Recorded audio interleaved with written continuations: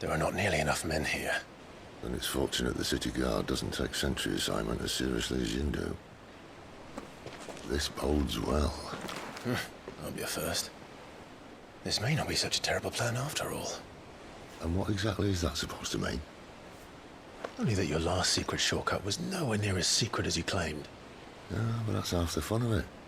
Life's too short for perfect plans. You want a plan that'll keep you on your toes, stop you growing old and complacent. Worked for you, has it? Clive, my boy, even life's smallest challenges offer the opportunity to grow and to change. You must embrace these moments. Allow them to suffuse your heart with a deep sense of fulfillment.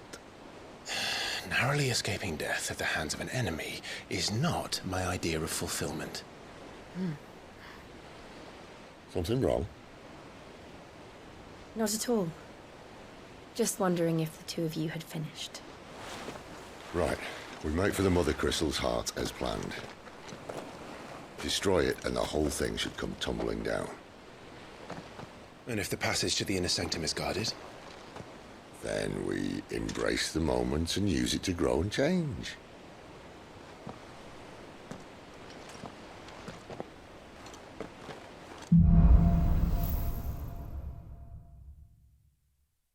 Come on, this way. Try to stay out of sight.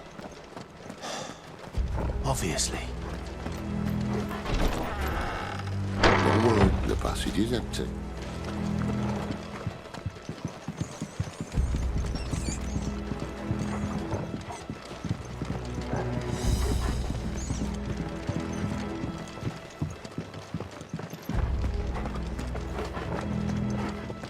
All right, not quite empty. Let's get this over with. I swear this passage used to be secret. Of course it did. Perfect plans, Clive. Perfect plans. You know what?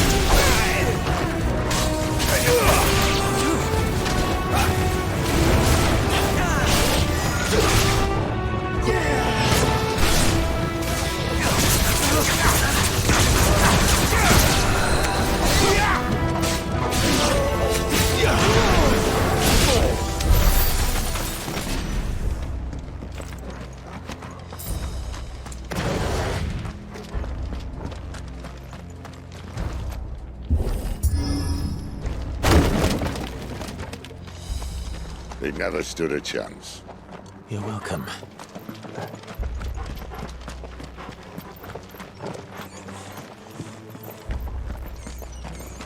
The main tunnel. That would be my guess. There are sentries everywhere.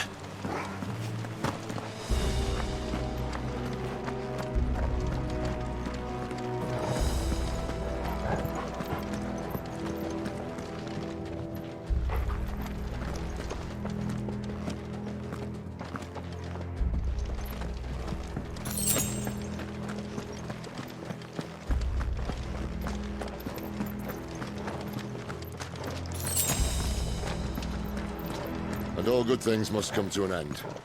We might have a bit more company from now on. Captain! To arms, men! And summon the cannoneer!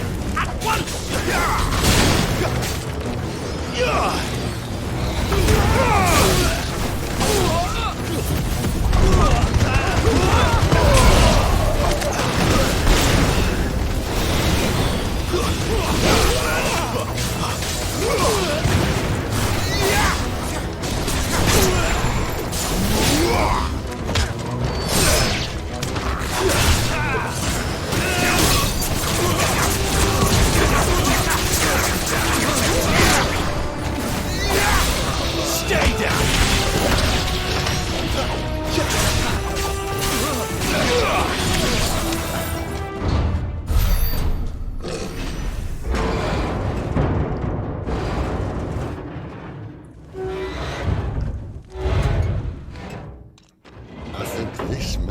The moment I was talking about earlier. What have we here? More insects come to be squashed? You will find my mortar and I only too happy to oblige. You're a talker. Then let's shut him up.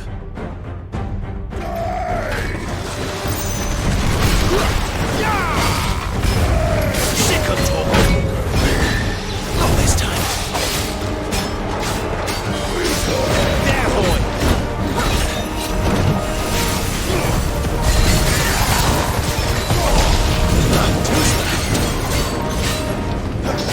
Not this time! You feel that? Something in the air. Ether. It's ether. We better make this quick.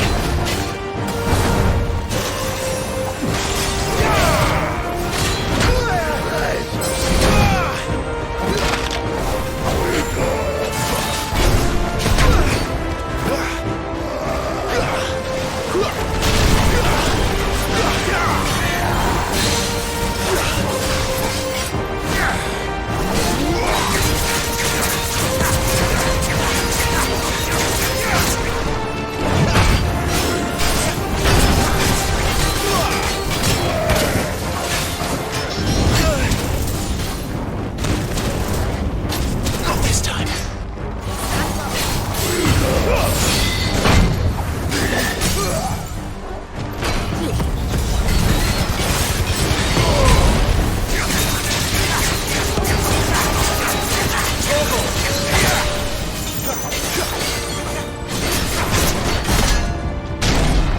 Why won't you die? Is he?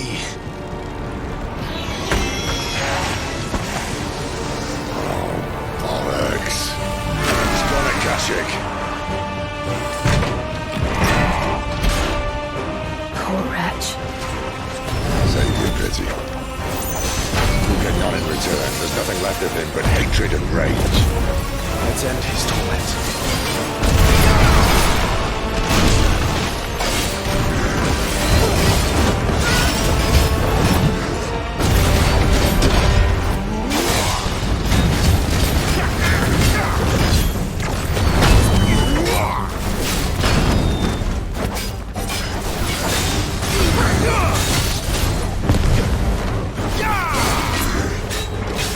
Not this time.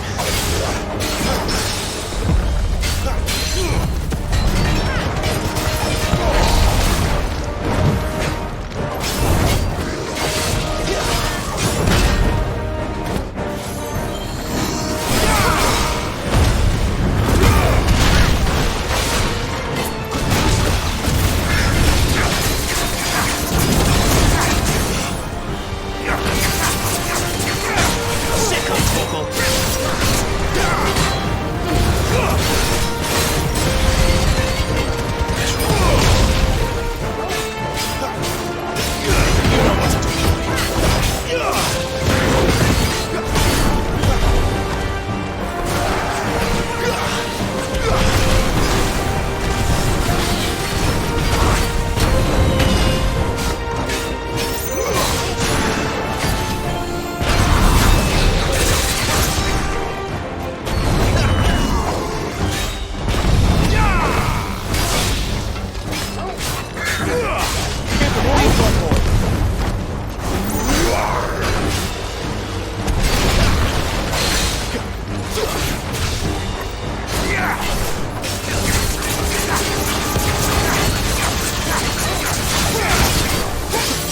Not this time.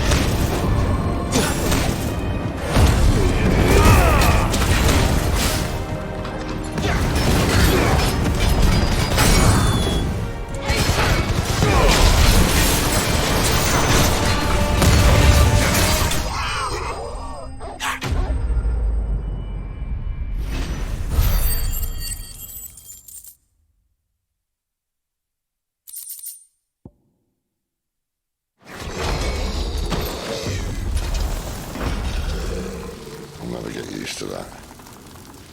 Akashic or no, he was still a man. A man who drowned in ether. It's no way for anyone to go.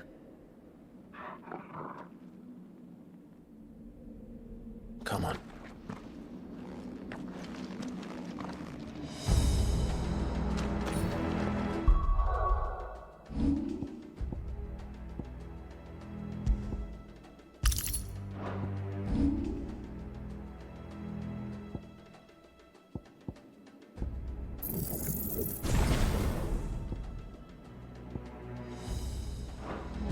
guard duty's a death sentence in this place. Not that Sylvester cares.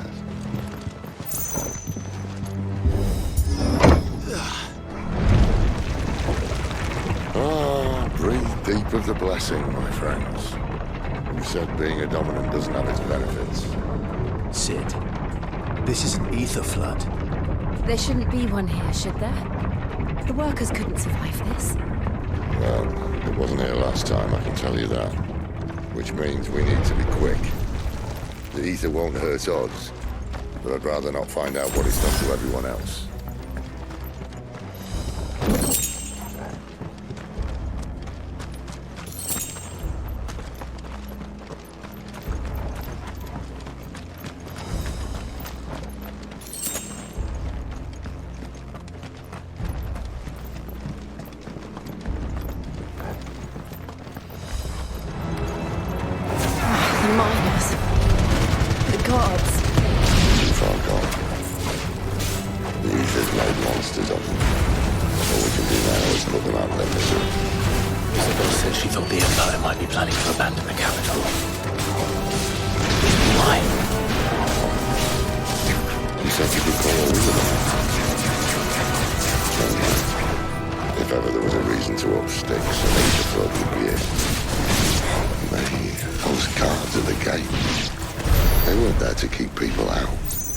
They were there to keep the Akashic in.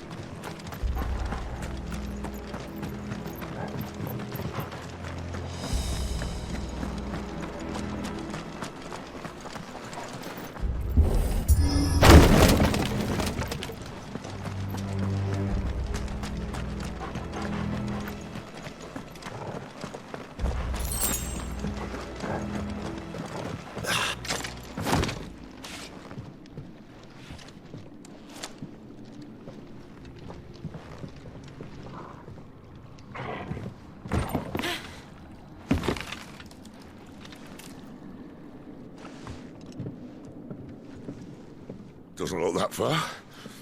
Right.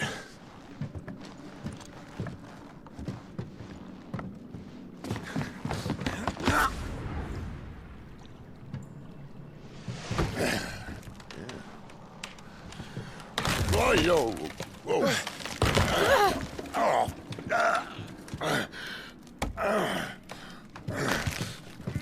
Some help.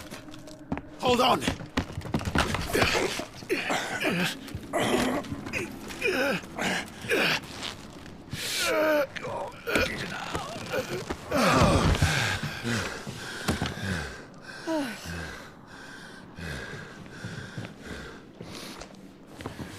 Not quite as spry as I used to be.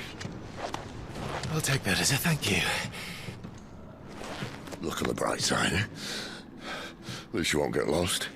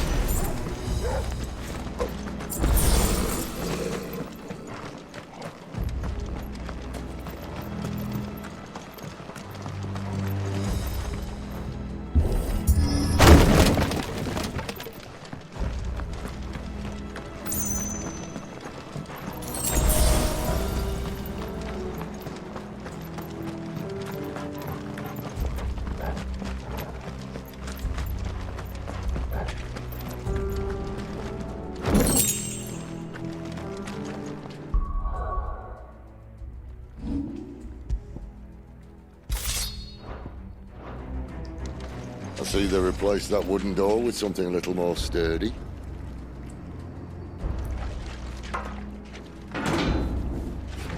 On the count of 3.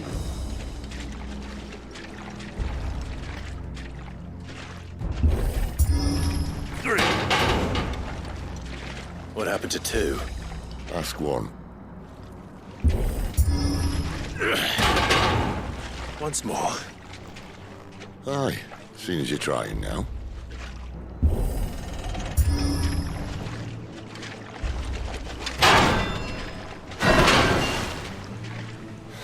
As if that was going to keep us out.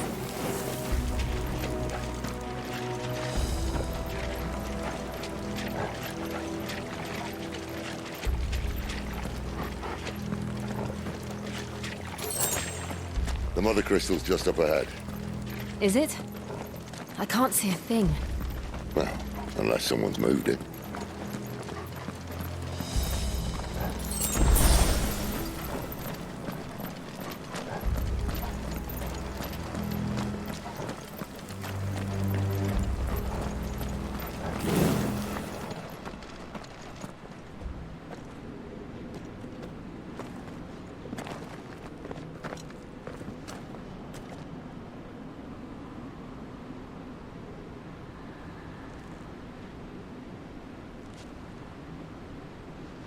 There's no one about.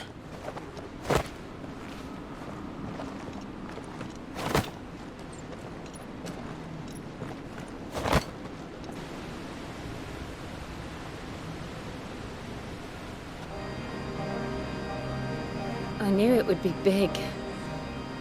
But this...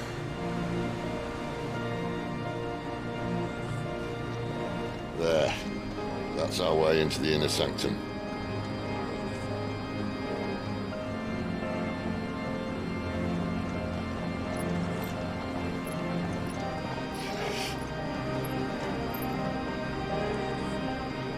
You'd think they'd have patched that up by now.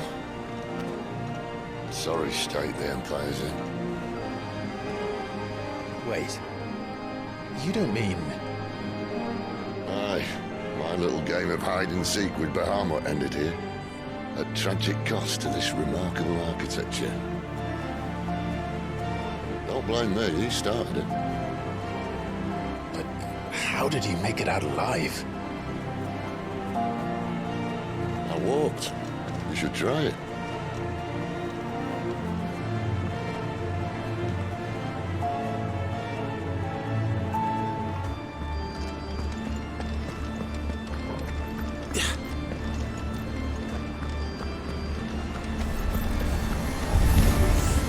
Oh, no. Let me guess. Is there something you two want to tell me? Maybe later. Stay down!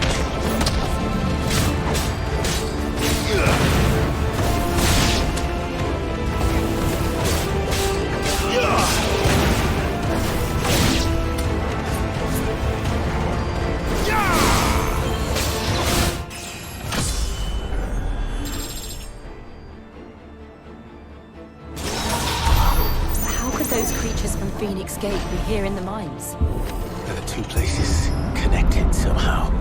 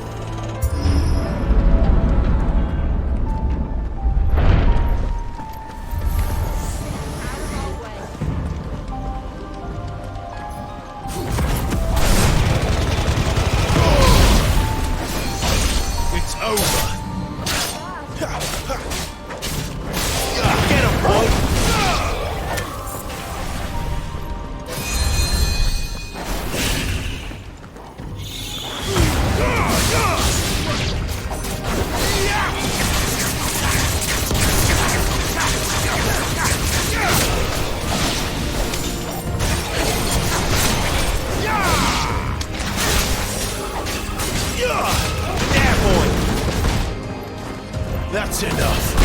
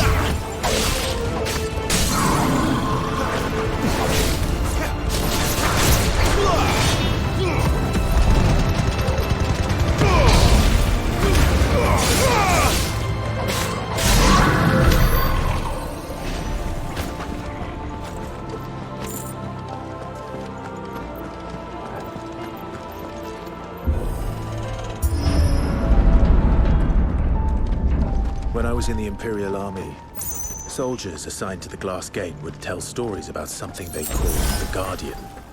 Can't say I saw anything like that when I was last here. Then again, I can't say I made it this far. Let's just be careful then.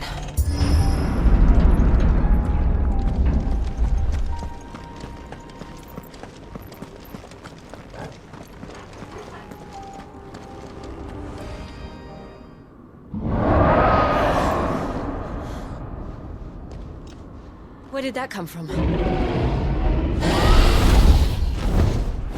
If I had to guess...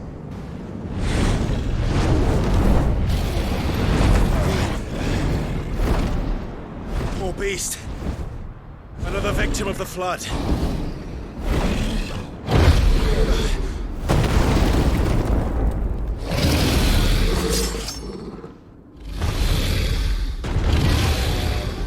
Well, if it's a fight he wants. Ready, Clive? Always.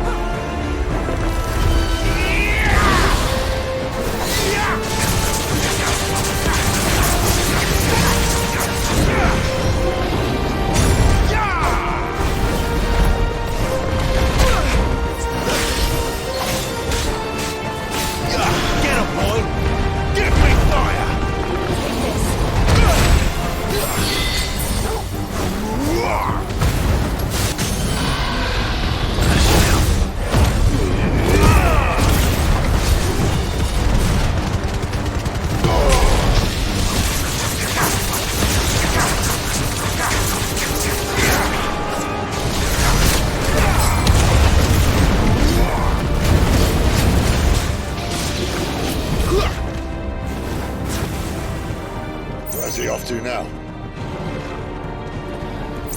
Clive, look out!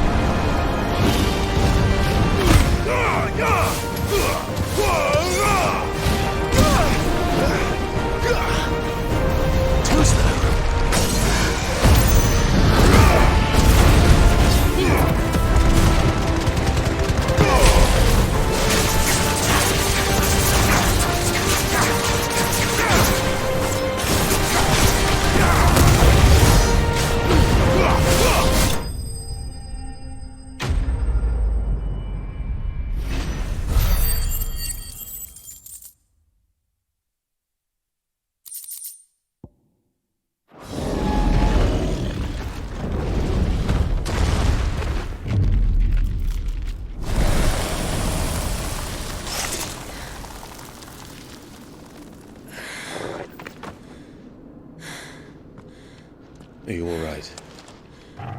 Fine. The inner sanctum lies just beyond.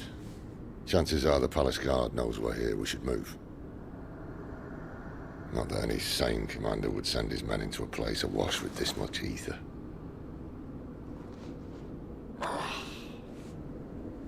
Clive. If this all works, and the blessing fades, things are likely to get worse for our kind before they get better. Being the last to wield ether will make our talents that much more sought after, by which I mean hunted.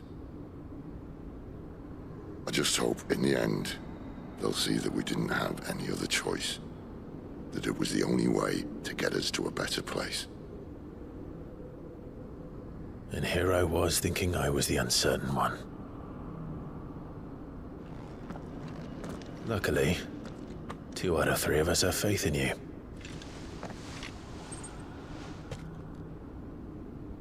Then it all starts here. Time to earn that menacing title. Sid the Vicious, was it?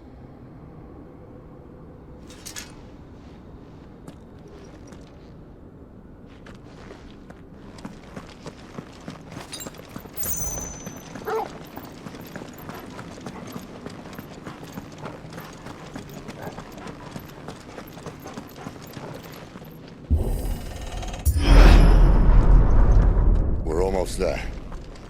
Anyone having second thoughts? Not me. We're with you to the end, Sid. Then what are we waiting for?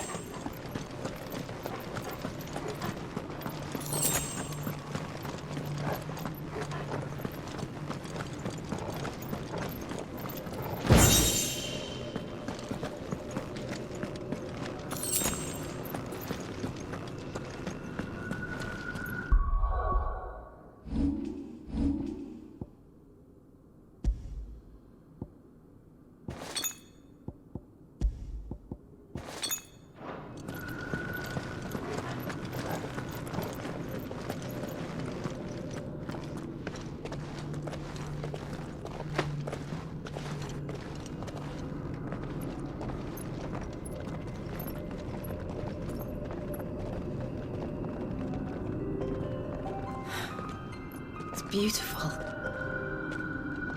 The heart of Sambrek.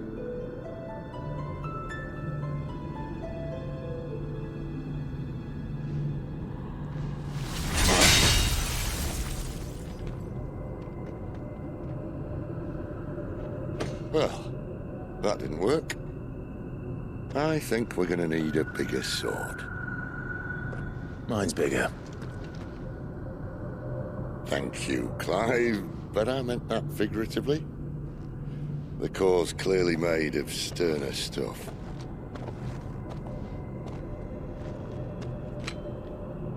Taya's going to have a fit when she hears about this.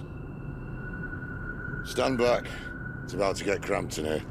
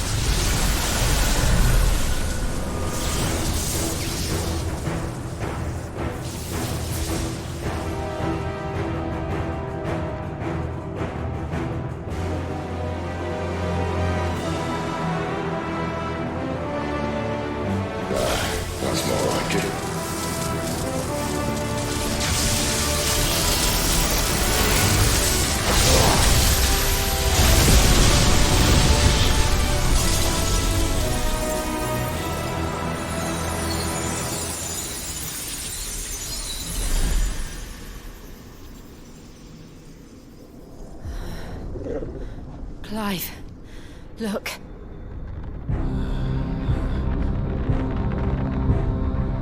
What is that?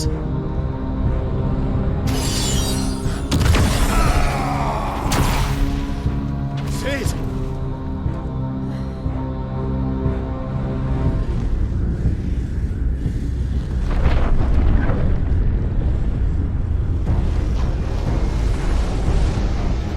Ifrit, I need Ifrit.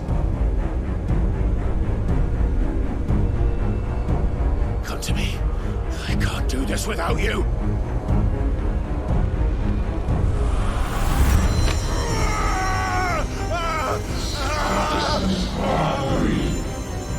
Not again.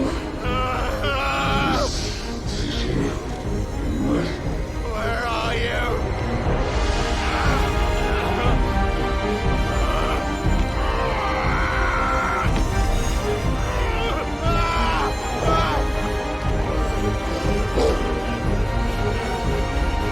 Hold on.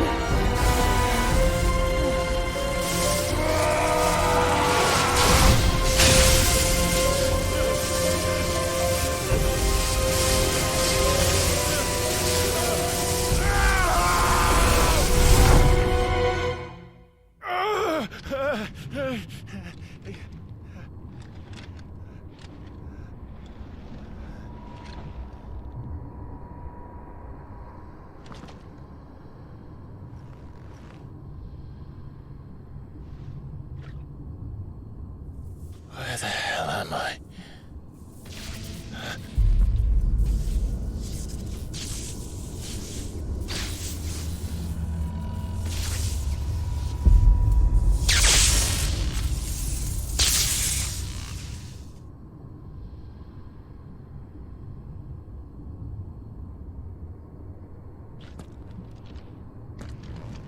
I've been here before.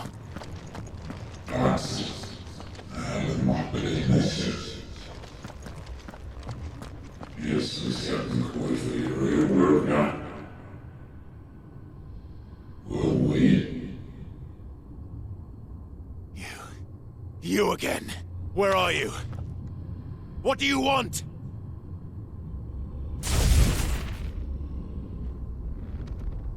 Fuck. It's still alive.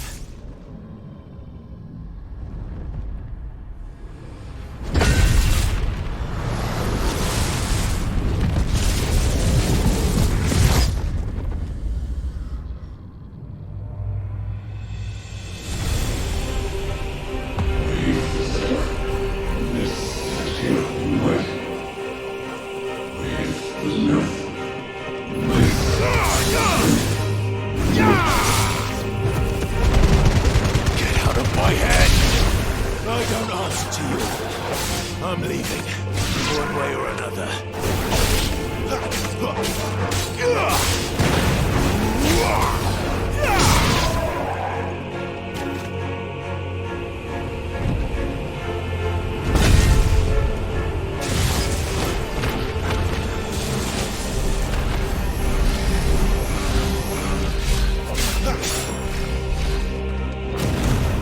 By the flames.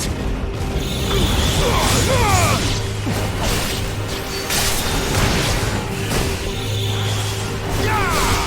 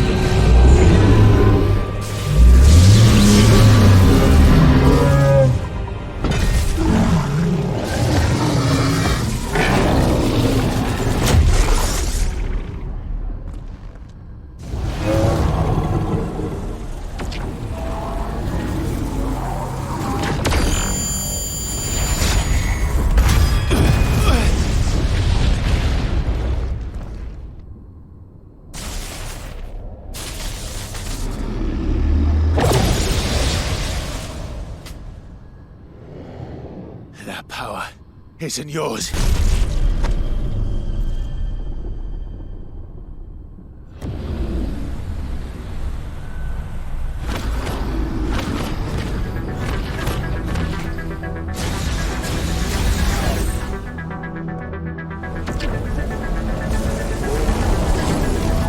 But this is mine.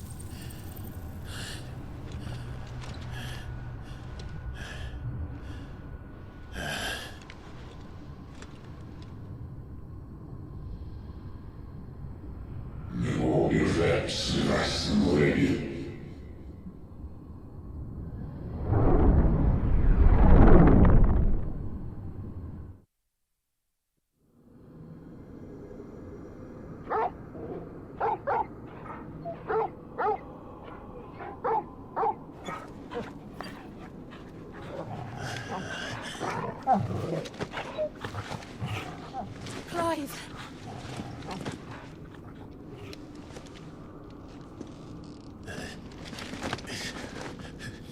Well, enjoy your nap.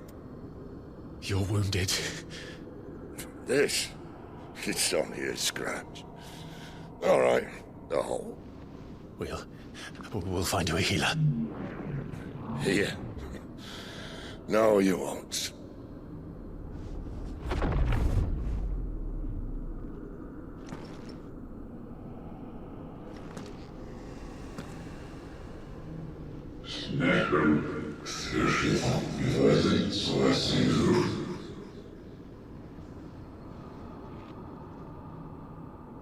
I know who you are. And if you think I'm gonna let you have him...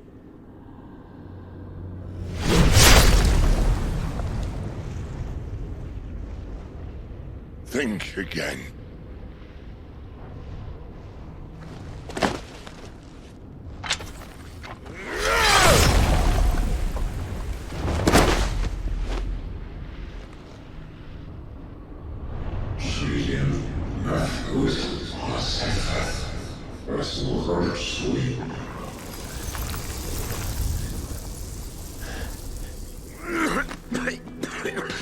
Sid.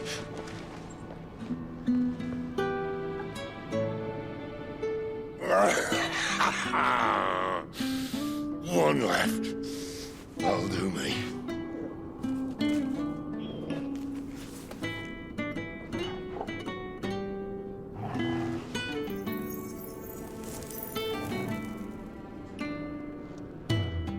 Try not to talk.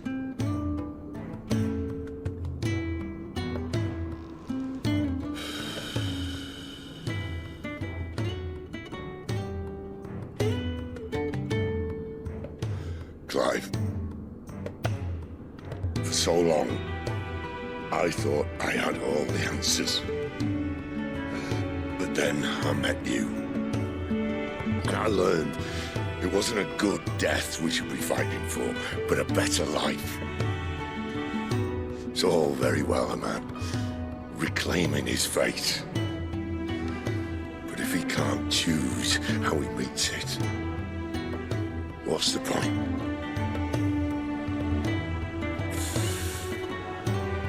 So, I made a choice.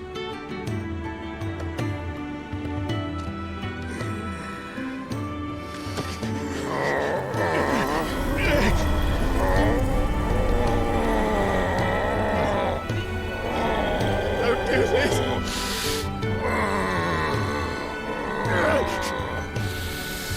The rest is in your hands. The crystal's blessing is a prison, Clive. And if it's an outlaw the world needs to help it break free. Stop. Please. I can think of none better than you.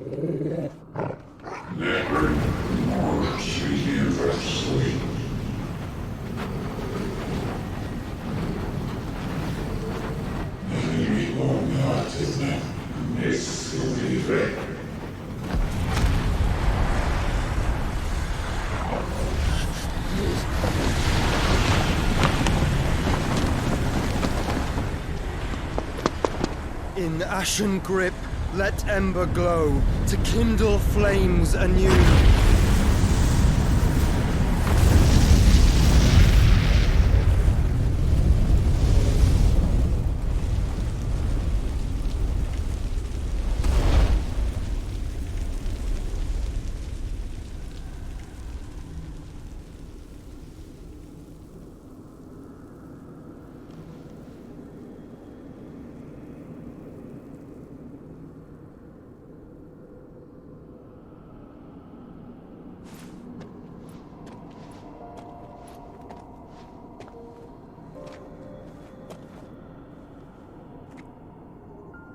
I'm sorry, Clive. Had I arrived but a moment sooner.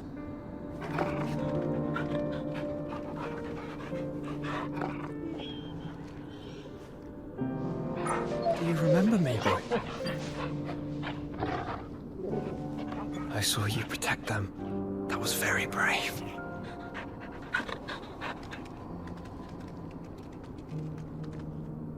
I know you're there, Ultima.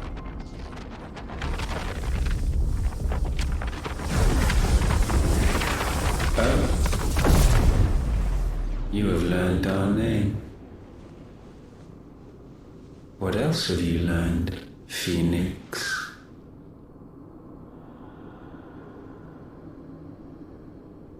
My travels have revealed much about you and your ambitions. I know that it was you who tore me from my brother. And I know that it is his power that you seek. But know this. If you want him, you'll have to go through me. Very well. Breath of mine ancestors, fill these lungs that I may dispel the songs of suffering. A disturbance. We'll leave my brother alone!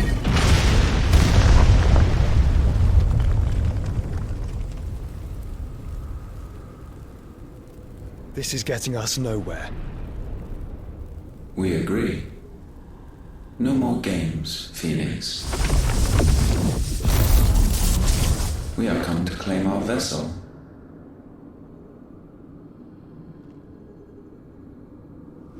And I said no.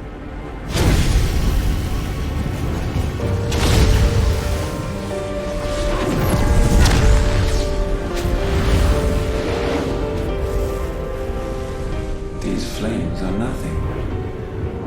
You will know what it is to burn. Yours is a fleeting form. I'm not fool enough to think I can harm you. But to protect my brother, I don't have to.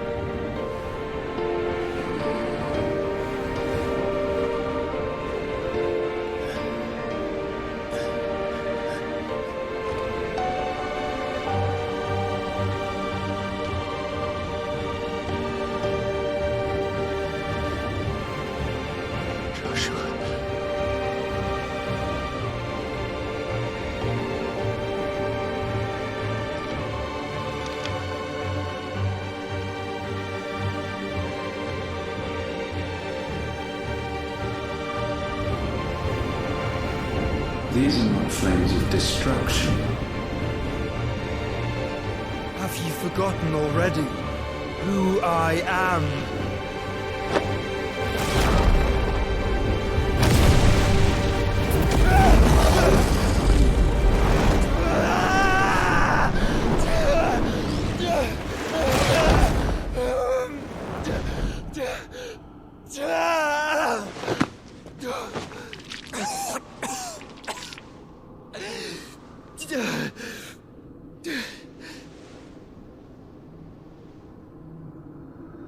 Just try and get to my brother now. Fiend.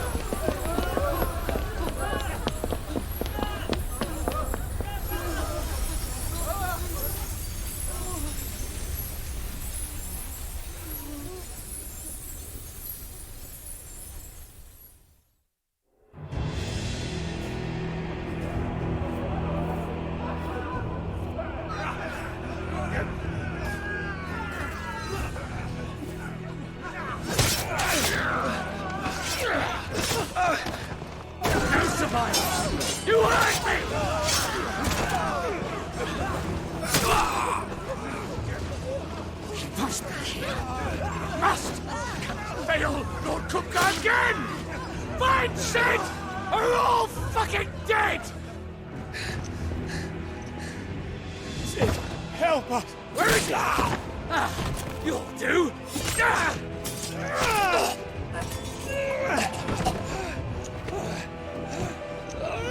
Bastard!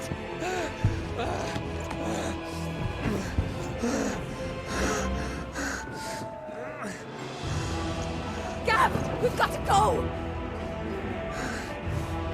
Not without this!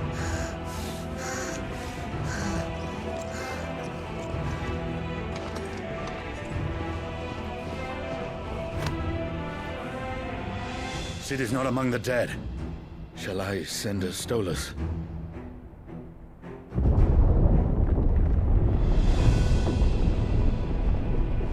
That won't be necessary.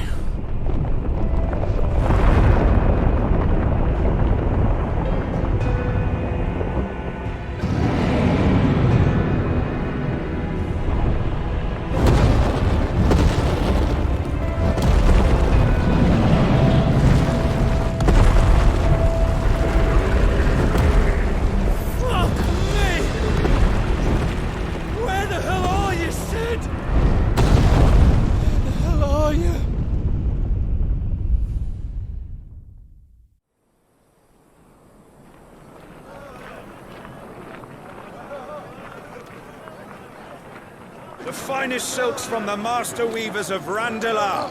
Come, feel its softness. Chocobo Make a nice steaks, gift for your chocobo wife. sausage, all from greens-fed farm birds. None of the old courses you'll find elsewhere. Here, take a bite. I've got peppers and peas, beans and beets. If it goes in a pot, I've got the lot. Calmatives, curatives, restoratives, Look all you like, sir. It's all fresh. Picked this very morning. Restoratives, unguents, ointments, poultices, calmatives, curatives, restoratives, unguents, ointments, poultices. Might I interest you in a potion, milady?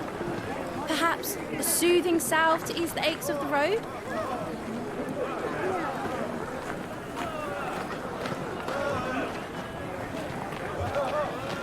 I'm sorry. I wish you well, but may the mothers guide you. Calmatives, curatives, restoratives, unguents, ointments, poultices. Calmatives, curatives, restoratives.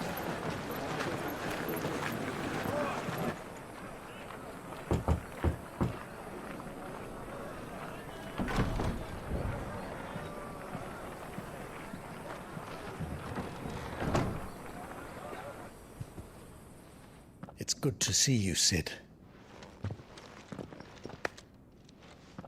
What have we learned?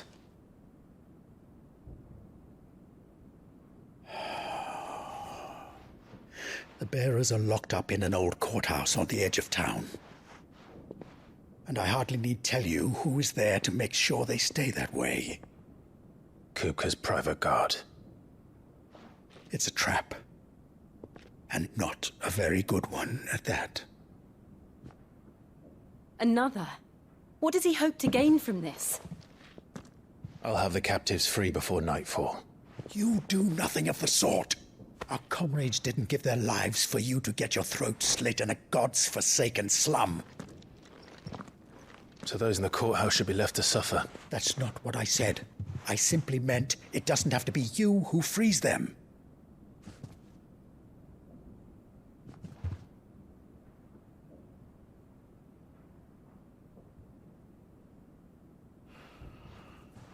Damn it all. You're as stubborn as the old Sid was.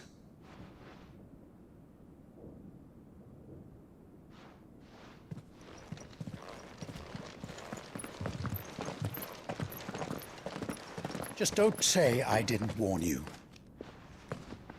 You're Sid now, and if anything happens to him, we're finished.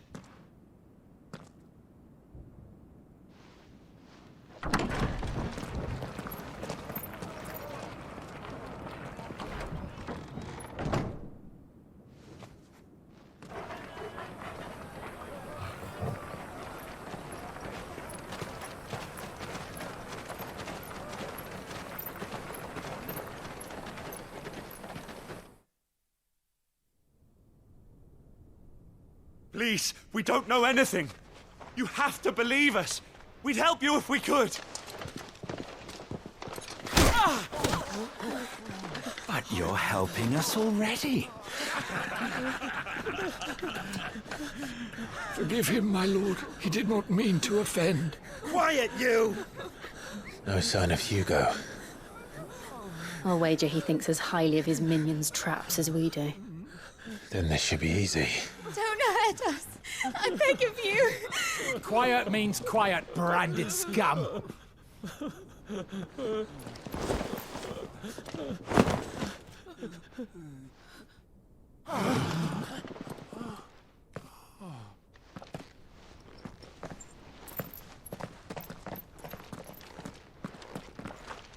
It's going to be all right.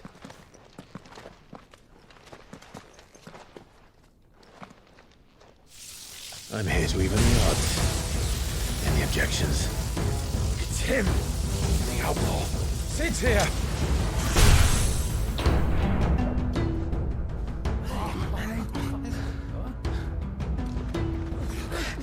Come on!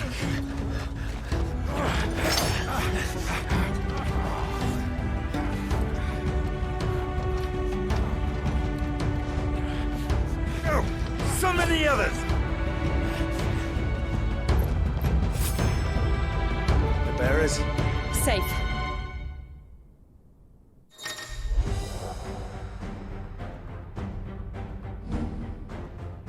Sid dies here!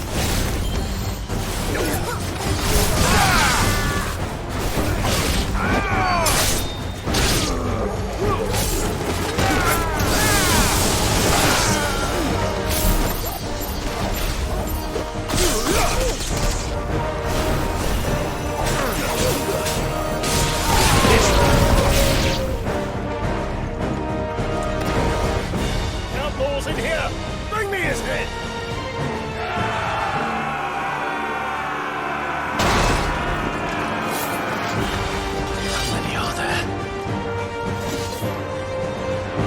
Titan sends his regards.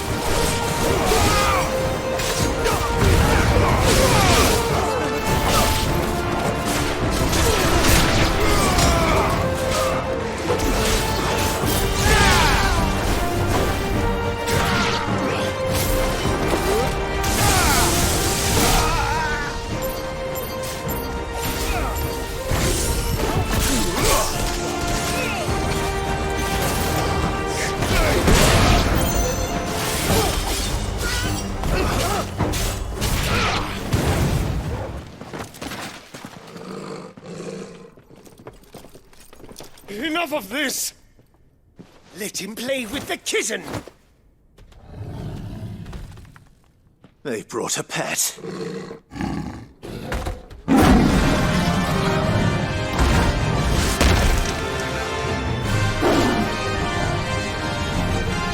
You'll pay for what you've done, Sid. Those things are fast. We'll have to be faster.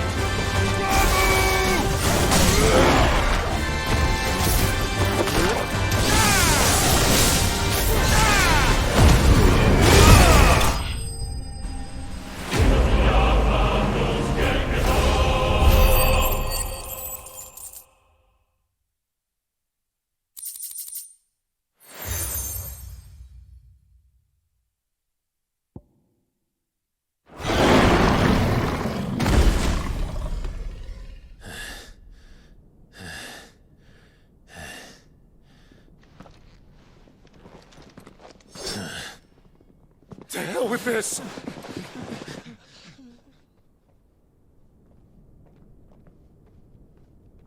They'll tell Hugo. Let them. There's been more than enough bloodshed for one day.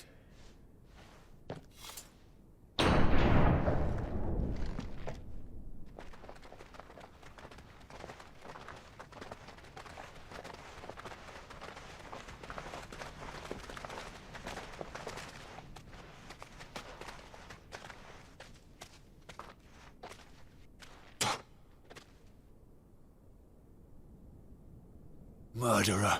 All of our friends are dead because of you. Do you hear me? They used us as bait. Bait to lure you out of your stinking hole, all because you couldn't just let things be. What are you even doing here? We never asked to be saved. Did you think we'd thank you? They'll never forgive us. We're all marked now. For 5 years we fought to secure a better life for our kind. To see that we are treated as equals. Do you not want that? What we want is to be left alone. Every time you show your faces, it is we who suffer. It's all right. I'm sorry.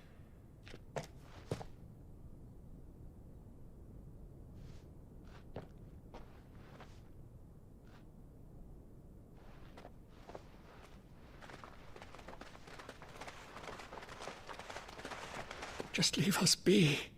This is our home, and this is where we'll stay.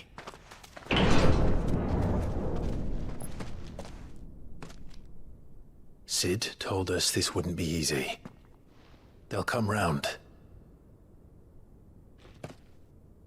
If you say so. We should go.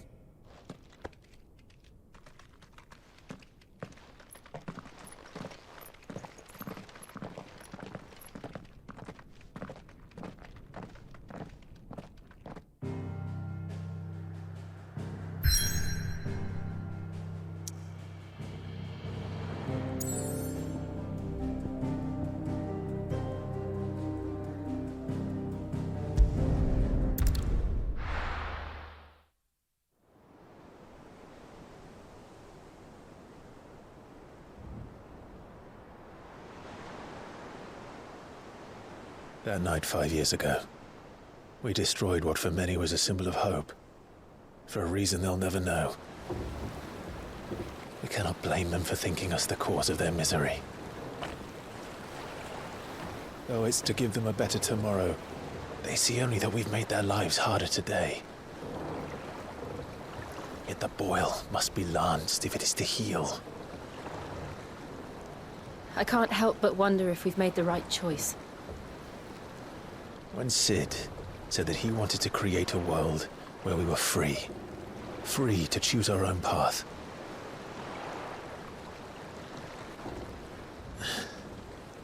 I honestly don't think it mattered to him if that choice was right or wrong. Only that it was our own. I miss him. A world where we can live and die as equals. That's what he wanted. What we want. And that's why I bear his name. It's why we've all chosen to bear his legacy. And I'm not going to let anything stand in our way. Ride's over, lovebirds. Home sweet home.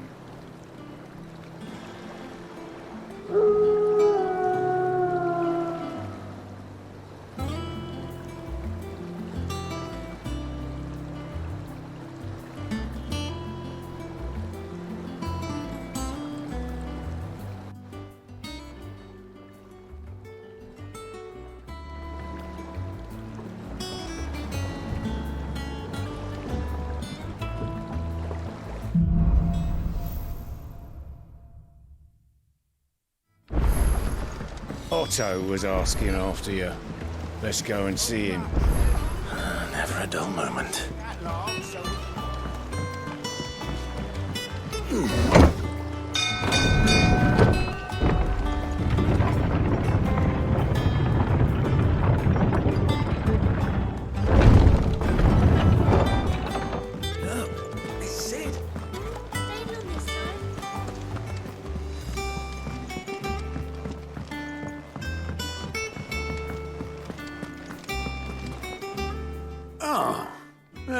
Clive. Word of your adventures arrived this morning. Victor sends his thanks. I doubt Kupka will miss the fools he sent to catch me. Not a single one of the bearers we saved showed any interest in coming with us. No one seems keen to join hands with an outlaw. Any news while we were away? None worth mentioning. Gav's still off keeping an eye on the Republican army. Should be back any day now. Understood. If anyone needs me, I'll be in the map room.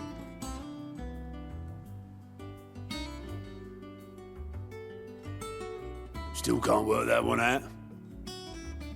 There must be better places than the hull of a gutted airship to bury your nose in a book. Yet this is where she's chosen to be. And I'm sure she has her reasons.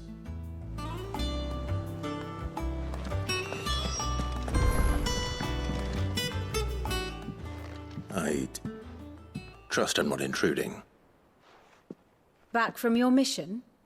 I'm beginning to think your habit of surviving cannot be attributed to luck alone. One might say the same of you, Vivian Ninetails. I'll have you know that only 4 attempts have been made on my life, and none was especially memorable. So, to what do I owe the honor? Could it be that you've come for one of my lessons? Is that so hard to believe? Very well then. Shall we start with the state of the realm? To absolutely no one's surprise, she finds herself at the mercy of armies and outlaws. Well, mostly armies. Though that's not for want of trying, is it, Clive? But the real question is, how did we get here?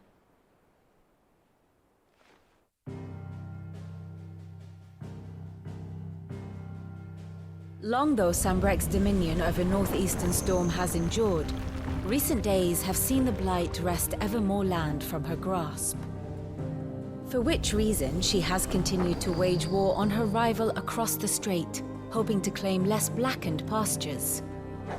But Odin would sooner pawn his sword than Waloed relinquish Ash. And the Empire pays dearly for every blade of grass bent beneath Sambrequois boots. Little wonder then that Sylvester set his sights on the crystalline dominion, an altogether easier target, possessed of no less ether. It was 5 years ago, while you were busying yourself with the destruction of Drake's head, that the Empire made its move, subjugating its theretofore neutral neighbor. A nation which could legitimately claim to be the center of the world. Certainly, there is no better place to stage an army. From there, the Holy Empire's reach spans the Twins. The non-aggression treaty was the only thing keeping them in check. But if they truly broke the pact without provocation, it is only a matter of time before others reply in kind. The Holy Empire, the Dalmekian Republic, the Kingdom of Waloed, and of course, our friends in Yaran. Who will be left standing, I wonder, when the last drop of blood is spilled?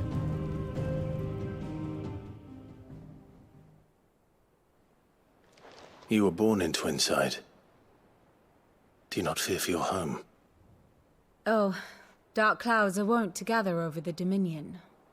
Yet in spite of it all, she has ever endured. And when the storm has passed, I am confident she will remain.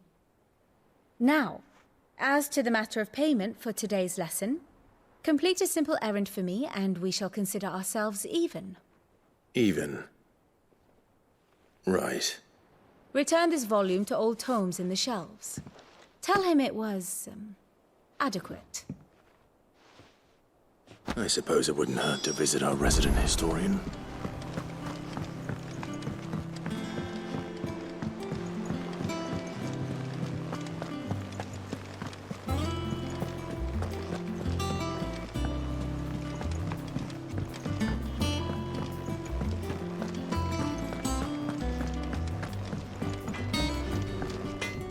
What do you need? What do you want? No scratches, all right? And? I don't know. Perhaps I should... Is it business or pleasure?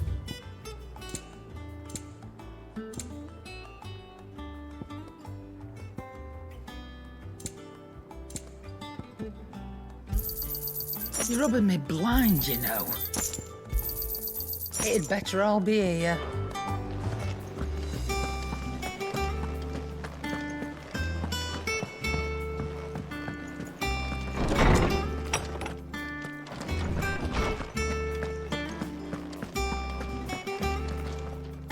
Norseman Harpocrates. Now that is a name I have not heard for a long time. So long, in fact, I had half forgotten it was mine. Welcome home, Clive. You were missed, as always. I believe this belongs to you. Vivian asked me to return it.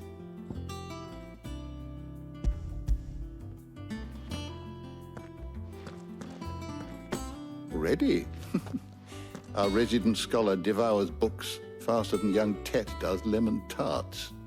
Would that I could do the same. But alas, I no longer possess the necessary constitution for such indulgence, either in words or tarts. That said, I have continued my search for mention of the creature you encountered at Drake's Head. But without access to the great libraries of Oriflamme or the Dominion, I regret that I have been able to find little and less. I am sorry. Please, don't apologize. I'll send word to our associates. See if they can't furnish you with more books. I fear it is not more books that I require, but the right ones. Mayhap we look in the wrong places. There are still libraries to the north. I'll see what I can do. You are too kind. There are not many in this world who would indulge the whims of a tired old historian. Not too tired to go filching Kupo nuts, though. Always got a pocket for him. Nicks him off the Moogle.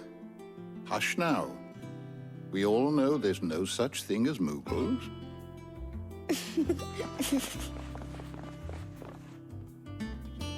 The twins seem well. Aye. Yet they laugh far too little for one so young. The loss of their parents weighs heavy on them, however well they hide it. Titan took much from us that night, from some more than others, and the wounds that remain, they are not quick to heal. Which is why we must give them all the time they need. That we must. Just as I must give you the time you need to recuperate. Good day, Clive. Good day. Gav will be back soon. I should get some rest while I can.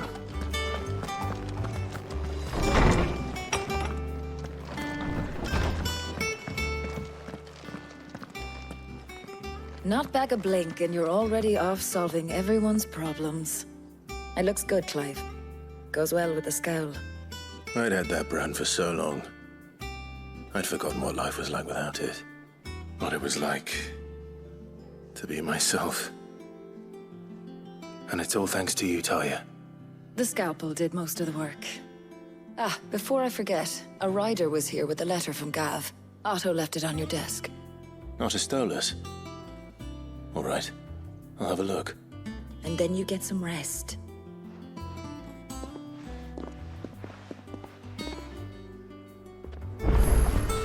What could Gav have thought worthy of a letter? Once the hall's swept, it's over to the Tavern Crown for me.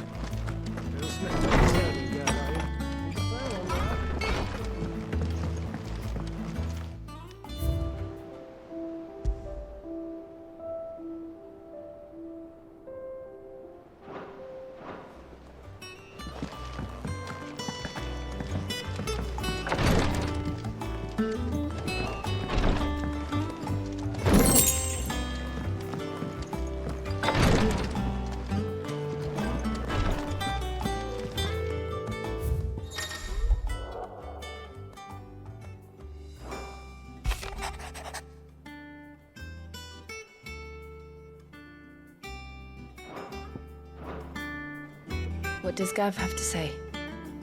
The Republican army is on the march. leaving Randalar in Hugo Kuka's charge. With him and his men occupied with the defense of the capital, they're less likely to trouble us. Good news, then. It's more than that. This is our chance, the one we've been waiting for.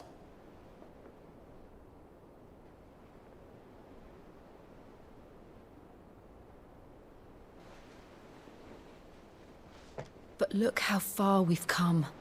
All that we have here, our friends, the Hideaway, are they not cause for joy? 5 years. 5 long years. If I could only command this power I've been granted, we might have achieved so much more. But each time I reach for it, it's like something is holding me back. Summoning an icon exacts a price not easily paid. Your body knows this only too well. It's merely trying to save you from yourself. And every burden I cannot bear falls to you. This mission of ours has made me question everything I thought I knew. But one thing has become abundantly clear. The crystals take more than they give. In exchange for momentary comfort, we must endure a lifetime of pain, war after war, loss upon loss. And now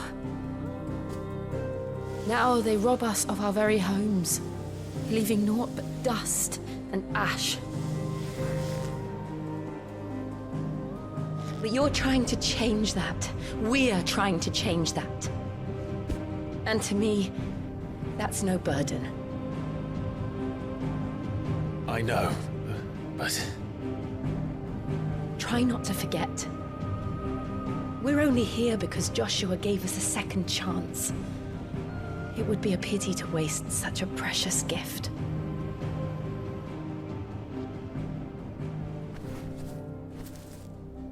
He did. He was there. It wasn't an illusion. I heard him call out to Ultima.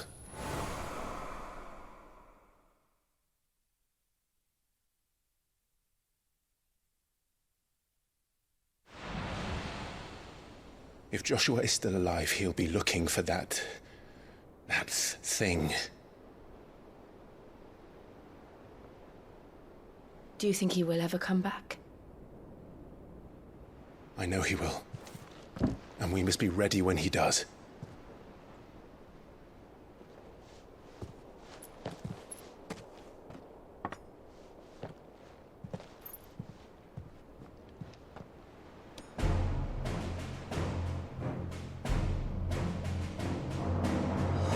To a world without mother crystals.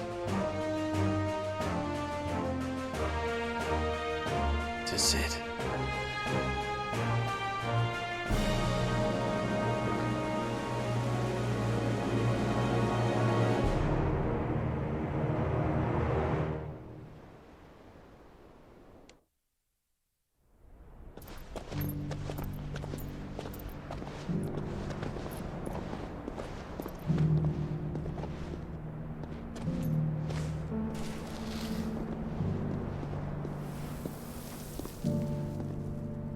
And so the North is lost. I knew that the Blight spread ever more swiftly, Your Grace. But this is far, far worse than any could have imagined. It is only a matter of time before the twins are no more.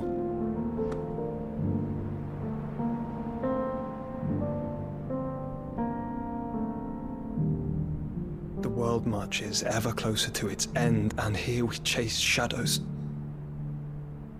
Tell me, brother, are our efforts in vain?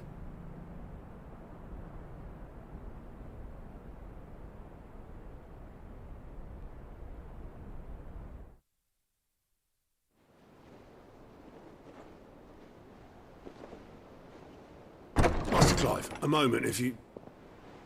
my apologies, I didn't mean to... intrude. Not at all. We were just discussing strategy. Speak freely, Otto. It's Martha, from the inn. She's gone missing. Anyway, I'll be in the mess when you've finished. Very well.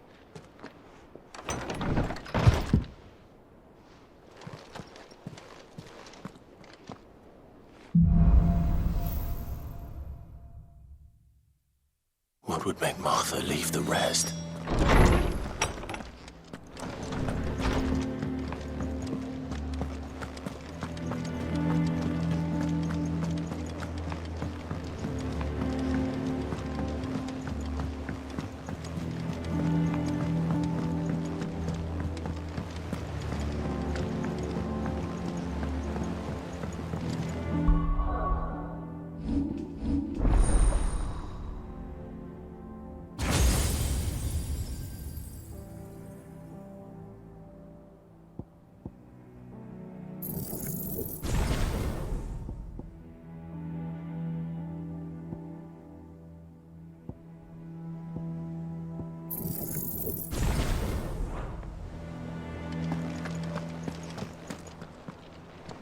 What do we know, Otto? Some lads from the Imperial garrison in Rosaria started a fight over at Martha's Rest. Blood was spilled, bones were broken. The usual. But somewhere in the middle of it all, Martha vanished without a word to anyone. And that ain't like her, Clive. Something's not right. You think this was planned? Of course it bloody was. Ever since Eastpool, the Empire's been tightening its grip round the Duchy's balls. They've strung up everyone who's ever set eyes on a runaway, claiming they're traitors to the Holy Throne, conspiring to restore the House of Rosfield to power. And now it sounds like the bastards have turned their attentions to the pallbearers meek enough to stay put. Naturally, old Martha could see the way the wind was blowing, complained that it was getting harder and harder to take bearers in. And now she's missing.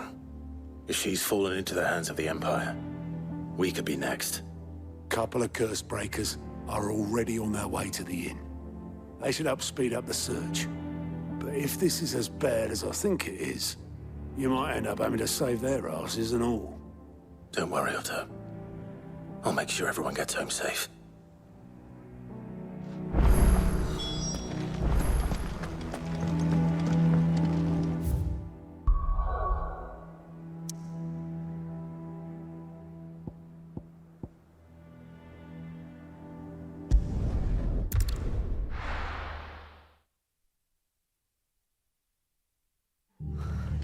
What happened here?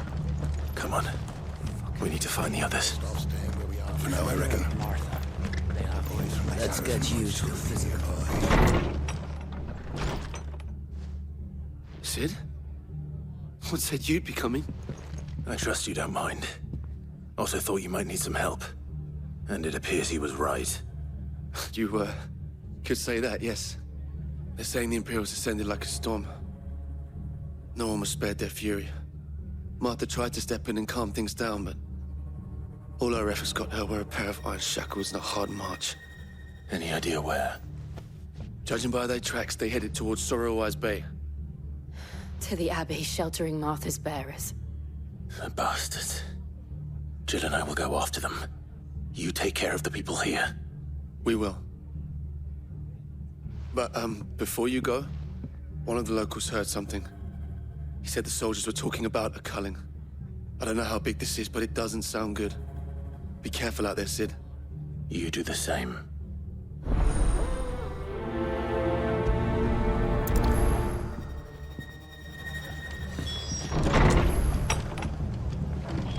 Cole is right.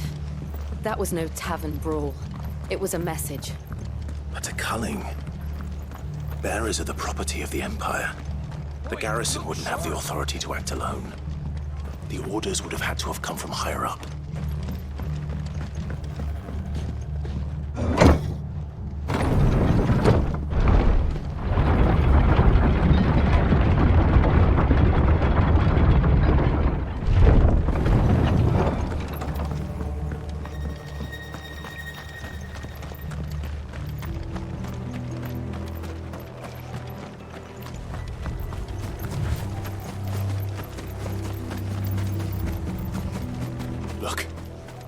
Up ahead. Martha, are you hurt? Don't worry about me. It's them at the Abbey who need you. You have to do something. Tell us what happened. What happened? The damn Black Shields, that's what happened. The Black Shields. The bastards caught wind. The abbot and I were helping bearers. They were gonna hang us both. When the sick rose from their beds, poor souls turned on the Imperials. Distracted them long enough for me to get away. Then they may still be alive. Martha, do you think you can make it back to the inn? Cole is there with the other curse breakers. I think so. Thank you, Clive.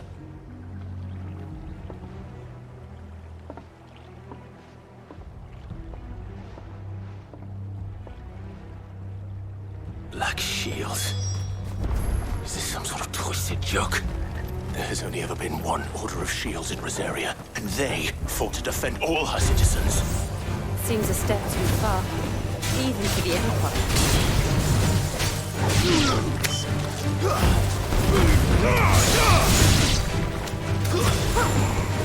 Onwards.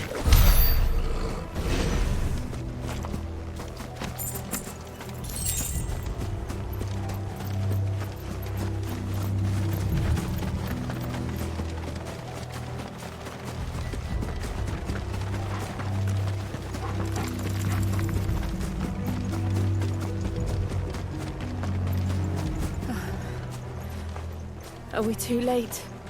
There might still be someone inside.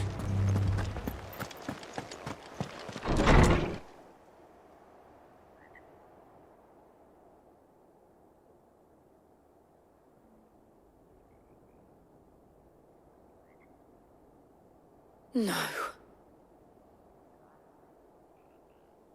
Damn it. I thought you lot were all spent. Murderers. They drove the bearers to this. Wait. These two aren't turned. That bitch of an innkeeper must have sent them. Colluding with the enemies of the Empire is a serious offense. And for their crimes shall they be punished. Such is the law. To dwell in darkness that we may purge the night and welcome lasting dawn. On these our swords we swear. How dare you speak those words? Have you no honor? Clive. This won't take long.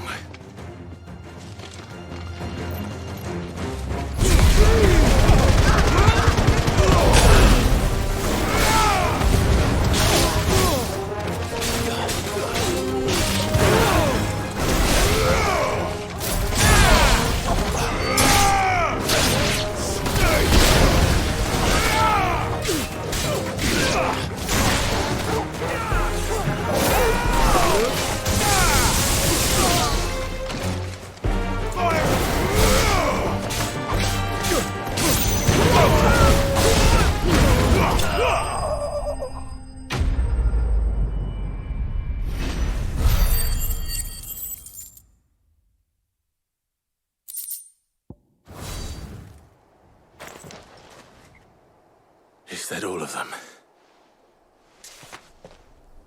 I think so.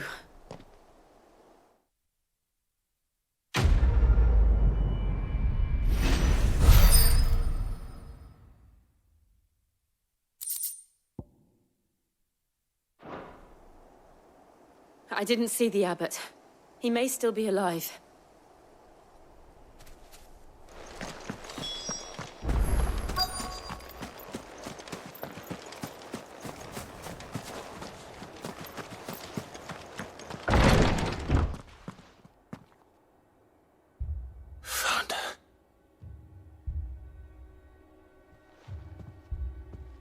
The abbot.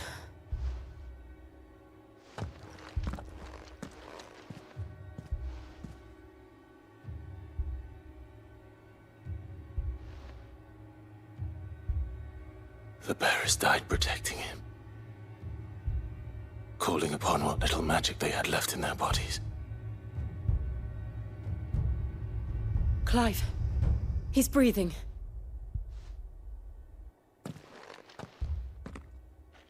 We're friends of Martha. We're here to help.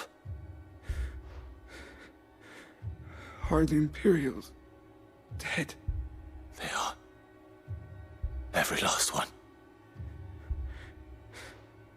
If only that were true.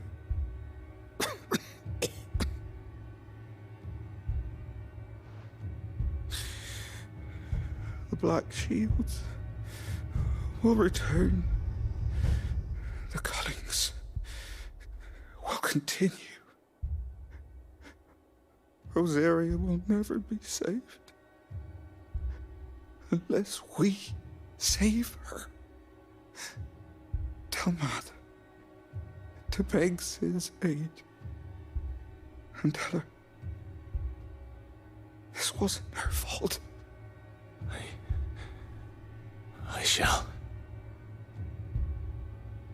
Sid, where are you? Sid!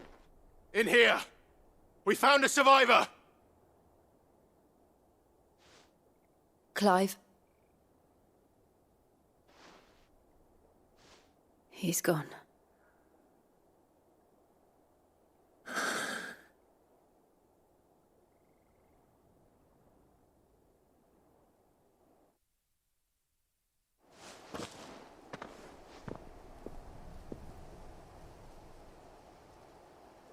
We've laid the abbot to rest. But the bearers... they didn't need to die like this. No, they didn't. But it was their choice. They knew the fate that awaited them and chose to meet it on their terms, fighting for those who fought for them. Martha said they rose from their beds, threw themselves at the Imperials so she and the abbot could escape. I've gathered the bearers' remains. We should consign them to the tide. There's a drawbridge not far from here. Riddick's Jump. The currents there are swift. If the abbot was still with us, he'd have taken the dust there himself and performed the casting. I'll get someone to... I'll do it. Of course. Cole and I will remain here and see to the Imperials.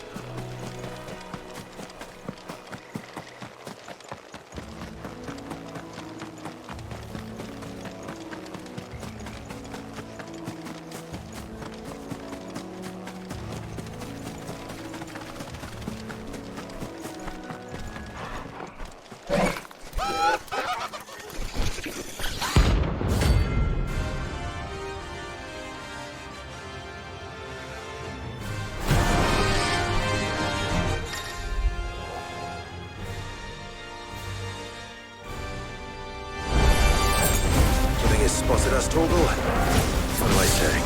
Of course it has. It's a floating eyeball.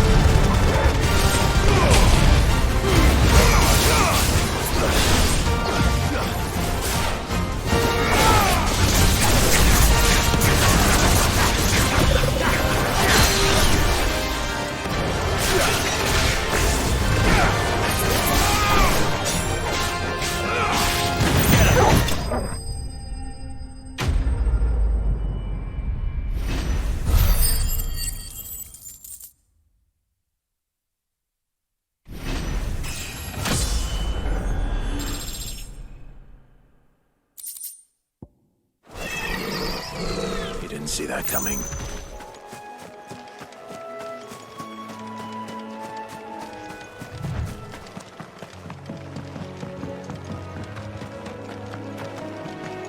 That must be the bridge.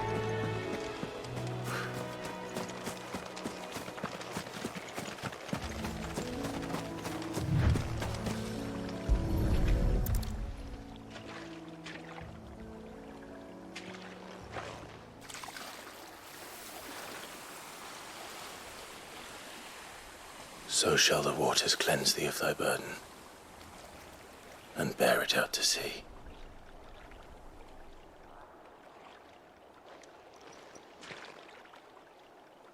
And now they are truly free.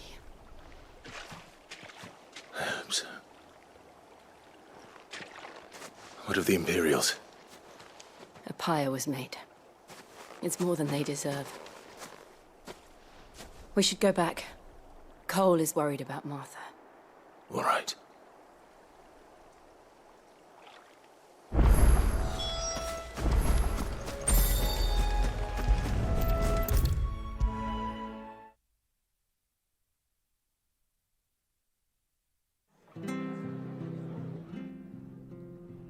No one survived then? I'm sorry. Before he passed, one of them bade me tell you not to blame yourself. Doesn't mean I won't. Doesn't mean their blood's not on my hands. Cole said you cast their remains. That was good of you. But it should have been me. This was all my fault. How? You couldn't have known. But I did. And I turned a deaf ear to the warnings like the fool I am. The rumours started moons ago. Of black-clad devils descending on villages in the dead of night to slit the throats of sleeping bearers. But I assumed it was all just nonsense concocted by the Empire. Nothing but a ghost story meant to make folk think twice about lending a hand to a fugitive bearer. And in ordinary times you would have been right. What these Black Shields are doing is unthinkable. Which begs the question, why do it at all? My mother obviously has a hand in this. I cannot make sense of her actions. And picking what goes on in that woman's head is a job for someone with more time on their hands. Right now, I need swords and men to wield them, preferably big ones. If those Imperials think they can come in here again and threaten my people, they're in for a rude awakening. Oh, before I forget, a Stolas from Otto landed just before you arrived. He asked me to tell you that Gav has returned. Then we must as well. Will you be all right here, Martha? We can stay longer if you wish. No need. I'll be ready should the Imperials come calling. Though I wouldn't turn my nose up if you were to lend me a pair of them strapping young curse-breakers.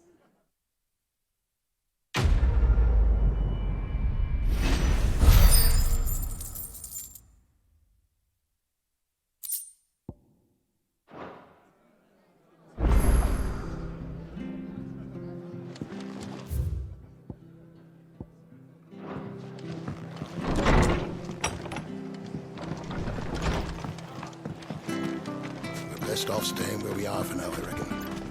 Try not to move. Oi! You handy with that sword of yours? Course you are.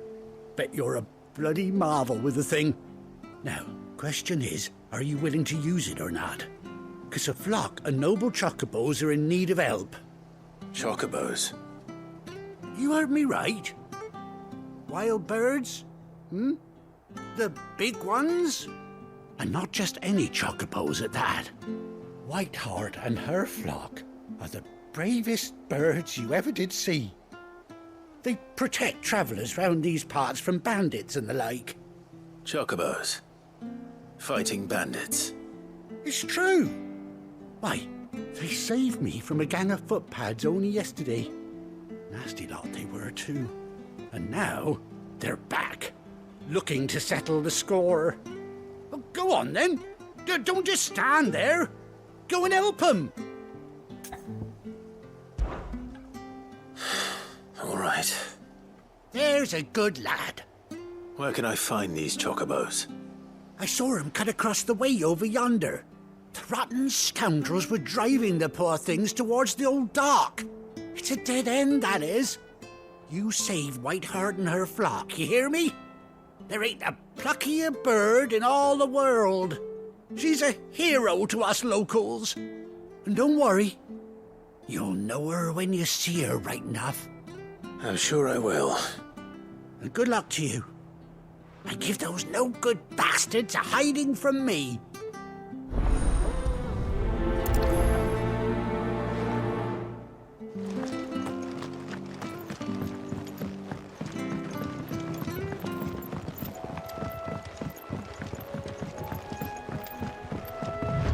Whiteheart. That's quite a name for a chocobo.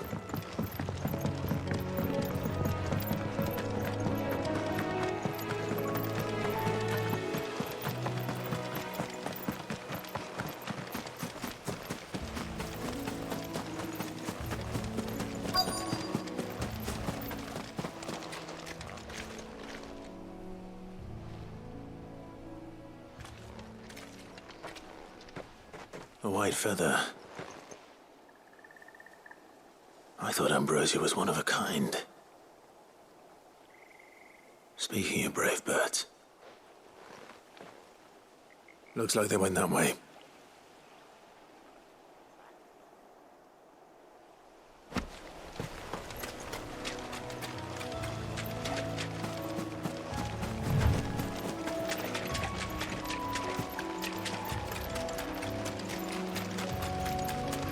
These chocobos aren't going down without a fight.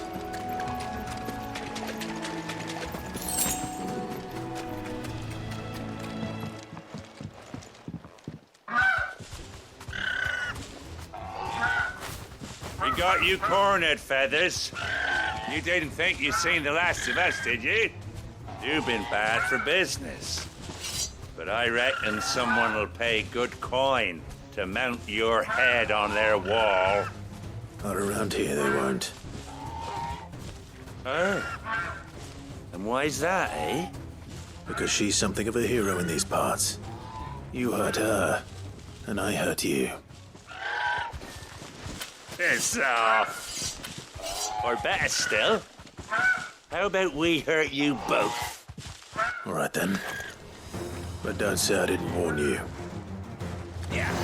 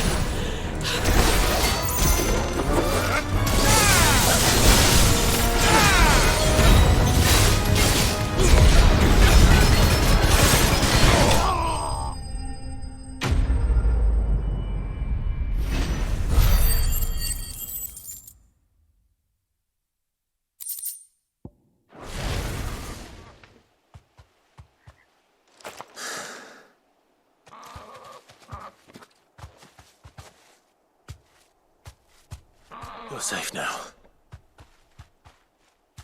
Whiteheart, I presume.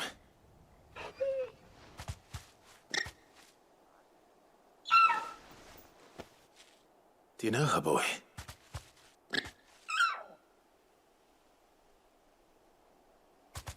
That scar. It couldn't be.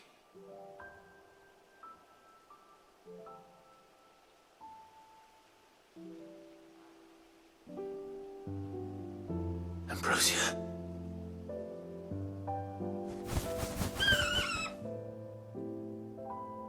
It is you. You survived.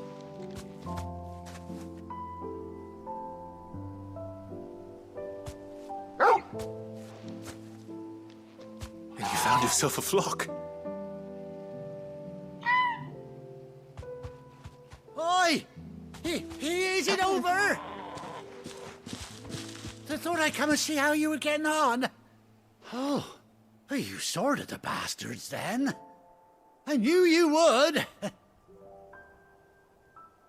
And the whole flock made it through unscathed. Thankfully, they did. And not only that.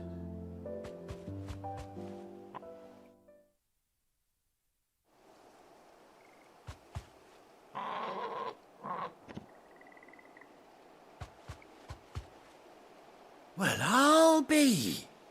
I never stopped to think our hero here might once have been someone's mount. Though I dare say she'd suit a fine fellow like yourself. Reckon our feathered friend must have learned a thing or two from her master. Kind-hearted warrior that you are. Bird like her would have cost a princely sum. You born a lord or something? Well, Oh, no, sorry. I didn't mean to pry. Don't matter who you are. You done right by me. What is it, girl? She wants her master back, I reckon.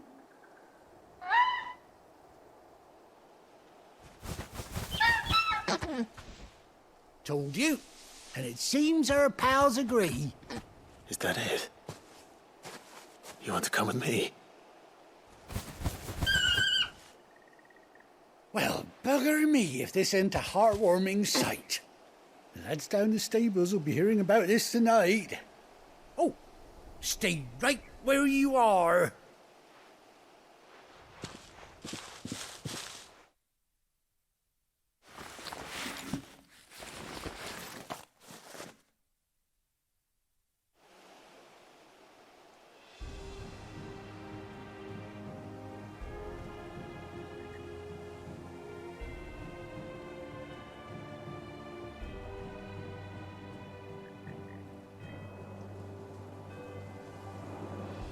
Doesn't she cut an handsome figure, eh?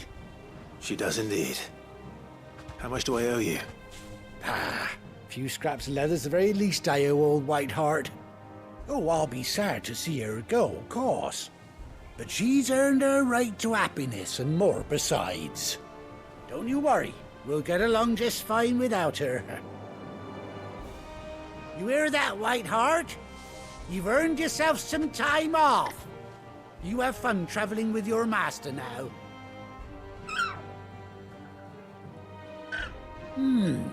You seem awful familiar now I get a proper look at you. That's it. When those chocobos swarmed my cart on the road, didn't you? No, that can't be right. That fellow was a bearer. Must have been my double. Oh, must have been, eh?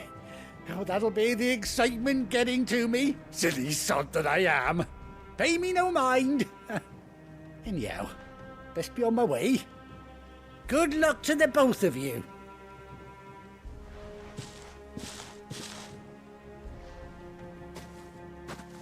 You take care of your flock for now.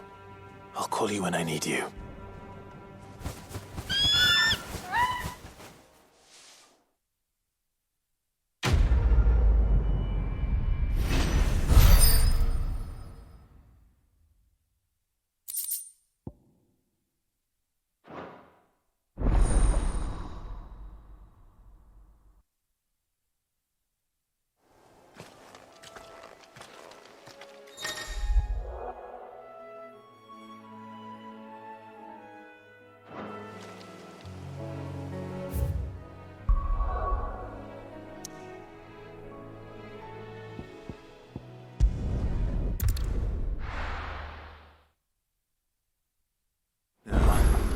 Where's Gav?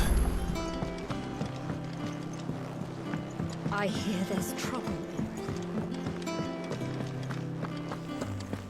You think it's all right to touch him?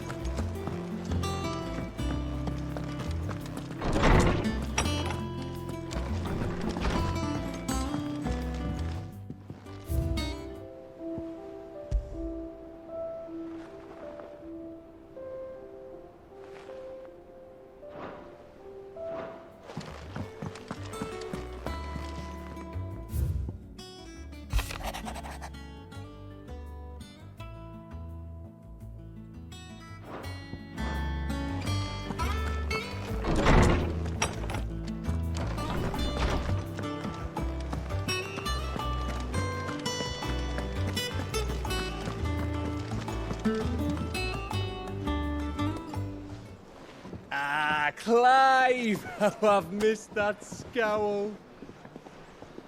Where's my report? What, no kind words for your old pal Gav? If it's kind words you're after, you're fishing in the wrong barrel. Now sit down, you fool.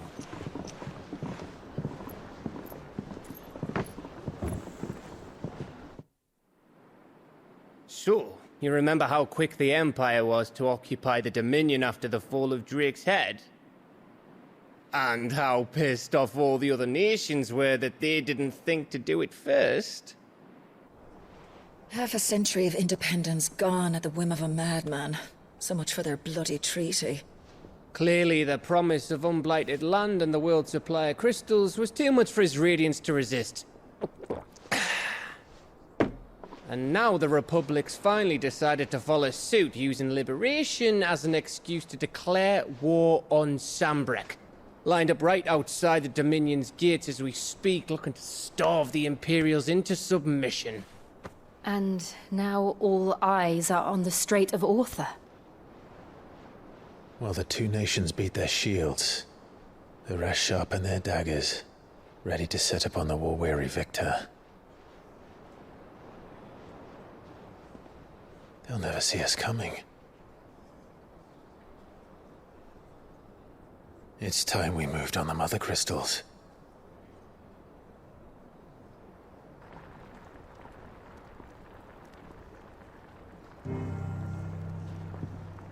Four mother crystals remain in Storm and Ash. Drake's Breath near Ironhome. Drake's Fang in Dhalmekia. Drake's Spine in Waloed. And Drake's Tail here in the Crystalline Dominion. With the bulk of the Republican army marching to Twinside, Drake's Fang will be left exposed. That is exactly the move Kupka would anticipate. And if there is anything these past 5 years have taught us, is that he loves his traps. There is one place, however, where nobody will be expecting us to go. Drake's Breath. There's a shitload of sea between us and it, and I've never been much of a swimmer. I have an acquaintance in Port Isolde who may be able to help. Who's that then? My uncle, Byron Rosfield. Lord Byron Rosfield of the Seven High Houses, the trade magnate with holdings in over 100 cities. Wait, Rosfield. And you're a Rosfield, of course. My uncle's name gave him his start in the world, but it was his acumen which earned him his fortune, along with a handsome fleet of ships. Well, it's settled then. What are we waiting for, eh? Huh?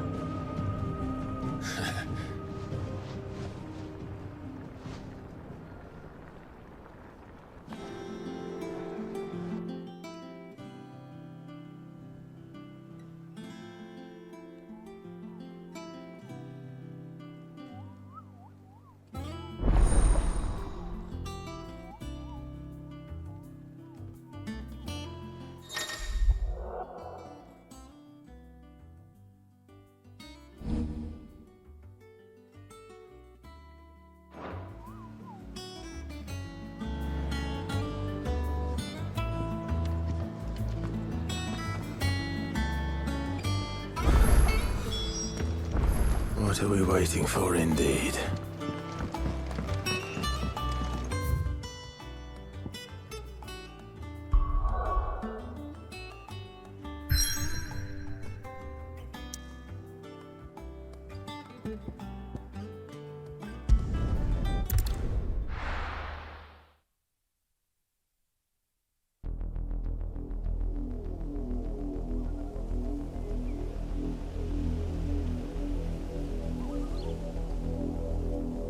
Do you think it was wise to leave, Gav?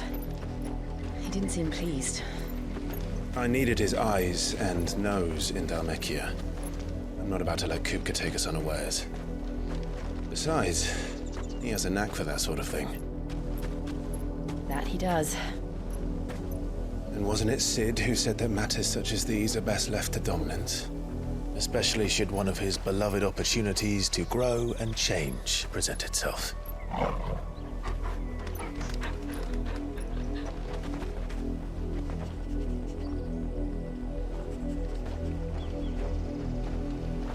I always knew that I would return one day. Return to Ironhome. For what? After learning the truth, you were given the chance to face your past. If I am to continue at your side, I must do the same.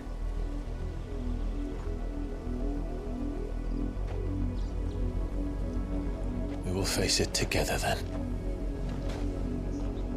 To the end.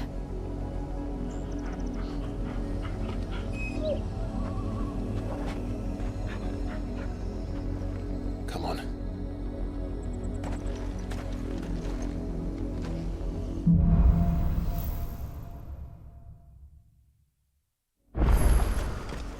How far do you think your mother's reach extends?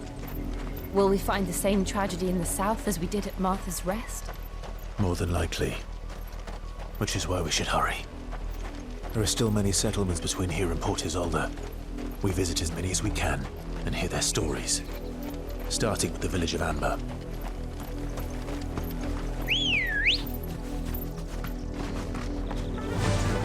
Yeah!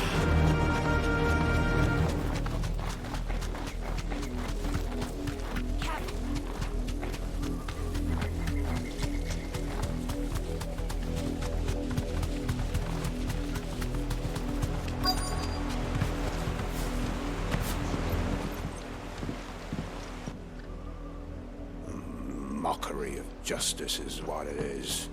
Lord Elwyn would never have stood for this. Quiet, you! Nothing, we're loyalists. Jill, look.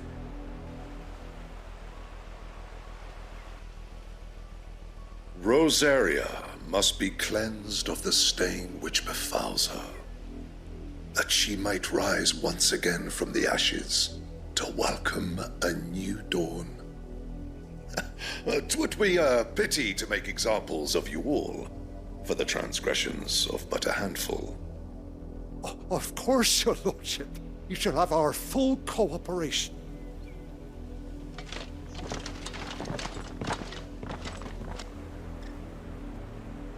What business could the Black Shields have in a village this small? There's barely room to hide a bearer.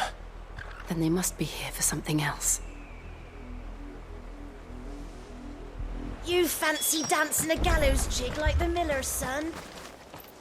I ain't got much, but what's mine is yours, for a price. I suppose we won't be seeing you again. Excuse me, but what was all that about earlier? You haven't heard? Someone's been stirring up trouble. There have been attacks on the garrison, supplies stolen. They even say a Black Shield was murdered. The Empire wants answers, and what the Empire wants, the Empire gets. Don't they just? Keep your ears open, eh? The Black Shields will pay good coin for information on the culprits.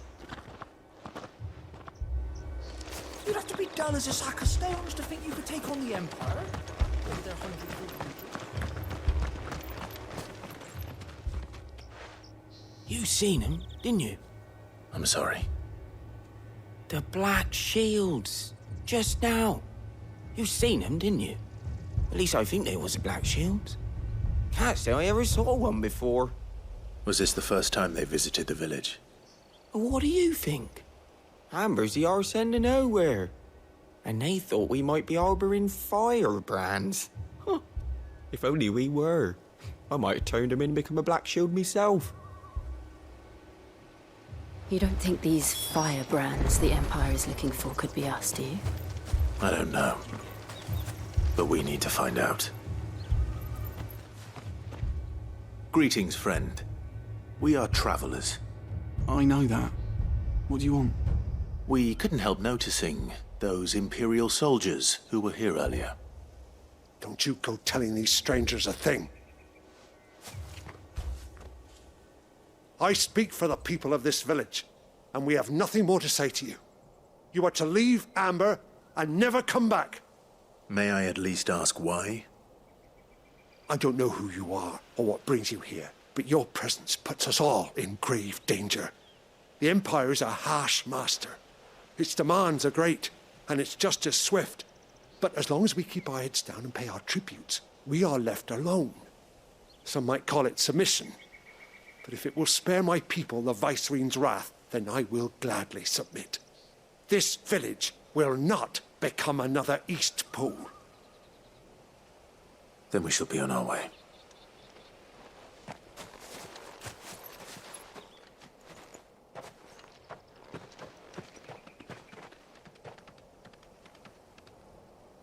These people live with a knife to their throats. In the mistaken belief that if they cooperate, my mother will show them mercy. Obedience bought with fear. Are you all right? Sorry, It's nothing. We still don't know who the Black Shields are looking for. Well, whoever they are, the Imperials deem them worth pursuing to the back of beyond. But other than Martha, who else in Rosaria would have the courage to stand against the Empire? A new ally would certainly be welcome. Can we find them before the Imperials do? Perhaps the next village will yield more answers. Perhaps.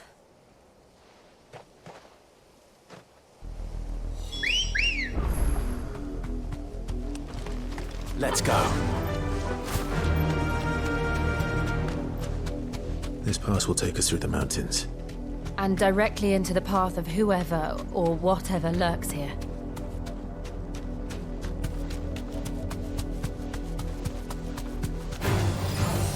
Ever since the Apoditry, we've seen more and more of these echoes. What do you think is waking them? The Mother Crystal's collapse? I have an idea. You're not going to like it.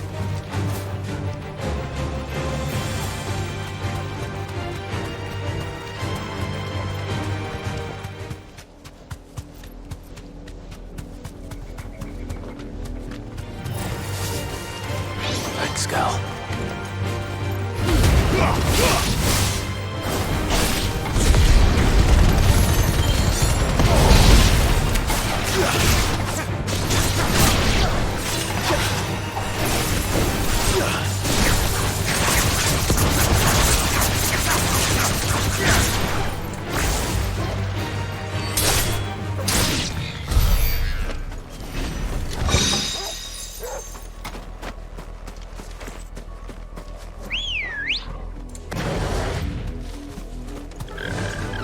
Fly, Ambrosia.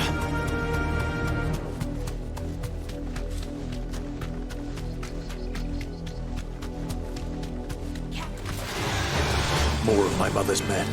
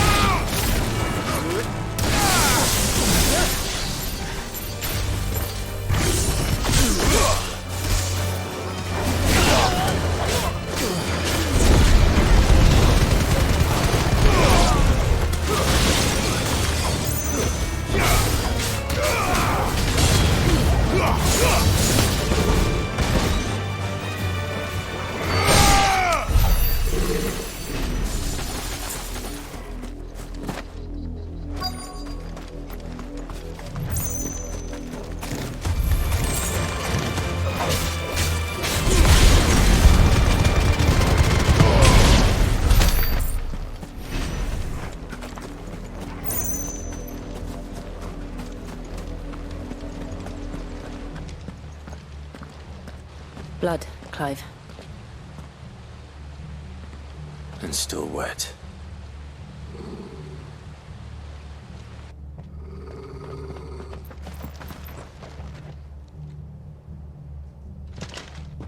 You were told to stay in your homes. The Black Shields. You know who we are. And still, you would bear your steel. Why then, we owe you our thanks. You have saved us the trouble of an interrogation. To dwell in darkness, that we may purge the night and welcome lasting dawn. On these, our swords we swear. Say that again. I'll show you a true shield to Rosaria. Give me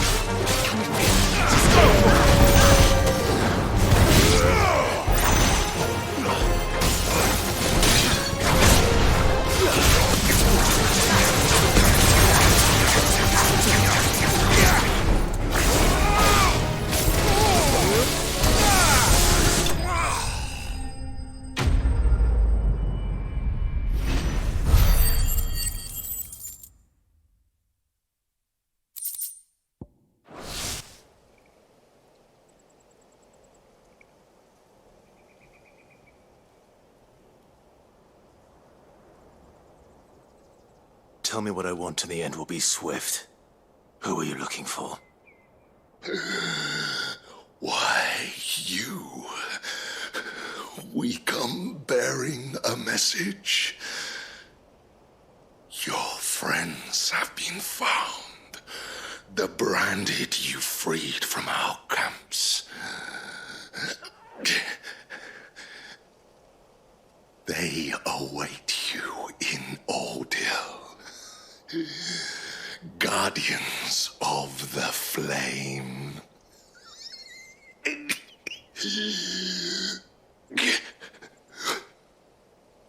Those are Old Hill's gates.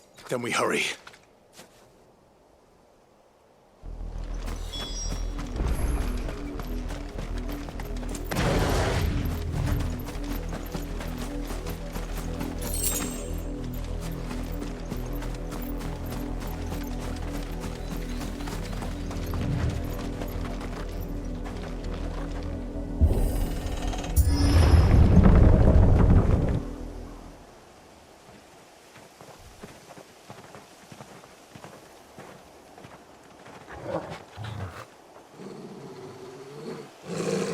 Find something, boy. Death.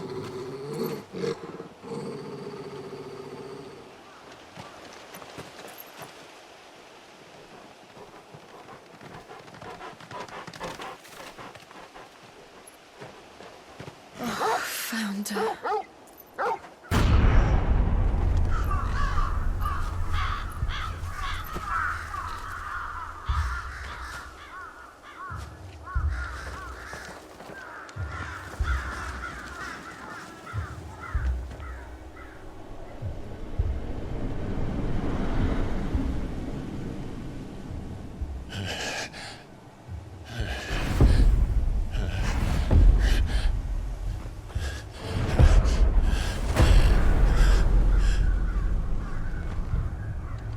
This was my mother's doing.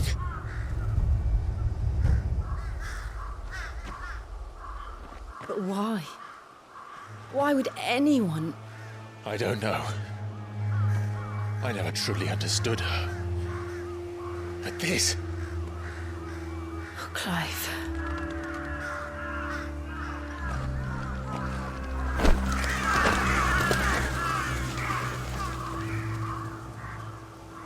I will learn what madness drives her, and I will end it.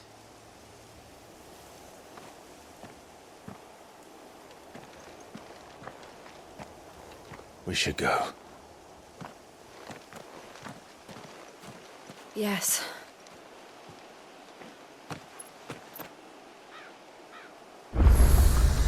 We can't leave them here like this. We won't. But if the Black Shields have made it this far south, they may already be in Port Isolde.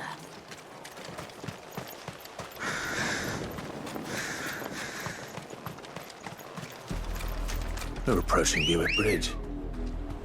Though I doubt the Empire would let us cross over to Rosalith.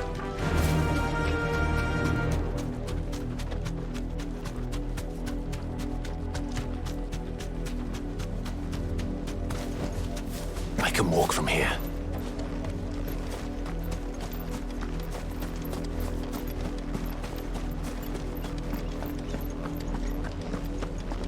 They're all Rosarian. But this is their home.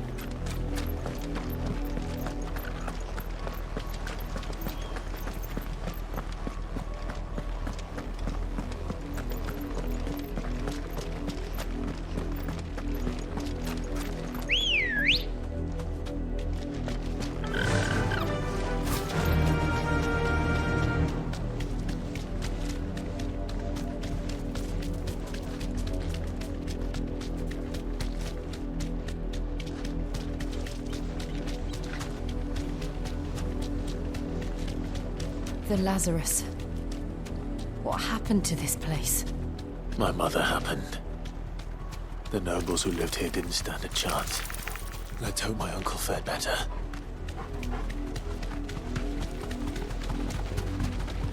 That's the main gate.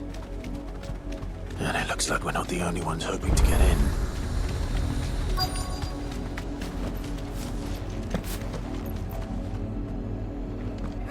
Let us pass!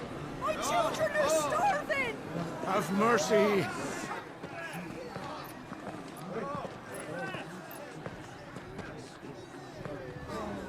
Voice-ridden dogs they are!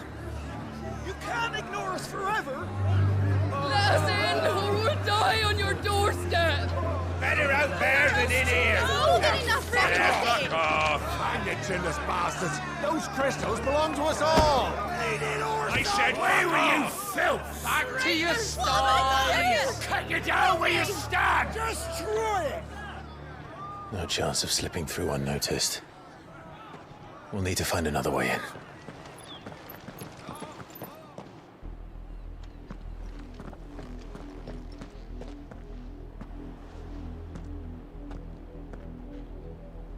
I thought we might be able to reason with the guards. Or at least bribe them. I suspect everyone in that crowd thought the same. Was that the only way in? Officially, yes. Strictly speaking, no. My uncle once told me that the nobles had tunnels built, so that they could visit town without having to walk amongst the rabble. The Lazarus.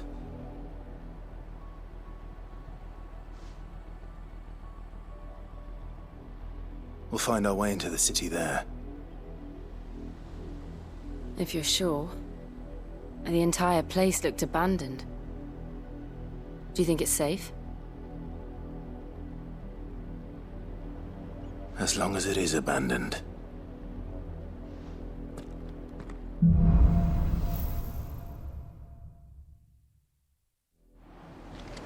The good news is we haven't seen a single black shield since Old Hill.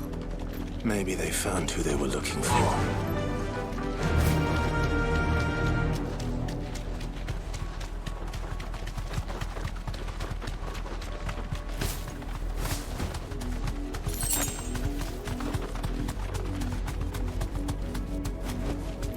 Straight home now.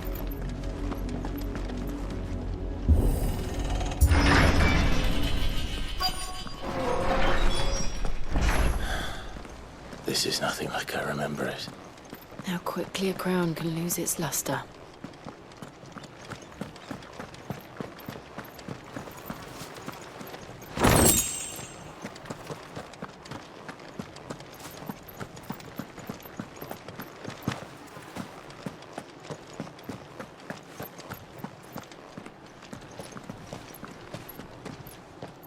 Not abandoned, then.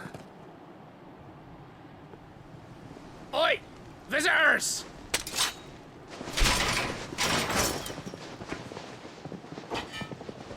Apologies. We'll show ourselves out.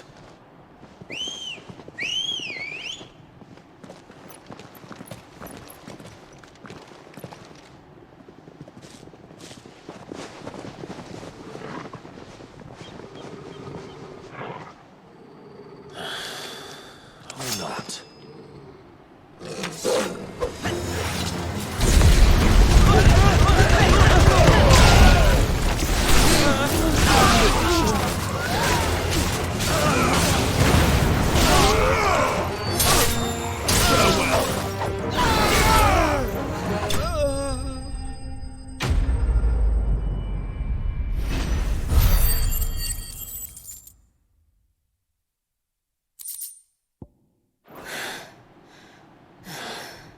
I've only ever seen one man fight like that.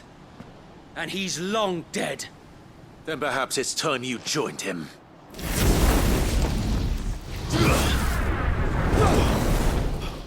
The blessing of the Phoenix. It can't be. I was there when you died.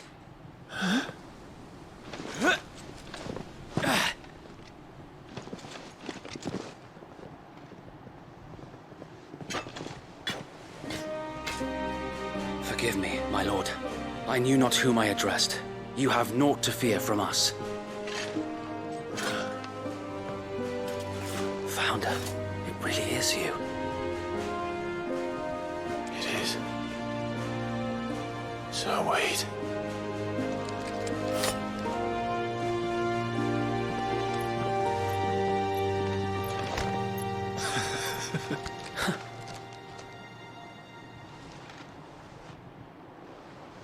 We can speak inside.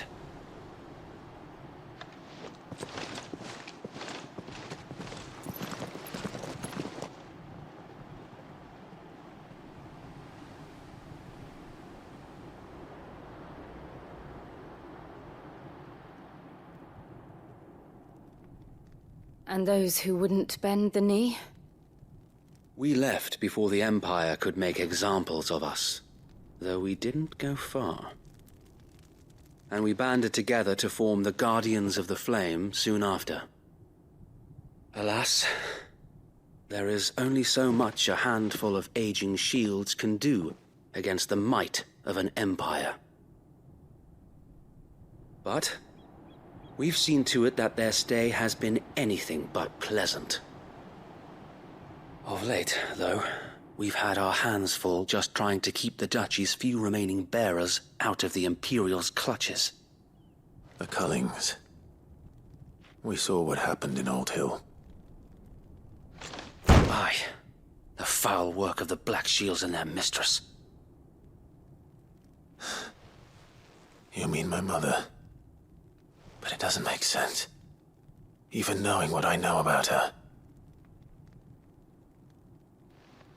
Her hatred for bearers was no secret, but she wouldn't have been ignorant of their value to the realm. No offense, my lord, but in case you haven't noticed, the Lady Annabella couldn't care less about the realm. She barely even cares for her own home. That much has been plain since the slaughter at Eastpool. And, since granting the Holy Emperor a new heir, her obsession with bearers only seems to have grown. As to why, I don't know. Maybe she can't bear the thought of anyone having the power to challenge her beloved son. Her son. Sir Wade, the Black Shields have broken camp. They march in full force for Buick Bridge. Then so do we. Make ready.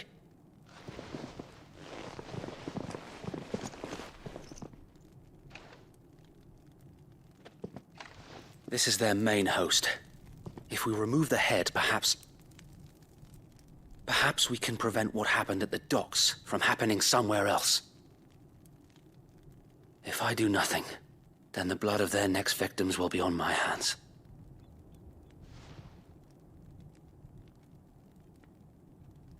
Yours and ours. We too have witnessed the crimes these men who dare call themselves shields have committed in my mother's name. It cannot be allowed to continue. We must put a stop to this madness. We must. So let us go with you. For the good of Rosaria. I was hoping you'd say that. Very well. If that is your wish, I would be honored to serve at your side. And we at yours. So, Wade, let us do our duty. With pleasure, my lord.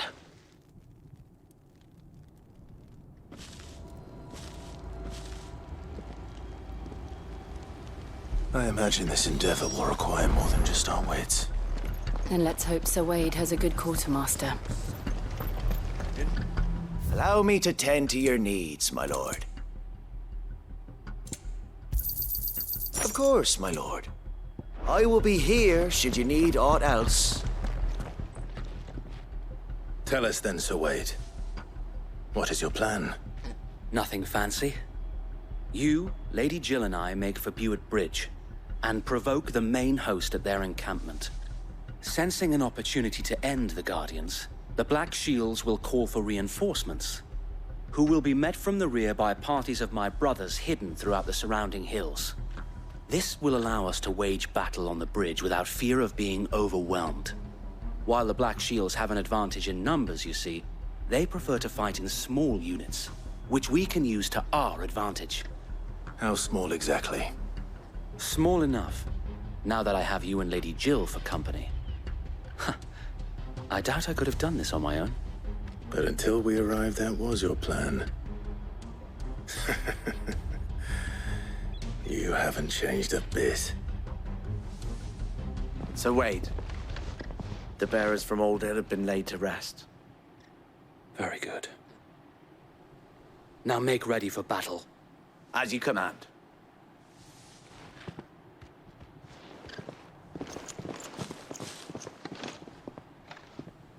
Thank you, Sir Wade. Perhaps now they will find peace. There is but one thing which will grant them peace. Putting an end to the Black Shields. And so we shall.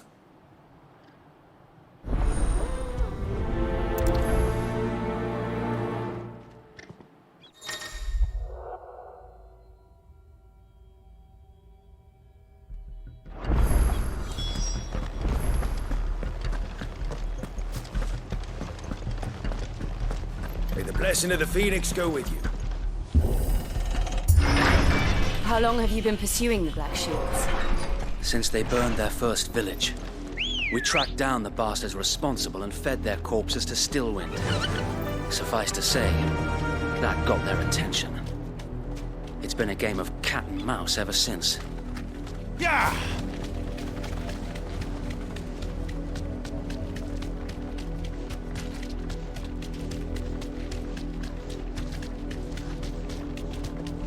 Look at me sideways. Come along now.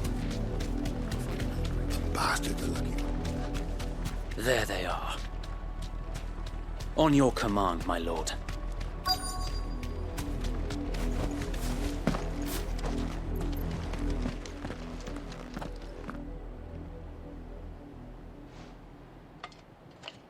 What is it now?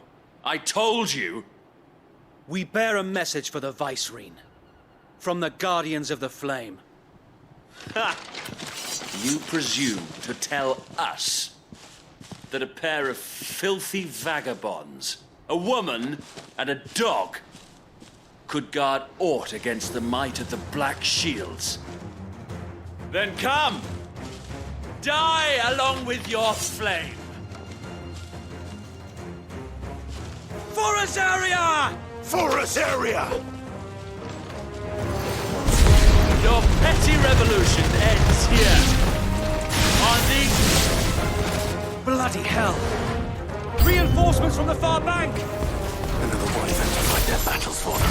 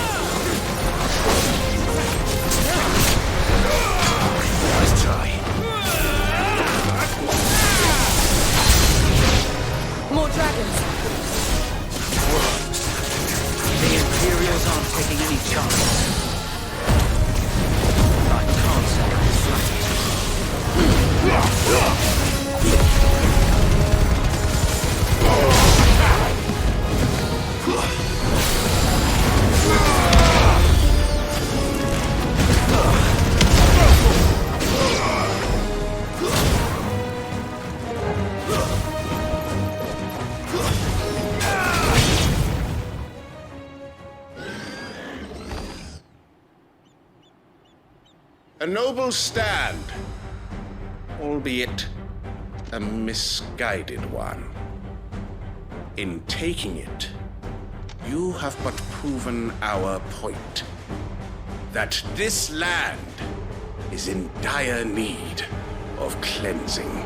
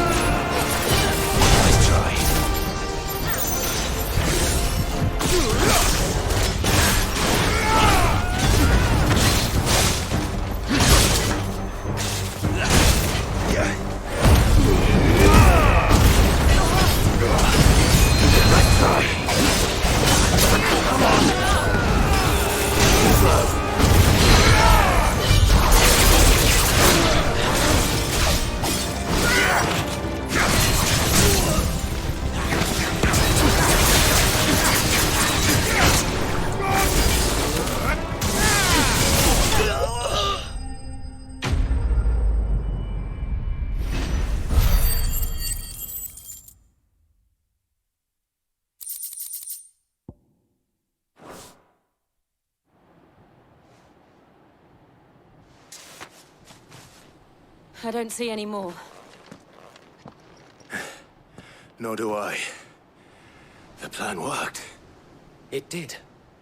It bloody worked. We sent every last one of the rotten bastards straight to the mud! Lord, perhaps this will be enough to stop the Cullings. For the time being, at least. Perhaps. Though I doubt my mother will take this loss well. She'll move swiftly to see her minions' ranks replenished. And then it will all begin again. I often wonder if the nation we once knew is gone for good. Her fields rot. Her people starve.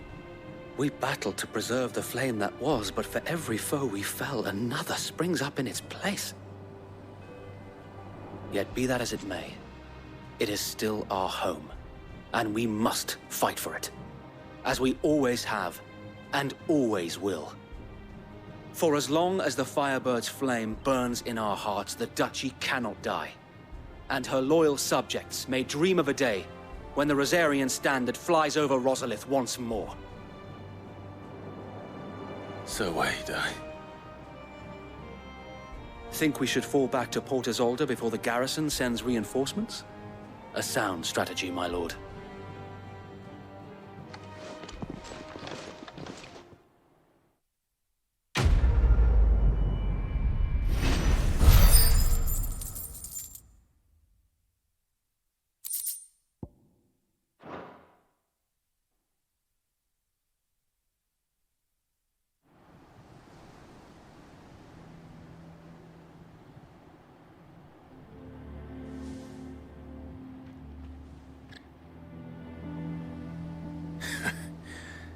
And how long has my uncle been funding you and your comrades' endeavors? Since the beginning. Lord Byron was the first person I turned to after forming the Guardians. And had I known of this tunnel back then, I wouldn't almost have been hanged by the city guard for trying to sneak over the wall. I suppose a formal request for an audience would have appeared suspicious. And appearances must be maintained. Were the Vice-Regency to catch wind of Lord Byron's involvement in our movement, they'd seize his estate and send him to the gallows, where he would be of no use to anyone. And so, though it sickens him to the soul, he plays the part of the loyal lord, knowing that one wrong move might prove his downfall. It is why he remains ever vigilant. Don't be surprised if he refuses you an audience, especially since you're famously dead. Then I will have to think of a way to prove that I am neither wraith nor wrongdoer. I might have something which could help with the latter. It's the Mark of the Guardians. Display it, and those who love Rosaria will know where your loyalties lie.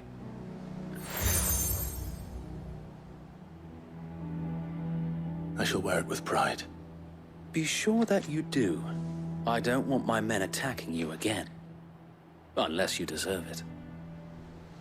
If only Sir Tyler could have been here to see you. Or the Lord Commander. Thank you, Sir Wade. If there is ever anything you need. I know. Go on now, my lord.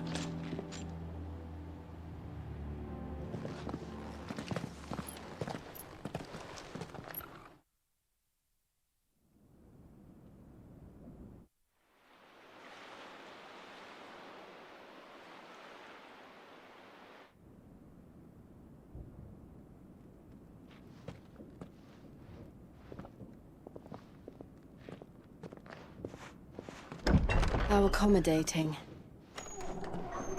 Do you really think they believe we are who we say we are? Not a chance.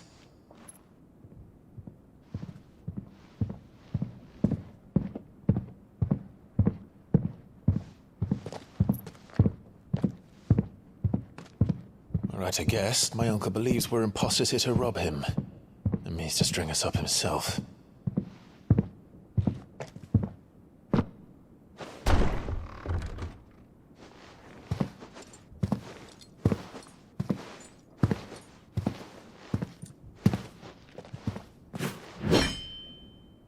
Imagine my surprise when I was told my nephew had come to visit.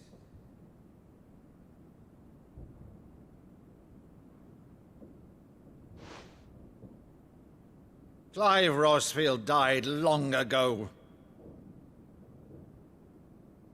And for uttering his name here, you shall pay with your tongue!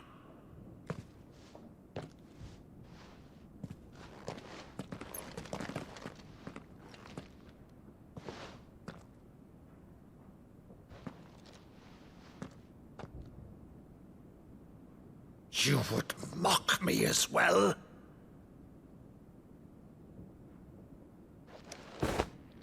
It is I, Sir Crandall of Camelot, loyal servant to Her Serene Holiness, Saint Sybil the Unshod. Meadow, thou vile sorcerer, for thy crimes against church and crown, I shall have thy head.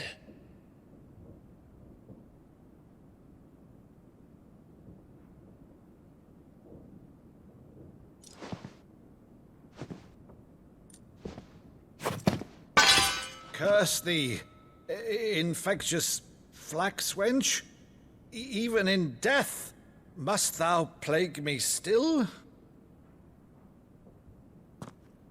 Very well. I shall open the gates of hell, that thou might see thy charge once more.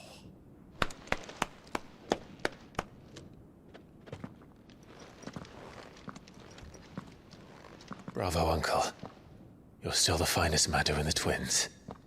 Oh, Clive, my dear boy, it's really you.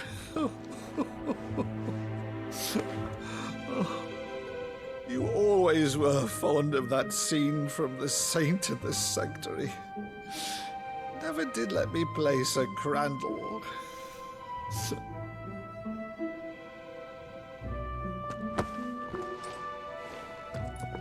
I have a favor to ask, Uncle Byron. Rutherford, inform the kitchens. There'll be guests. We dine immediately. But, Uncle... You can't very well regale me with the tale of your miraculous preservation on an empty stomach. Go on, sit.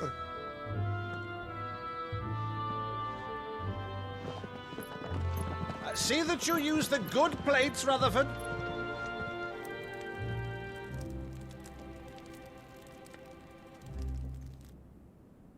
So you arrived late to one of her cullings, did you? Since becoming Vicereine, Annabella has been a constant thorn in Rosaria's side, but these atrocities are a new low.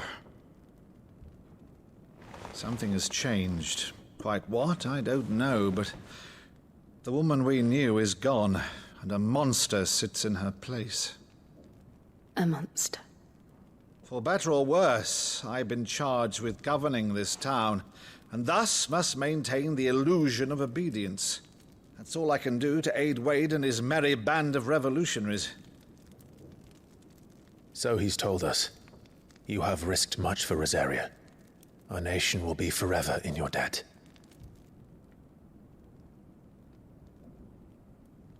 It has been 20 years, Clive. The nation your father and your forefathers fought to defend is no more. Perhaps it would be otherwise had I the courage of my brother.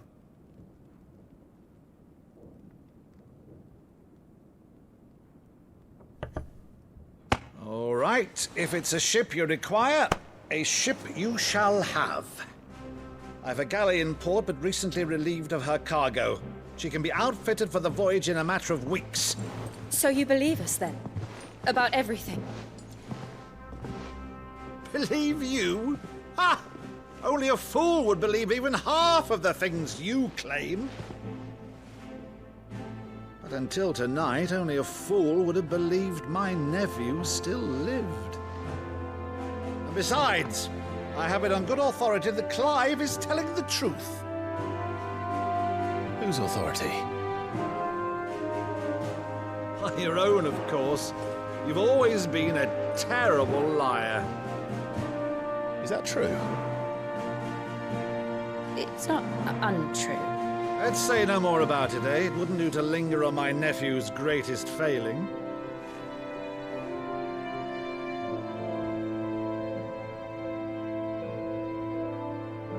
The one thing I cannot believe, though, is all this about you being Sid. You were always such a good boy, but now you're quite the outlaw. Which, if I'm not mistaken, would make me an outlaw's uncle. Right then, who shall we pillage first? Rutherford, fetch me my cutlass. This will be fun.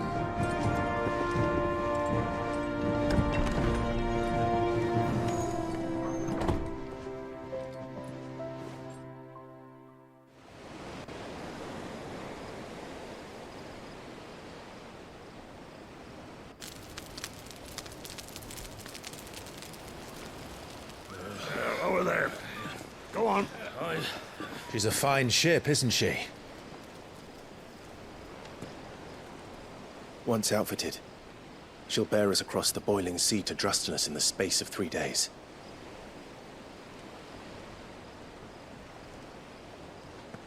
Something on your mind?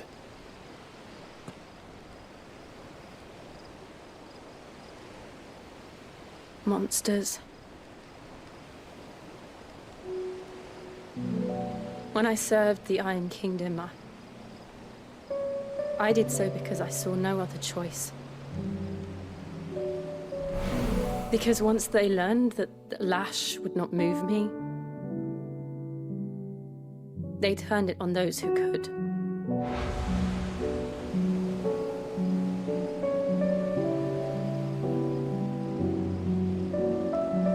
And so I became their puppet.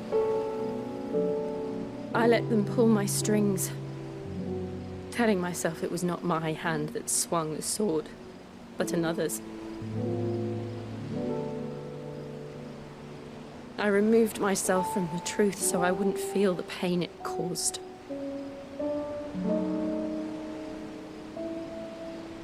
And before I knew it, I no longer felt anything. Anything at all.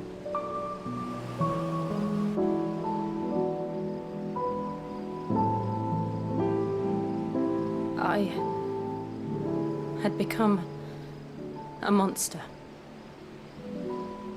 Jill.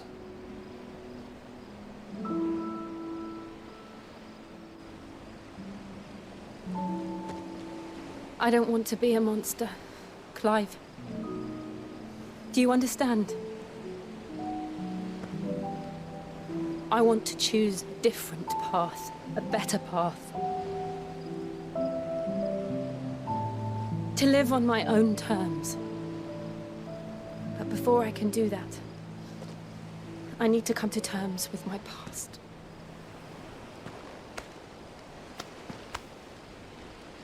And when you do, I'll be standing there with you, just as you stood with me.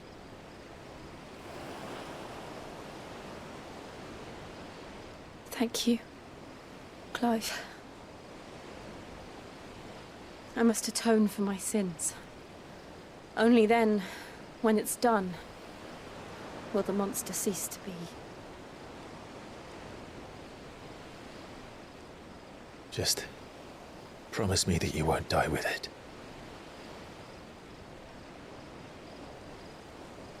Now, let's get some sleep. The journey back to Benamir is long, and there is much to tell the others.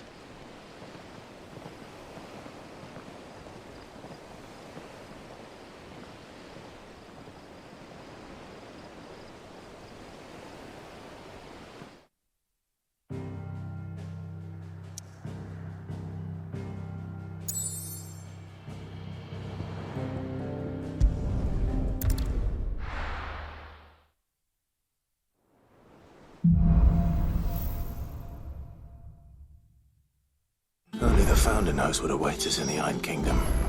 But Vivian could probably make an educated guess. Typical nobles. How did we never hear about these? Oh, Clive!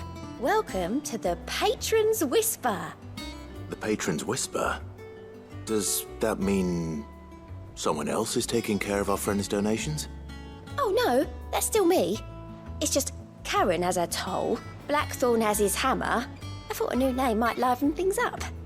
I still catalogue every item that arrives, in addition to setting aside those tokens of appreciation the sender has specified are to be presented to you personally. Would you like to see if we have any? Here's everything we've received and everything promised.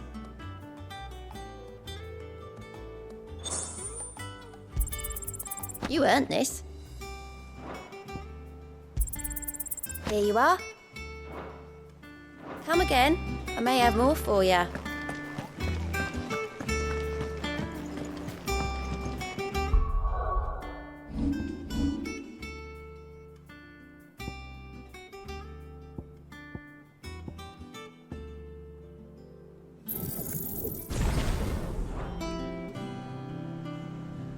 Back again, Lord Rosfield. I'm touched that you should find me such good company. It is not your company, but your counsel that I seek on this occasion. Ever the charmer. What will it be today, then? The Iron Kingdom. I need to know what to expect. You'll soon be setting sail for Drake's Breath, then, I take it. The mother crystal that rises from the boiling sea. There was a time when a true-blooded Rosarian had only to brave the waves to visit it. But then the Ironblood made their move.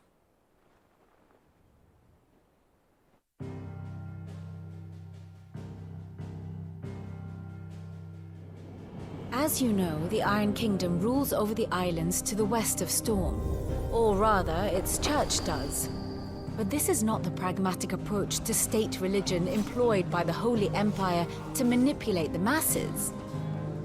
No, the Iron Kingdom is the literal embodiment of the crystalline orthodoxy. And so, if one is to understand it, one must start there. As the name implies, the orthodoxy holds the mother crystals sacred, and they do not take kindly to heathens plundering the objects of their worship for the means to fill washtubs and light lamps with frivolous feats of magic. Indeed, the faithful consider ether a sinful thing, a poison no less. And to them, a dominant is an instrument of evil, albeit one they have proven only too happy to turn against their enemies. Some 80 years ago in Northern Storm, Drake's Eye collapsed. Soon after, in pursuit of ether and with the Blight at their backs, the Northern Territories descended upon the Grand Duchy of Rosaria. And when the Shields of the Flame marched north to meet them, the Iron Kingdom spied an opportunity. A few short days later, the Crusaders landed on the island of Mount Drastanus, home of Drake's Breath, and plucked it from the Duchy's grasp. Rosaria tried to reclaim it, of course, but to no avail. I doubt more than a handful of Duchy men have set foot on its shores in your lifetime. Nor are they like to again, under the Empire's stewardship, meaning the Iron Blood will keep their island, and with it, the foothold they need to march on mainland soil when next they spy an opportunity.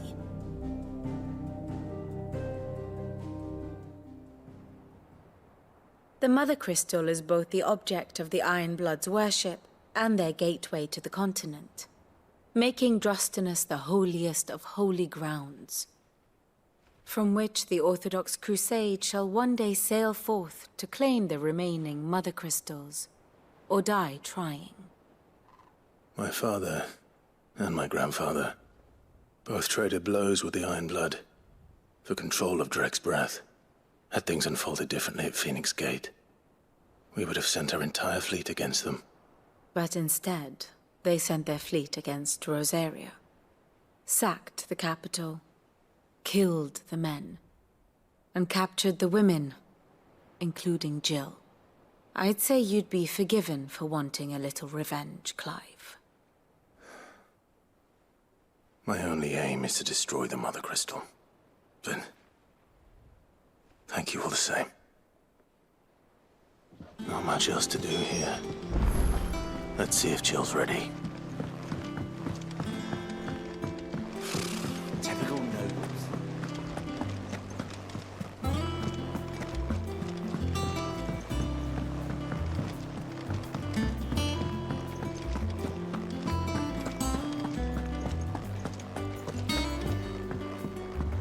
Deadlands wouldn't be half as bad to hold up bloody dust.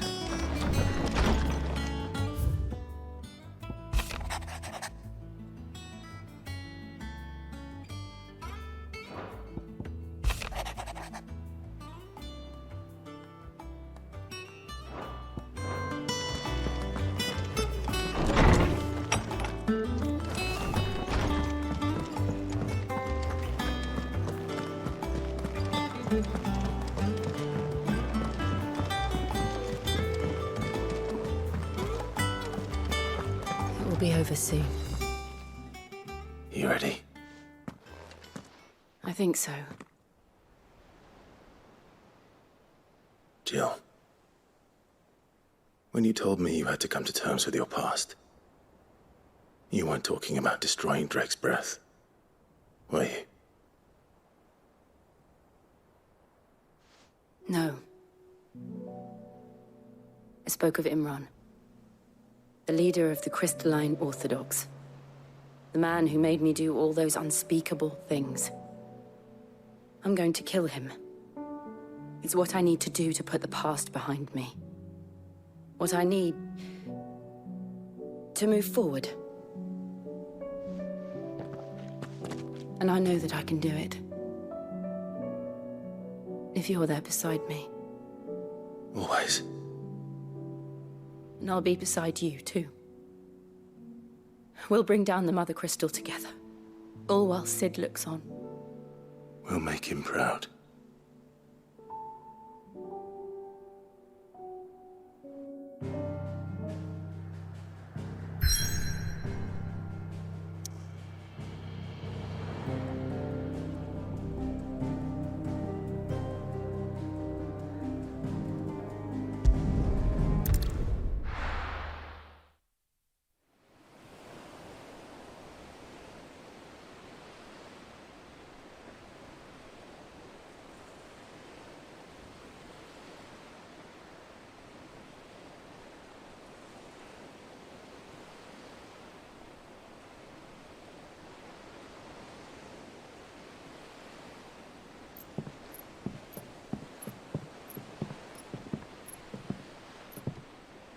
Useful trick. Freezing and thawing the spray to make mist. How did you learn to use your powers like this? The Masters made me do it. When the Crusaders took to the seas, to keep the fleet's movements from prying eyes. I'm fine. No, you're not.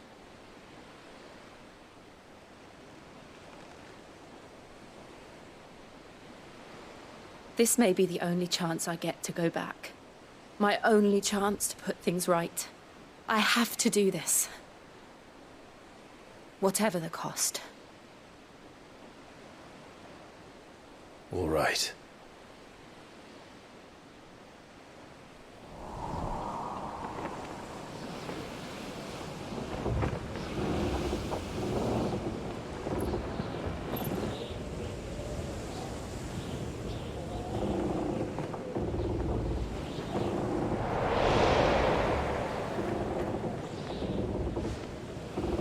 There she is. The Iron Kingdom's mother crystal.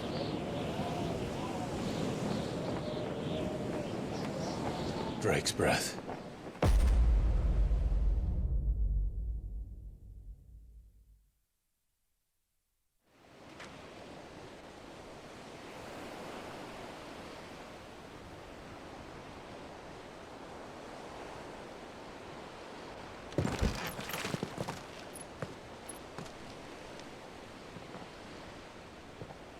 Strong currents, sharp rocks, and ether floods. Let's not forget them.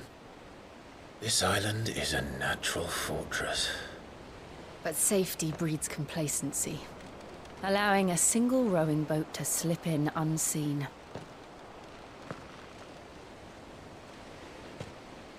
The sanctuary is inside the mountain. If we follow the old trail, we should be able to enter by the back gate. All right. Let's go.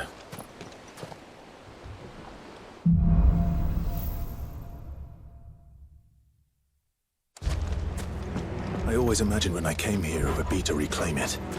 It used to belong to Rosaria, didn't it?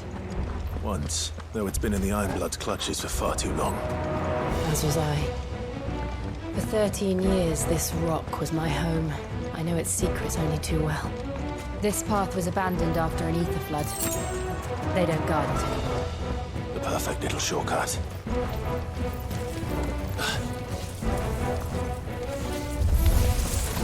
They're all Akashic. These blood must have spread.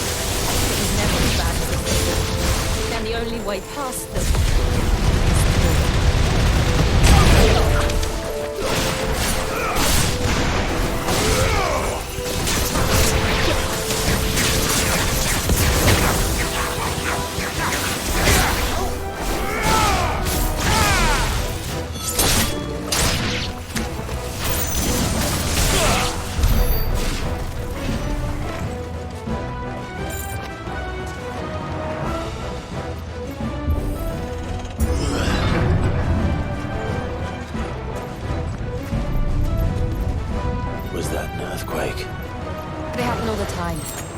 bad one. It's nothing to worry about.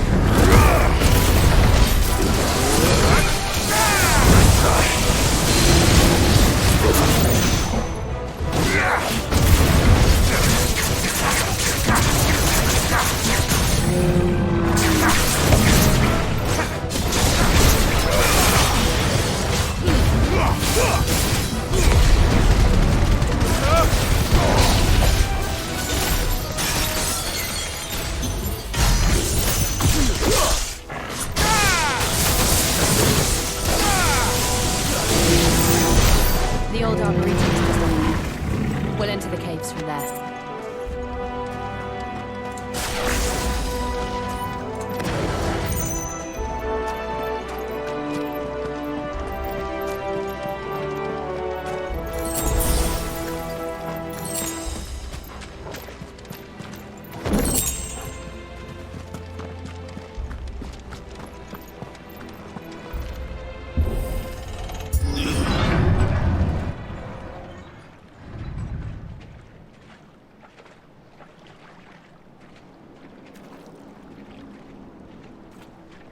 Look at this place.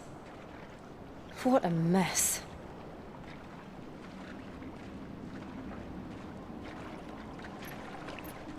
Wait.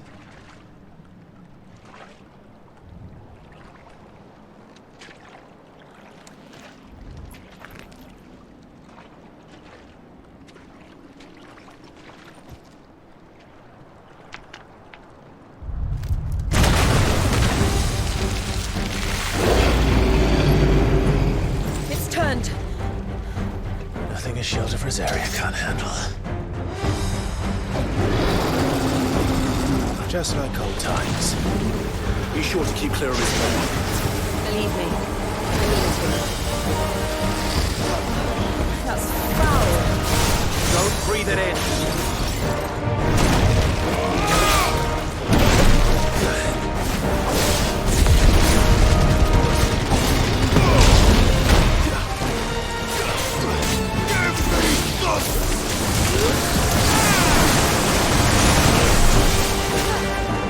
Too slow.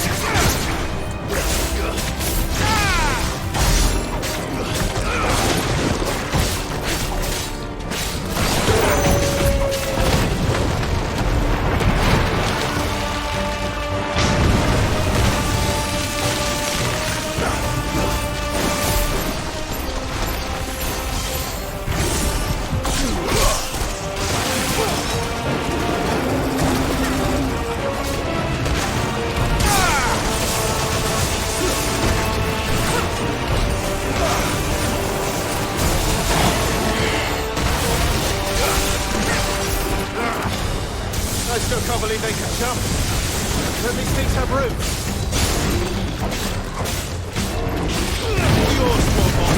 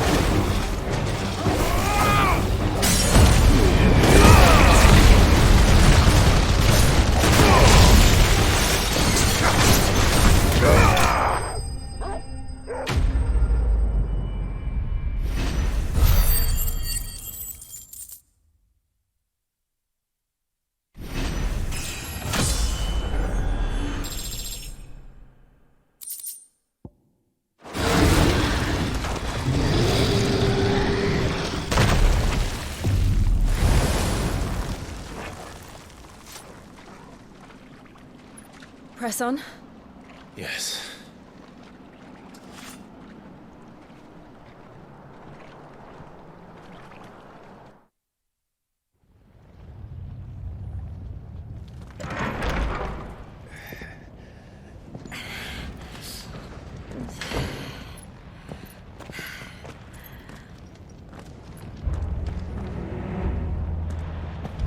It's like a furnace in here. We're inside the volcano. You get used to the heat. Though I don't remember it being quite this hot.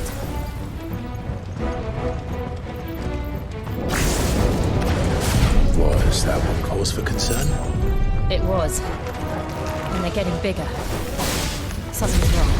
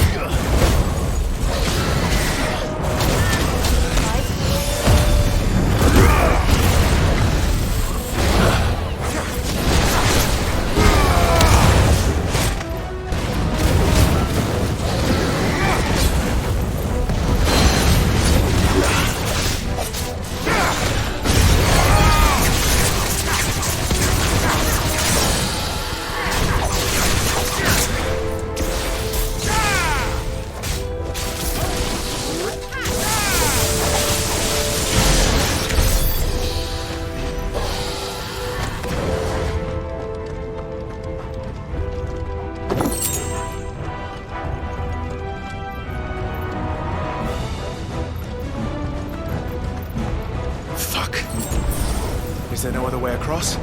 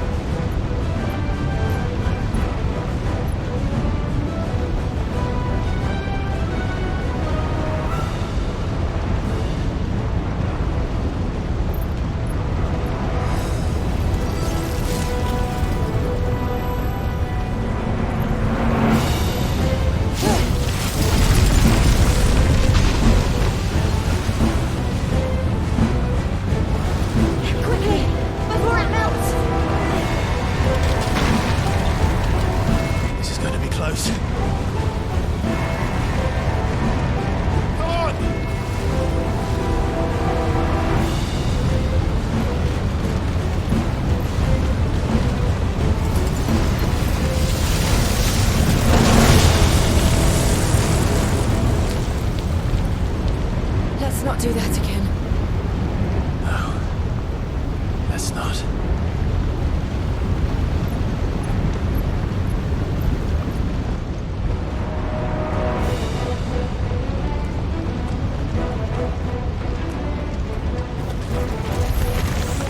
They don't look too tough. Perhaps not alone, but in numbers like these.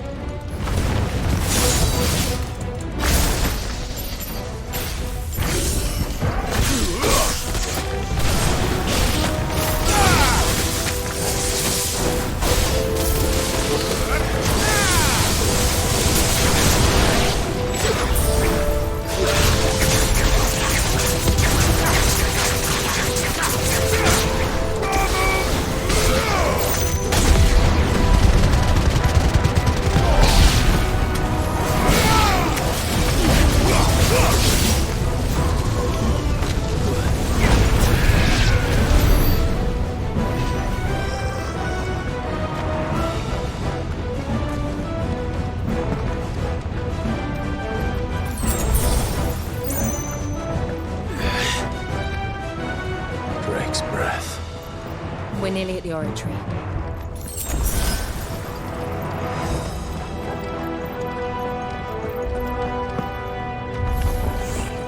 What the hell is that? I have absolutely no idea. Well, whatever it is, I don't think it's friendly.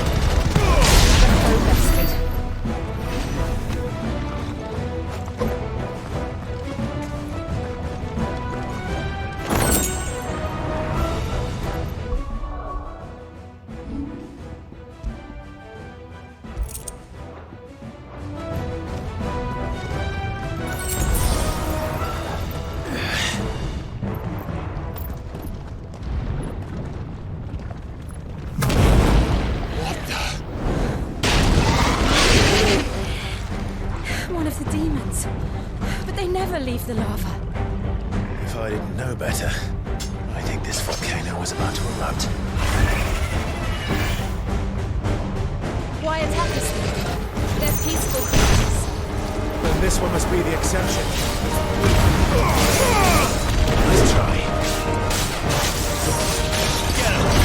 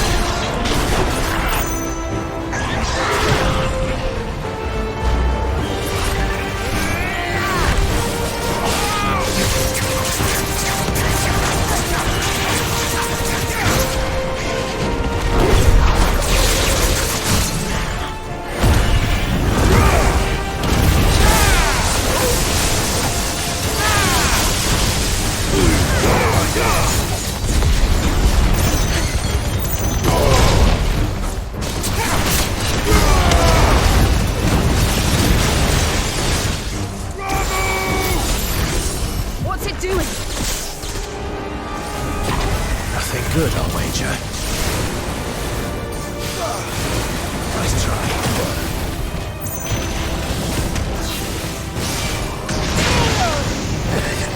Guess we're ready.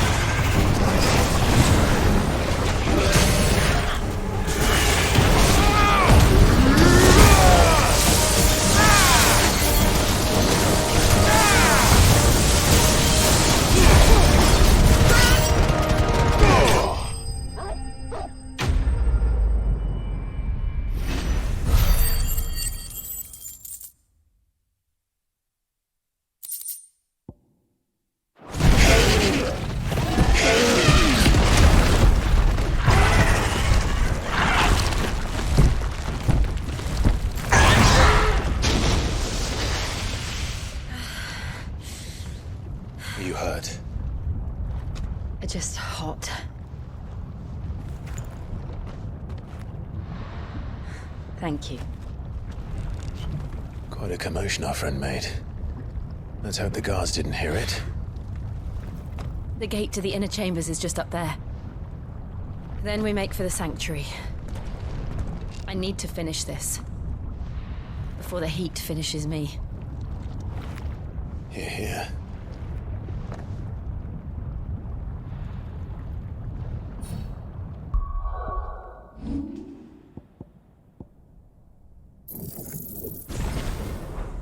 We'll enter the Comric by the Handmaiden's living quarters. It was always a hive of activity. Sounds like we'll have a hard time staying out of sight. We won't have to. There's someone there I should very much like to see.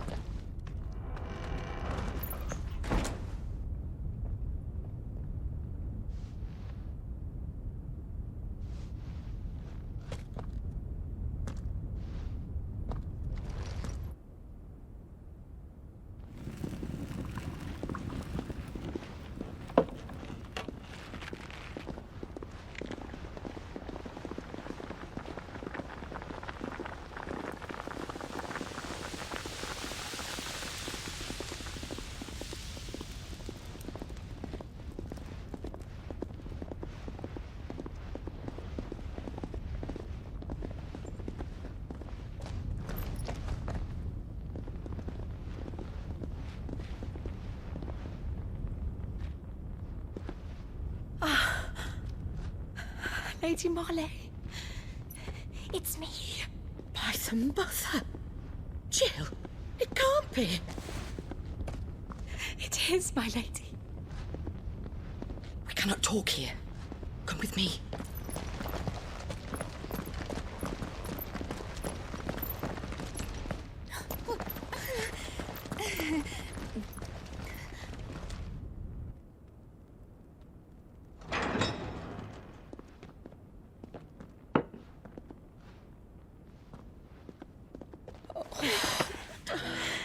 I'm so glad you're safe. And I you. Why ever would you risk coming back? Are you a fool, girl? Or have you grown tired of your freedom already? Forgive me, my lady. But I had to come back. There are things I left undone.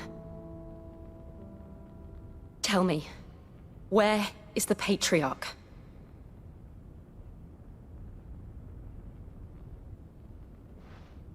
At this hour, he'll be in the Comric, giving thanks. You mean... Oh, that fiend! Clive, we have to get to the sanctuary. Now.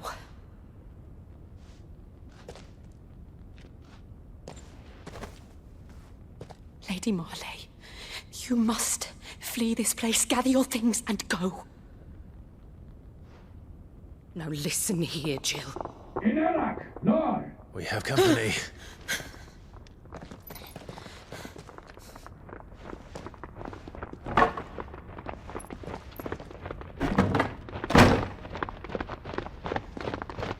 This way.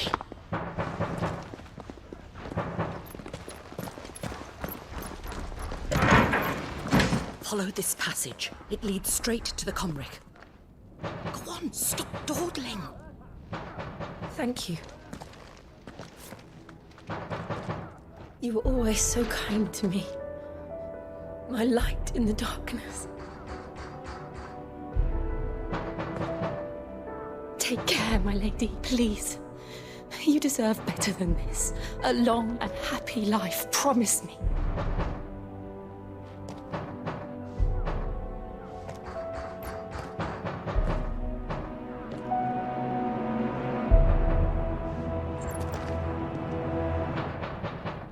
I'll live if you promise to do the same.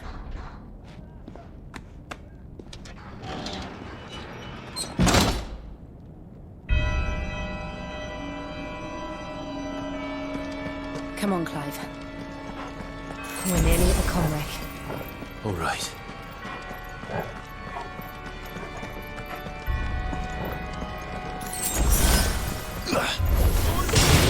Here's our welcoming party. I've had enough of their hospitality.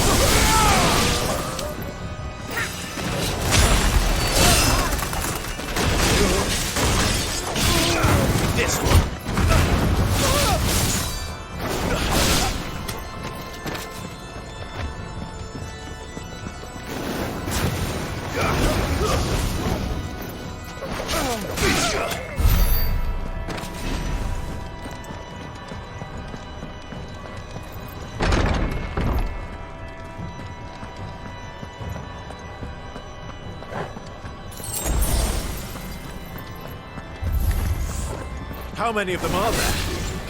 Too many.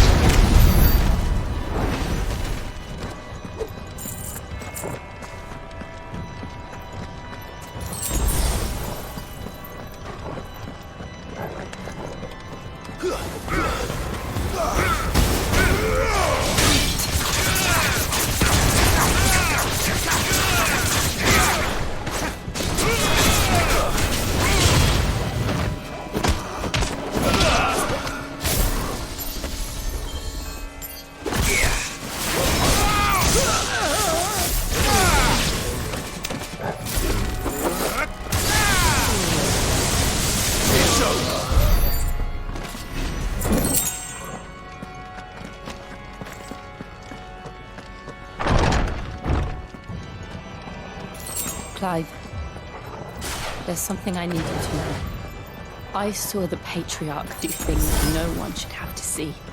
And so I swore that he would die by my hand. I understand. I faced my demons, and you must face yours.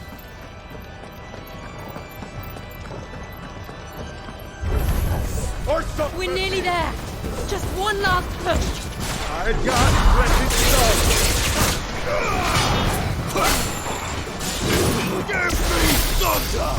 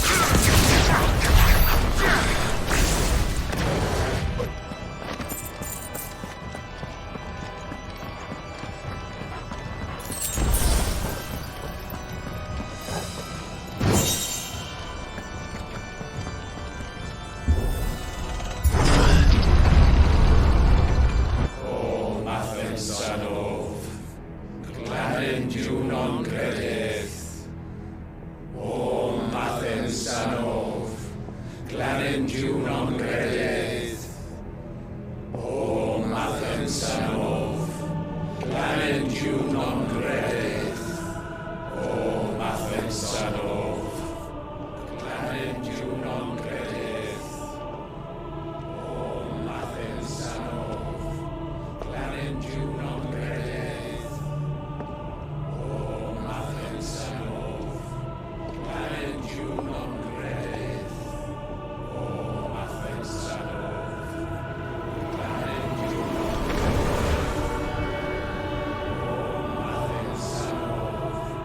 Glanin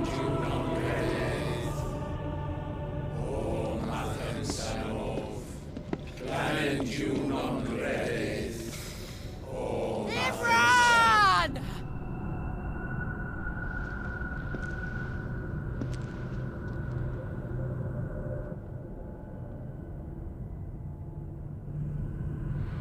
Shiva's dominant. Come to beg forgiveness for your failure. For years, I followed your orders, fought your wars, all to protect the children you took, just as you took me. And what did you do in return?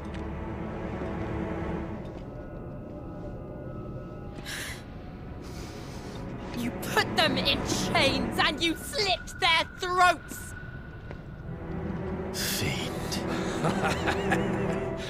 Their souls were sullied with the stain of ether. I merely cleansed them of their corruption. A penance paid, just as the Holy Mother wills it! Repent, abomination! For a monster like you to set foot in the Holy Cymric is in itself a crime deserving of death. You're right. I am a monster, and my soul is stained black. Though not by ether, but by the evil of men like you, who made me close my heart and drown in darkness when I should have raged against it. This is my penance. I will be your monster no more. Nor will I suffer you to create another.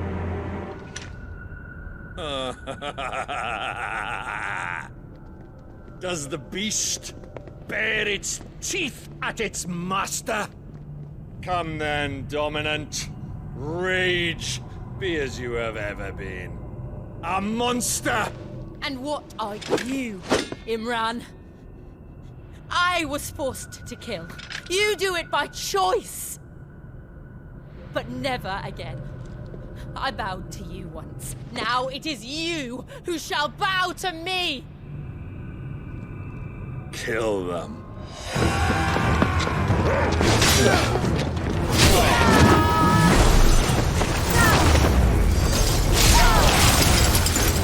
Now! Right!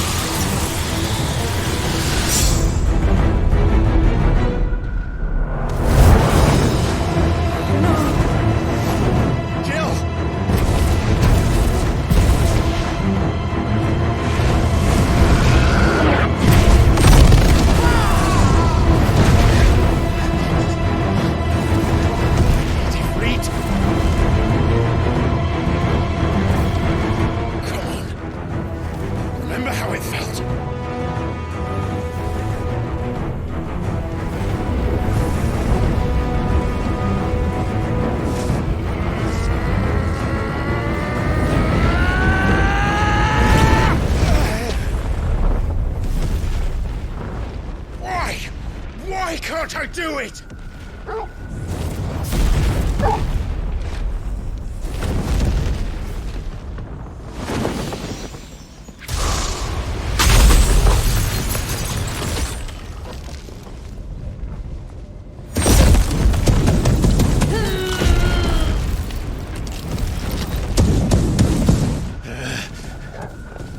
Please, just once.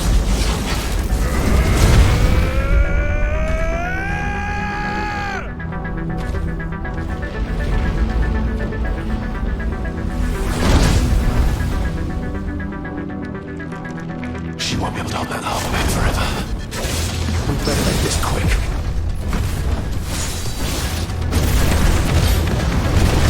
Wake up, Wayne!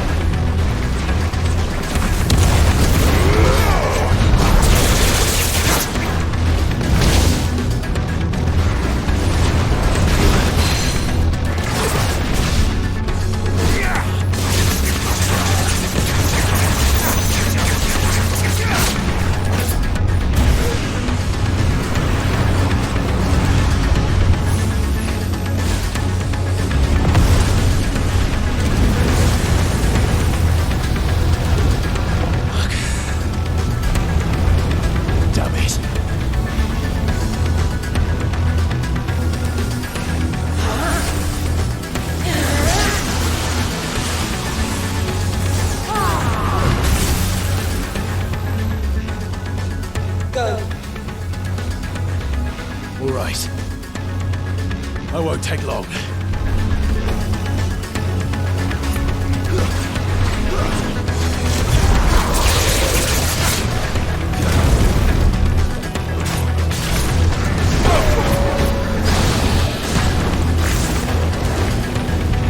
slow.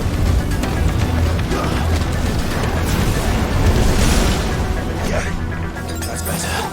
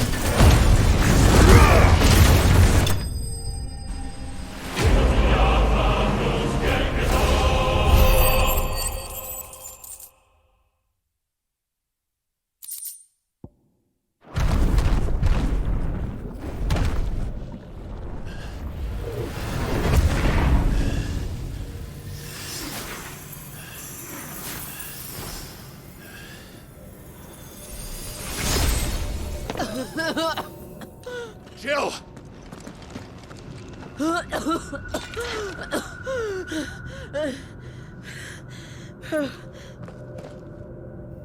I'm going to finish this, Clive.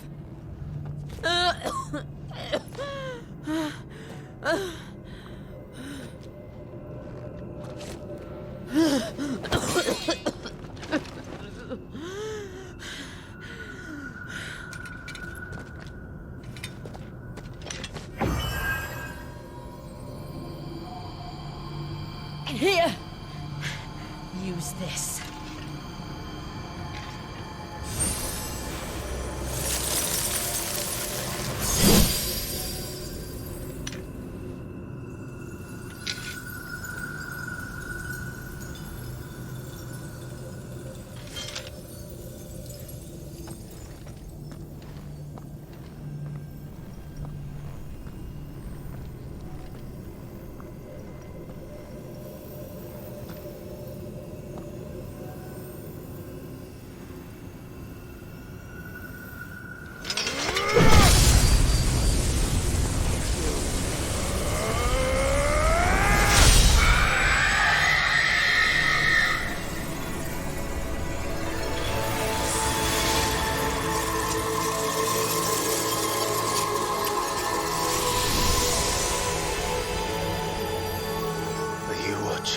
Sid.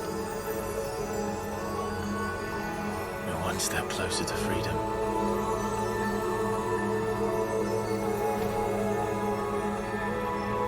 The crystal. What did you do to it?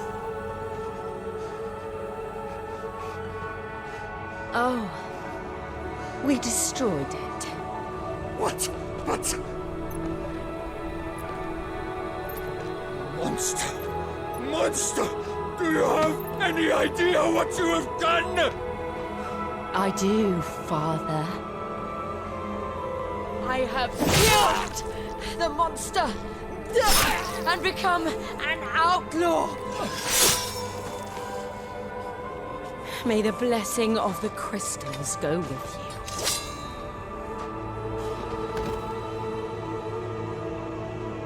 you. It's over. It is. And Shiva exacted her price. She did. Again, the burden fell to you. And I bore it willingly. This was a sin for which I had to atone. Now I can continue at your side with my head held high.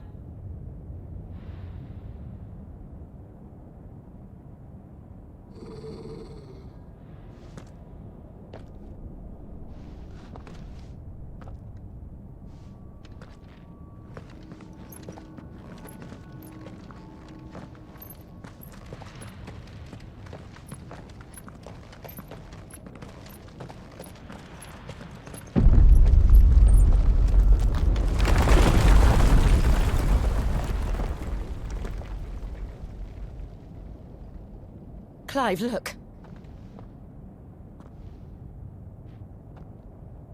It's just like the one at Phoenix Gate.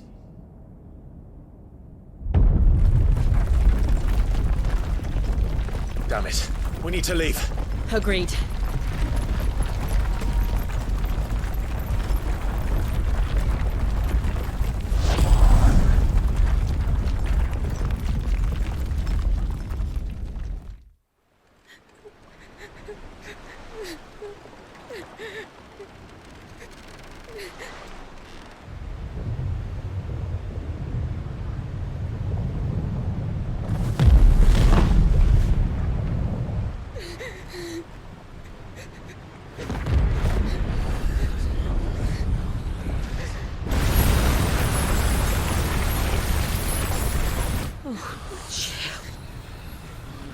I kept my promise, and now you keep yours.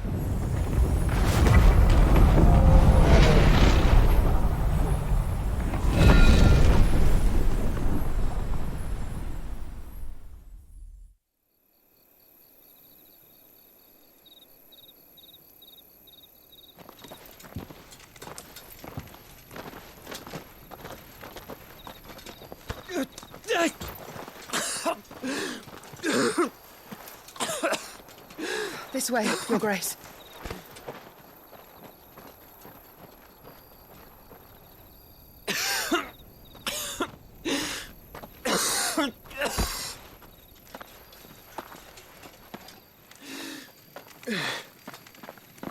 You're bleeding.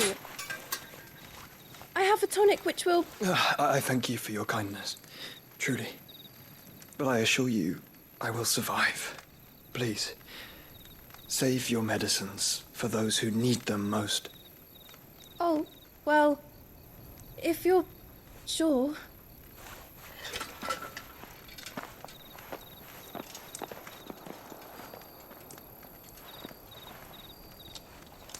For a moment there, I felt my brother's presence. You did? I fear he is in Ultima's thoughts again. But why now, after 5 years of silence? I cannot keep him sealed away much longer. Your Grace.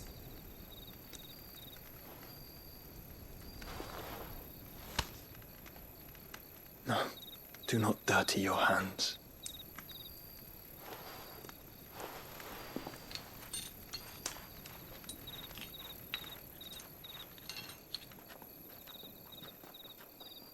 Look at them all.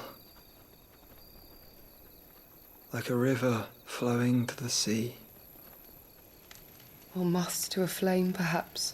The crystalline dominion, their light in the darkness.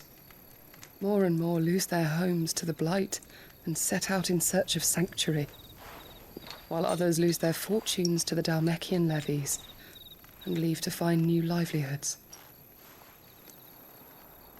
What is it that you seek in the Dominion, Your Grace? Oh, Dion Lesage. You mean the Crown Prince of Sanbreque? He has many titles. Dion the Bold, Prince of Dragoons, Odin's Nemesis, or simply Bahamut. I met him once, when we were children. He was a chivalrous soul even then, and has served his empire indefatigably ever since. And you are confident that he will listen to what you have to say? Our world lurches ever closer to the abyss, and a hidden hand ushers us onward. Ultima's influence extends to every nation, Sanbreque included. If His Highness is the man I believe him to be, and I pray that he is, this truth will not have escaped his notice.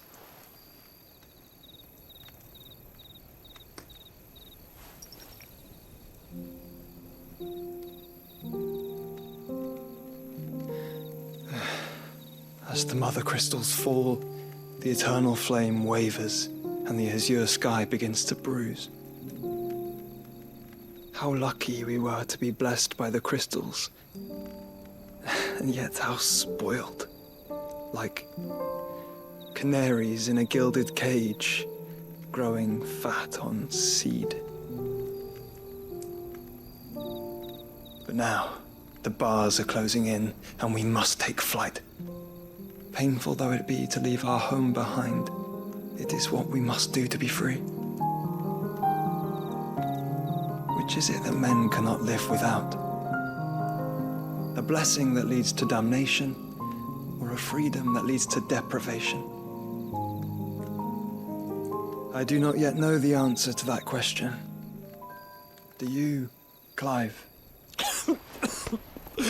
Your Grace, let us find a place to rest a while. We can return by the Dalmekian trail once you have recovered your strength. I realize your duty is pressing, but if your health should fail... I know. Thank you, Yote.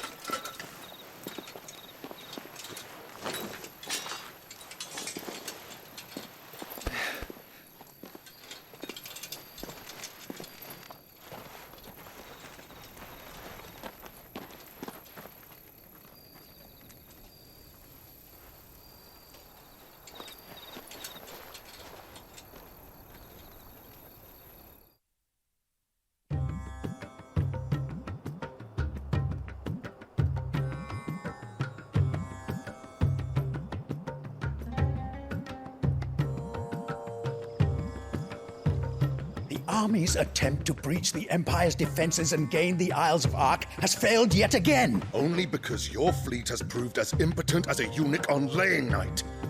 Would you rather we simply fell back to the capital? Enough, both of you. All here agree that the Empire cannot be allowed to maintain its illegitimate claim on the Dominion. However, our casualties mount with each passing day.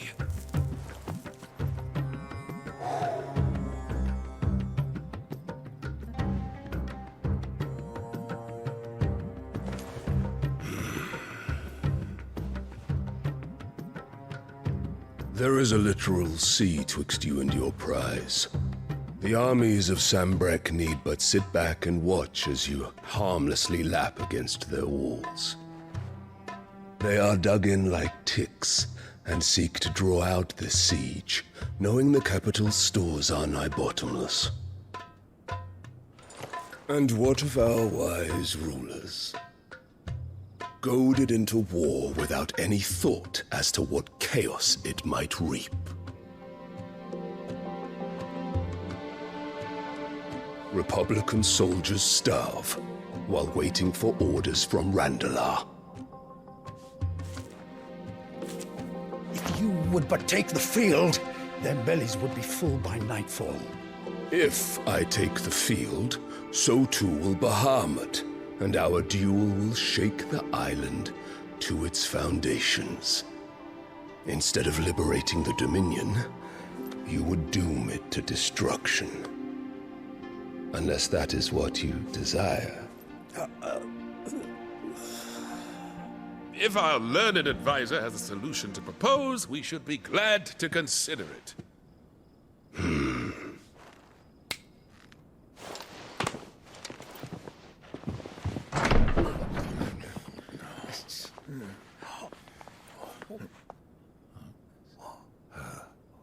Is that the Emperor's?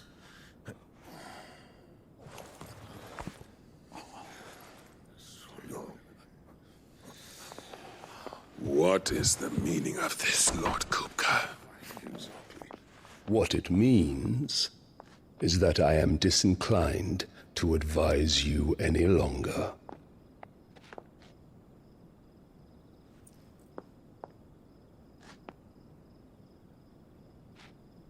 Ah, the looks on their faces when you walked through those doors. A perfect picture of stupefaction. They could not believe their eyes. Though I confess, I had my own doubts whether or not you would accept my invitation.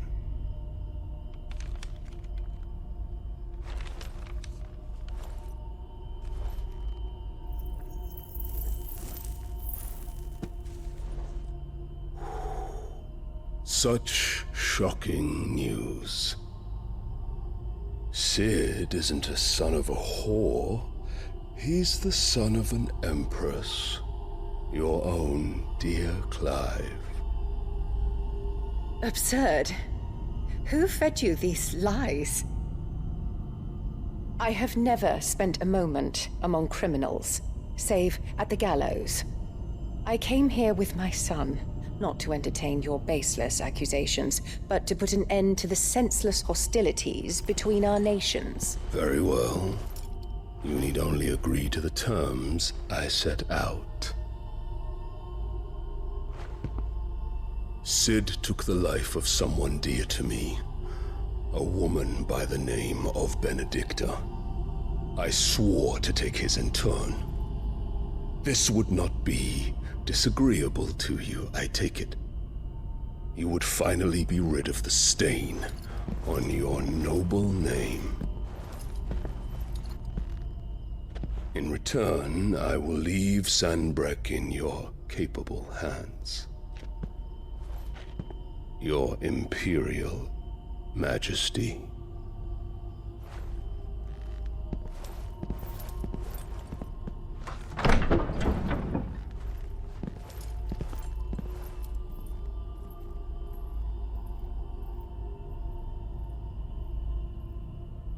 And all for the love of a common whore. Dominant or no, one cannot hide one's breeding. And beasts will ever belong with beasts.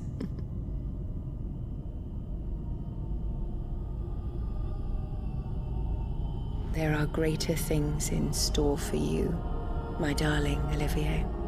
Soon enough, you shall be the crown prince of Sambrec.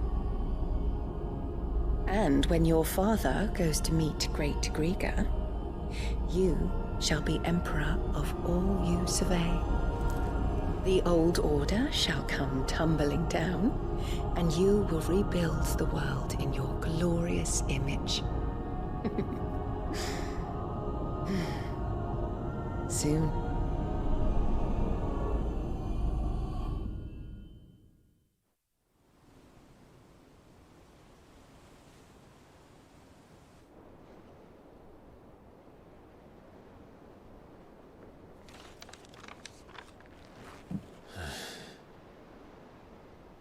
She's been in there for hours. Something must be wrong.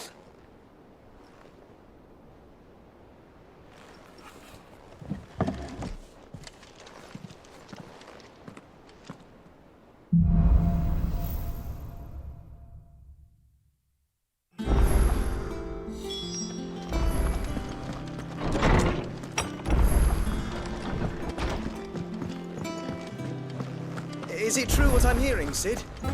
You cracked another crystal? And what can I do for you? You'll not find a better price than that. You're rubbing me blind, you know. It'd better all be here. You'll not find a better price than that. You're rubbing me blind, you know.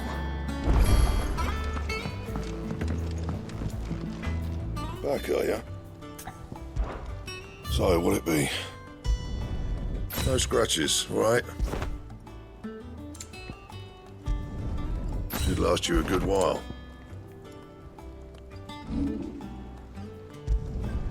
Yeah, that should do you. You can thank me later. Yeah, that should do you. And?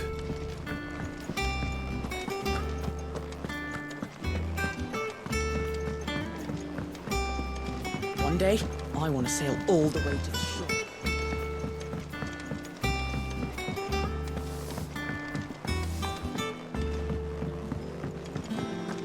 Our man in Dalimil mentioned the cook is not.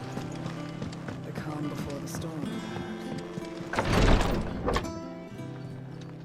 I've done what I can, but the rest is up to you. You need to start taking better care of yourself.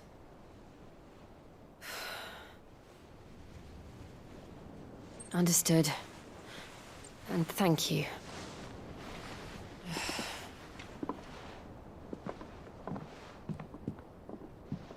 The curse has spread. Make sure she rests.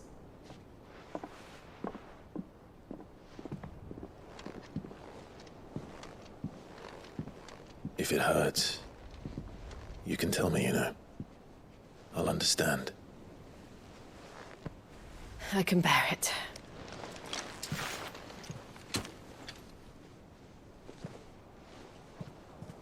But you shouldn't have to. Not anymore. This isn't just your struggle, Clive. It's ours. And when we see how hard you fight, it inspires us to do the same. Or would you rather we left you to save the world all on your own? No. That's not... Ignore me.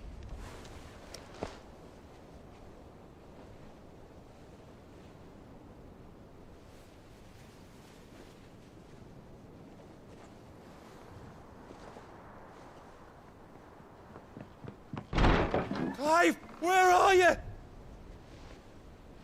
In here.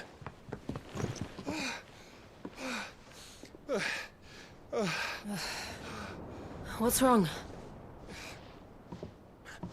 Rosaria's under attack. What?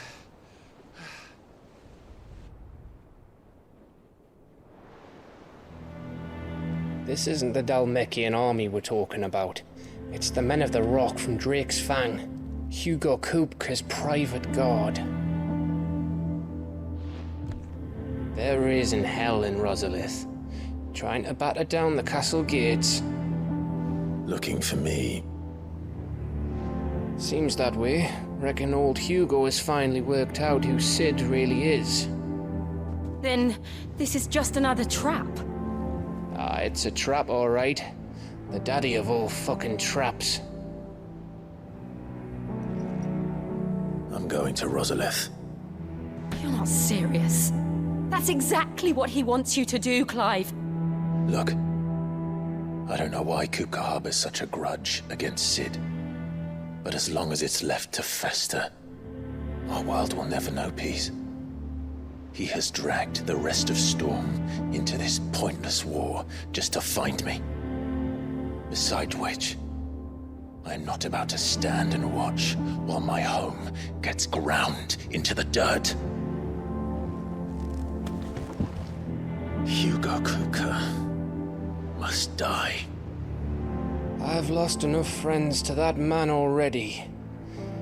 I don't want to lose any more.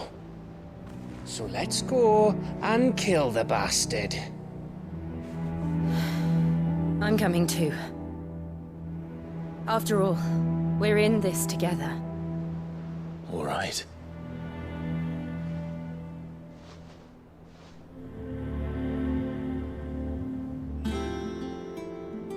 I should probably speak to Otto before leaving. We need to know what we're getting ourselves into.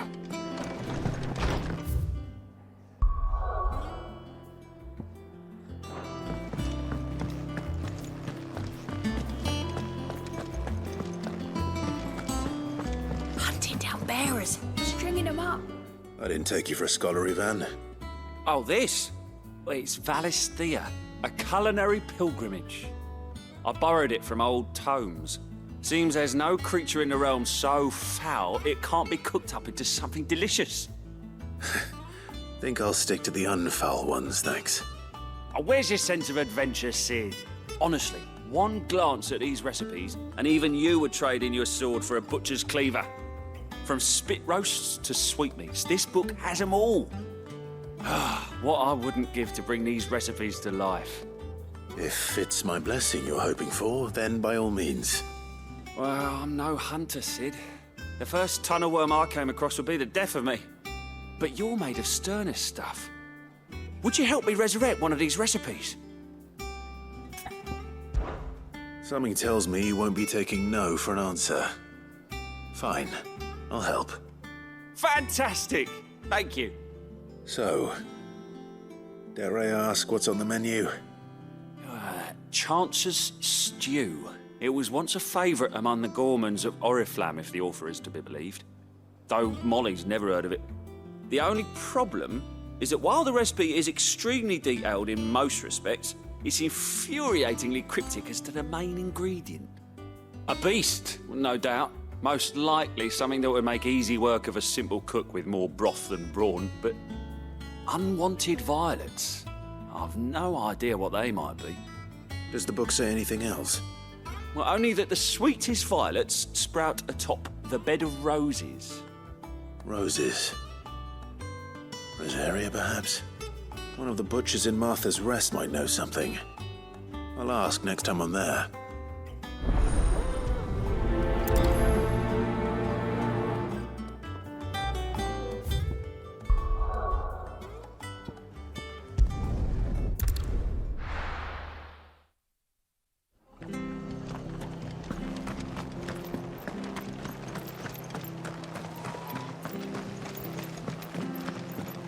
Thank you for sticking with us. Those of us who are still here have to look after each other, don't we? Ah, welcome. Times may be hard, but if you got the gill, I got the goods. What can I do you for? Unwanted violets, if you have them. Though I'd gladly settle for learning what they are if you don't. Why, I haven't heard folk call them that since I was a lad. You're looking for scorpion tails. Unwanted violets is what folk used to call them back in the day. They turn a wicked purple when you boil them up. hence the name. Used to chuck 'em in the pot when there weren't nothing else on offer. When there was a war on, that sort of thing. Thankfully, times aren't yet as hard as that. And even if they were, you wouldn't find anyone selling them these days. Do the scorpions still live nearby? I dare say they do. 3 reeds would be your best bet, if memory serves. Thank you. You've been most helpful.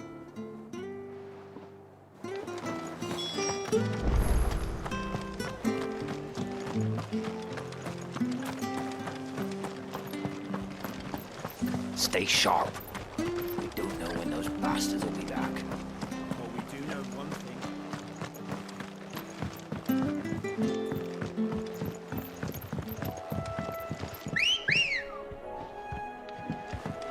Come on. Run like the wind.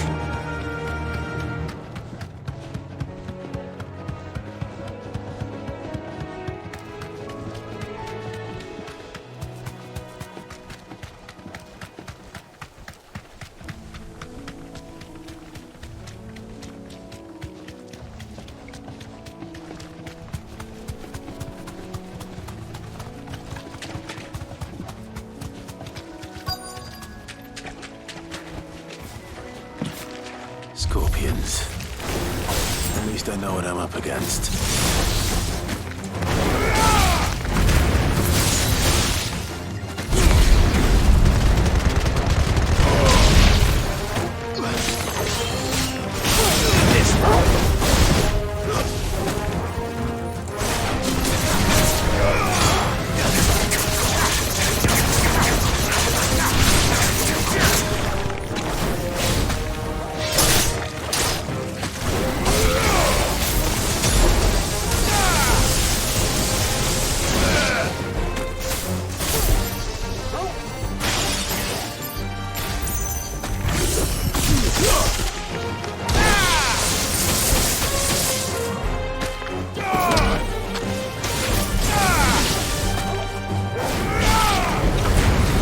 Enough!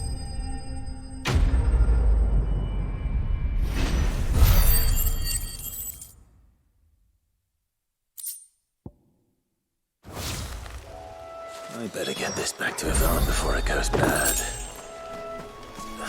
Or any worse, at least.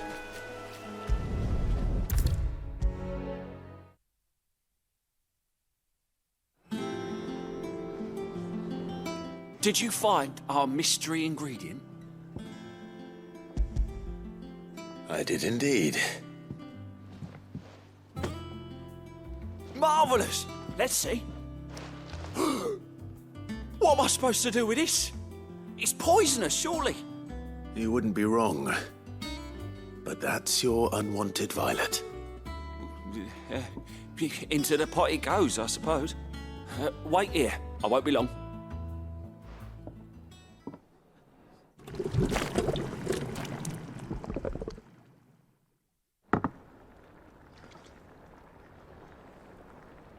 I present Chance's Stew, risen once again from the ashes of obscurity. Grab a spoon, Sid. Let's eat while it's hot. I'm, not hungry. Well, it'll be too late once I've licked the bowl clean. Your loss.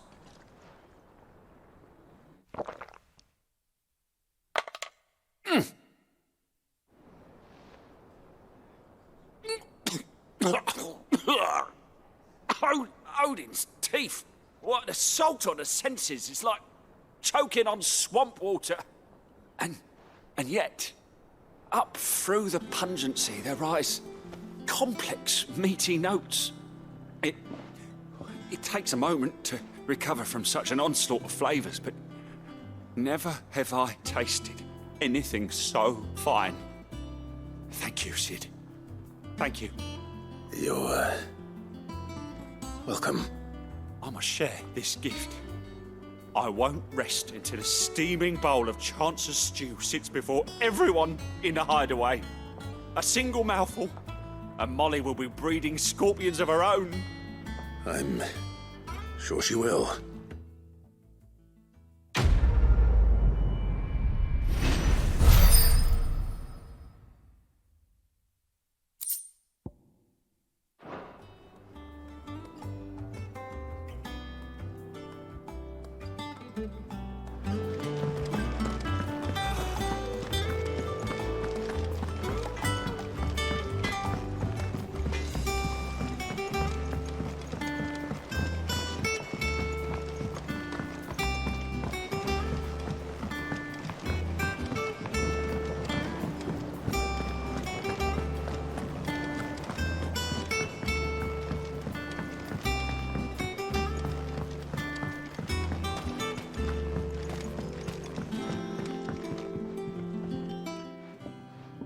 Sid, I know that when we came to the Hideaway, we chose to let go of our past in order that we might focus on our future.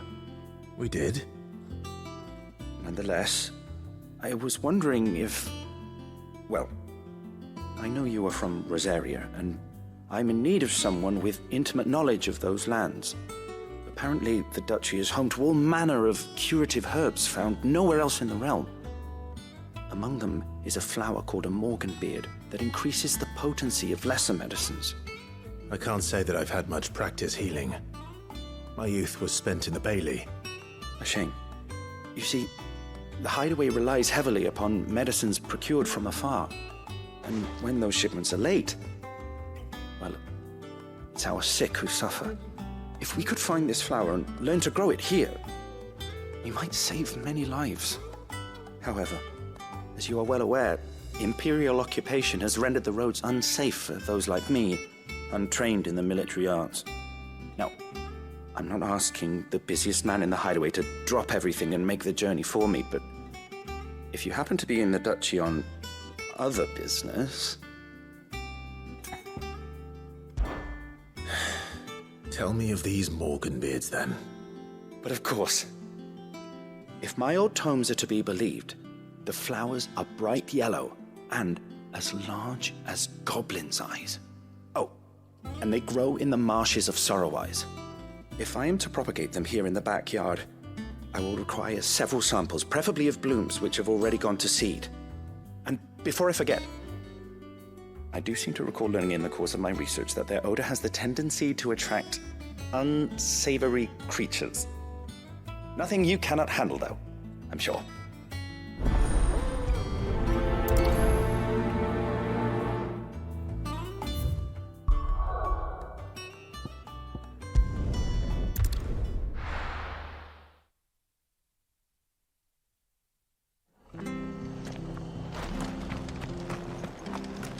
Stay sharp. We don't know when those bastards will be back. Thank you for sticking with us. Those of us who are still here. Can't exactly leave old master in the lurch after It'll take ages to tidy all this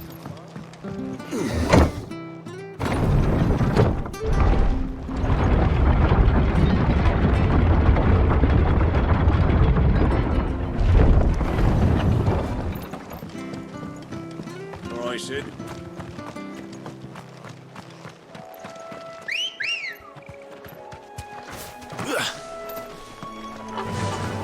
Fly, Ambrosia.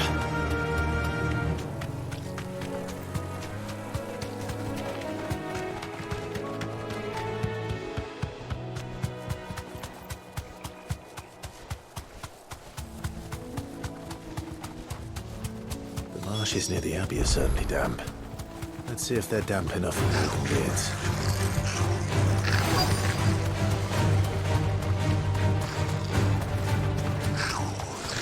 Size of a goblin's eye. This goblin. Slightly wasn't wrong about the being attracted to the flowers, though.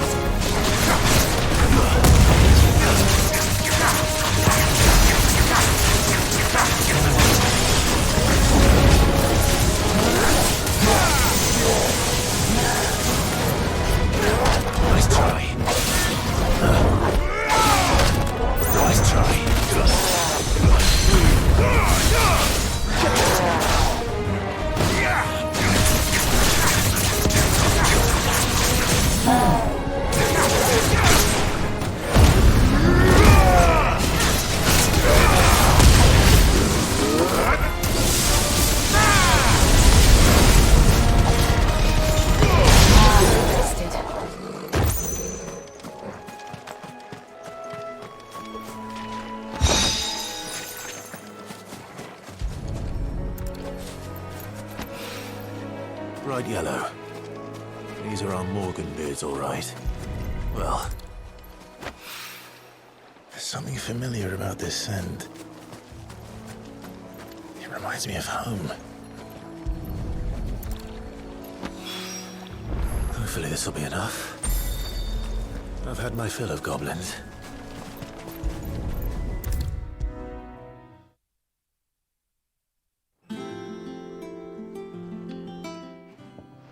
It is rare that we see you so often in the backyard, Sid.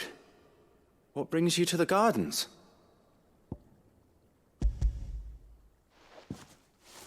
I found your flowers. Yes, wonderful.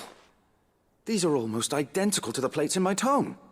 Did you have any trouble locating them? Finding them was the easy part, but it's odd. They remind me of my childhood somehow.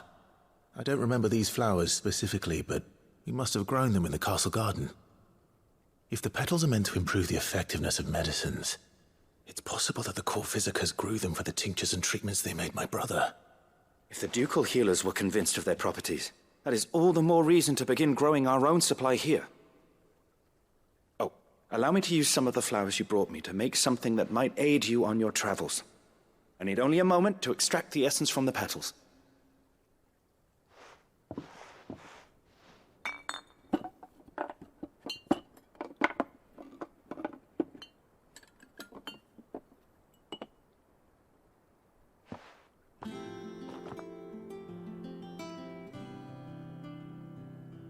And here we are.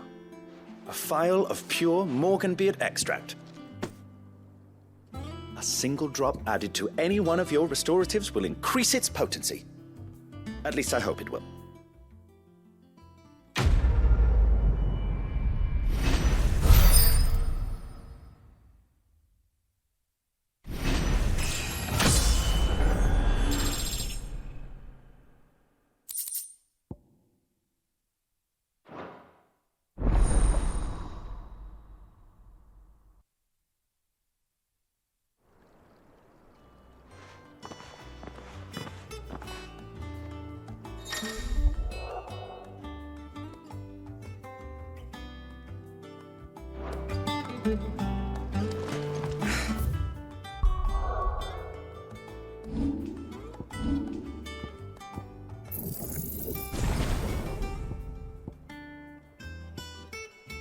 Let's see about planting those seeds then. Won't be long now, Martel. Sid, I was hoping to speak to you. Is everything all right? Oh, yeah, it's just, well, as you know, we've been trying to grow fruit down here. It's good to know that something of the old Hideaway still lives on. Martel's pride and joy. It was a sapling when she rescued it from the rubble, but look at it now. All our hard work's finally paying off. I took it on, you see, after she died, and now the fruit's finally ready to eat. And not only is it ready, it's actually tasty. Sweet as you like, in fact. She bred the bitter right out of it. Impressive. And welcome news to more than a few, I'd say. I thought this first harvest could go to the curse breakers, on account of all they do for the Hideaway. You couldn't take them some, could you? Seems better them coming from you. It'll be nice being the bearer of good news for a change. Oh, thank you. She always had a soft spot for that lot, see? And once they've had their share, I'll see to it that everyone else gets some. Here you go. Martel apples, they're called, in honor of her memory. You hear that, Martel? Today's finally the day.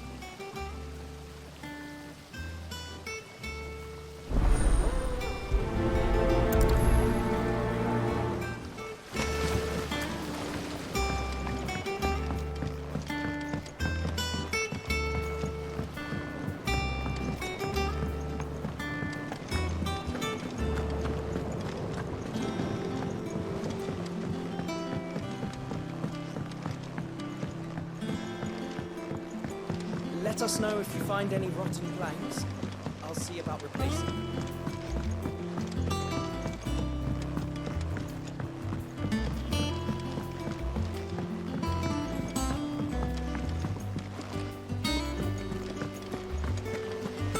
It's about time I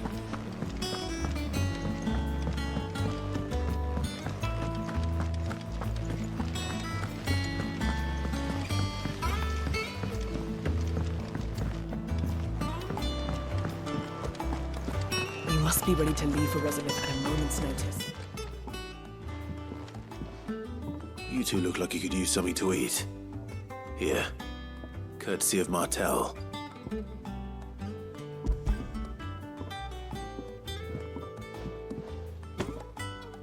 Martel. Now, where have I heard that name before? Weren't she the girl from the Furrows? Course she was. An odd sort, that one. Loved plants more than people. Aye, and brave as a bane might. Remember when she ran back into the hideaway to collect them trees when Titan attacked? Wait, These aren't those apples, are they? Well, I'll be. She'd have been proud, and rightly so. Thank you, Sid.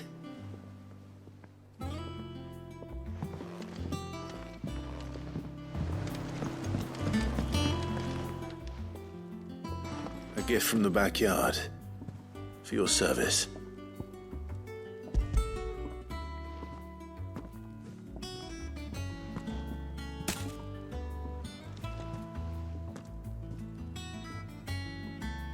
Blimey, these take me back.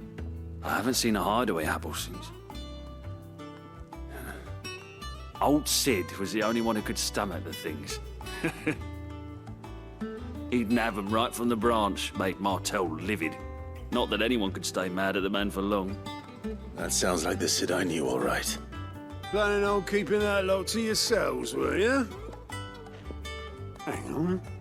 These aren't Martels, are they? I'm glad to see someone carried on what she started. Can't have been easy, not in the Deadlands. Reckon she'd be happy knowing all her hard work didn't go to waste. Clive, tell the lad down in the backyard to run some over for me, will you? Not so much as a thank you. Well, I've got some manners at least. Thanks, Sid. You can leave the basket with me. I'll see that the others get their share. Oh, and give our compliments to the gardener, won't you? That was the last of the apples. I should head to the backyard and pass along everyone's regards.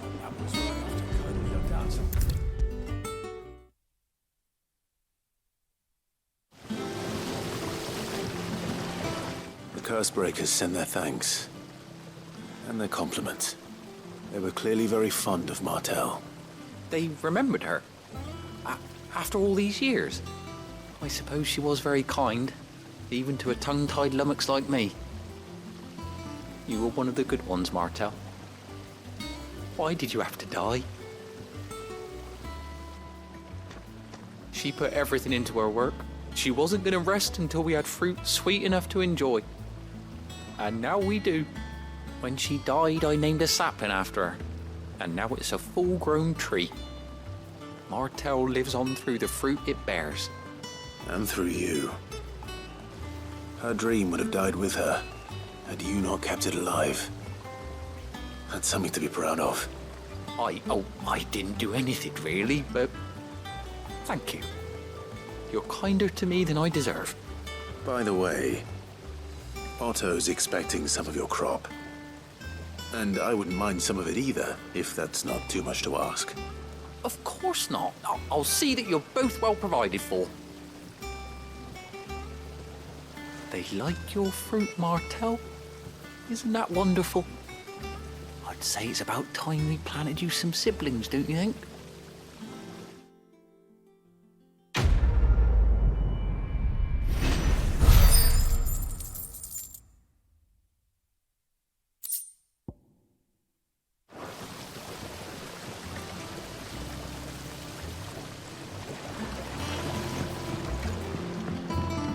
Let's see about planting those seeds then.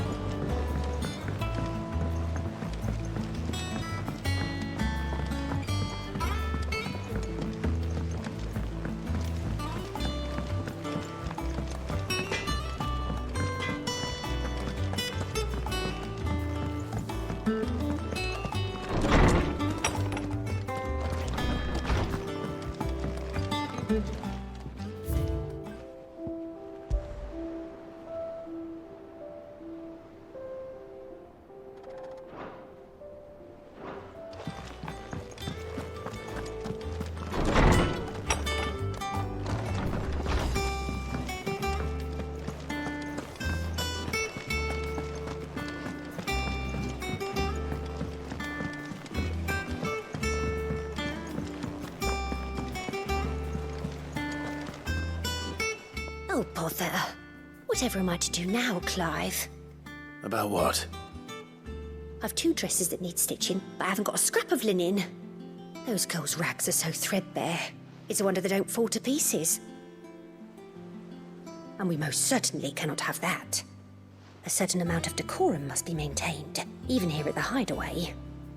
You wouldn't want the poor things going without decent clothes now, would you? Of course not. What can I do to help? Oh, aren't you a dear? You see, I've paid for 2 bolts of cloth from the drapers in Northreach, blue and red. But they don't deliver, not to places that aren't on the map anyway, so I'll need someone to take this receipt and collect them. And you'd have this someone be me? I would. And don't let them fob you off with anything less than what I paid for. 1 bolt of blue and 1 of red. I expect them both.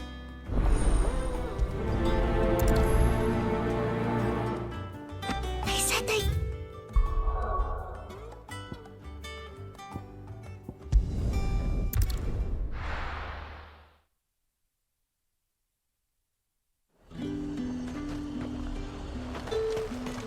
Keep them pilchers nice and chilled. Look at this place. Let's hope the draper has Hortense's cloth.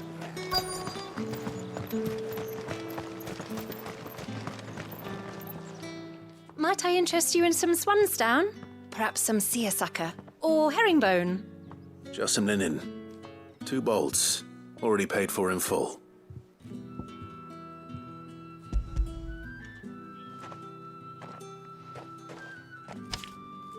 Apologies, my lord, but your items aren't here. They were due to arrive on a caravan from Boklad, but there's been little traffic on the road these past few days. My mother thinks it might be bandits, but she always thinks it's bandits. It usually is. So I assume the caravan will be coming from the south. Yes, hopefully carrying all manner of spice and sundries. Wait, you aren't thinking of... Going to find it. That's exactly what I'm thinking. Oh, well then, be safe.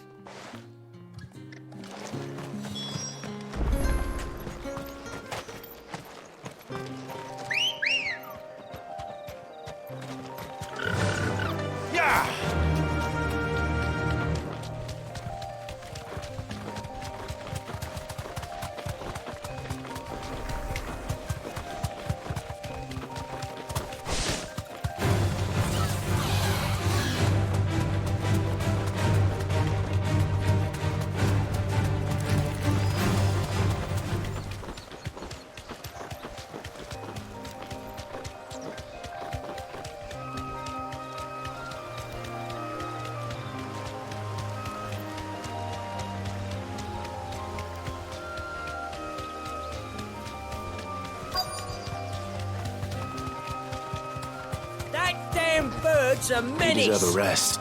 She meant nothing by it, I swear. Who's gonna buy my wares now? State your animals left them in. But they hardly damaged us all. Is there something wrong? If you're a bandit come to steal my stuff, you're gonna be sorely disappointed. And all thanks to this fool. But it was you who stepped into my path. Only after that feather-brain trampled me.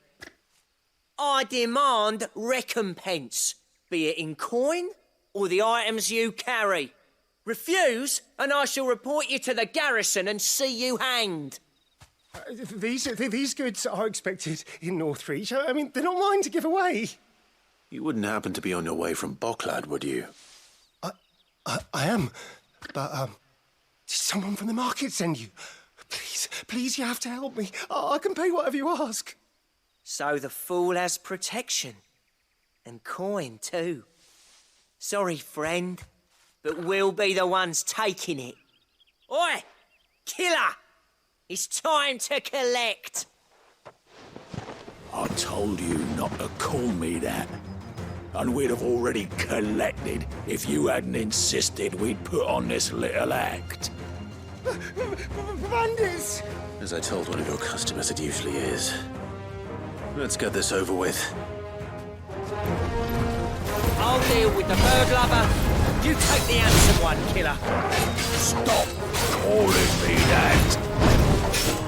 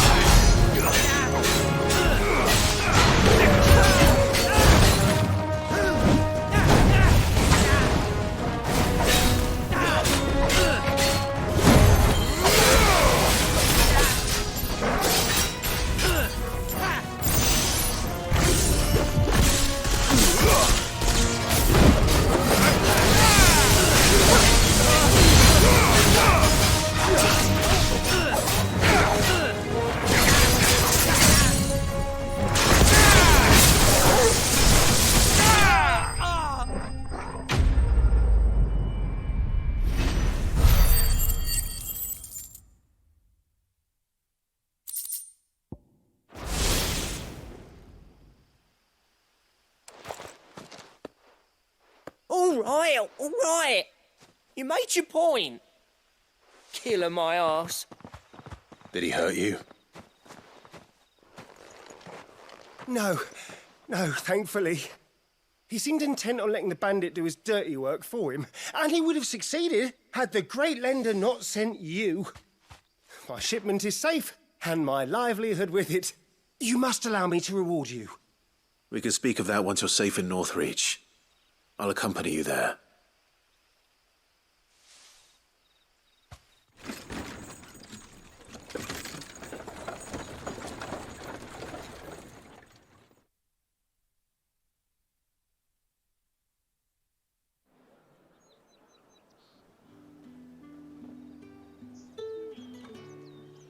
So, you and my mother were right. It is always bandits.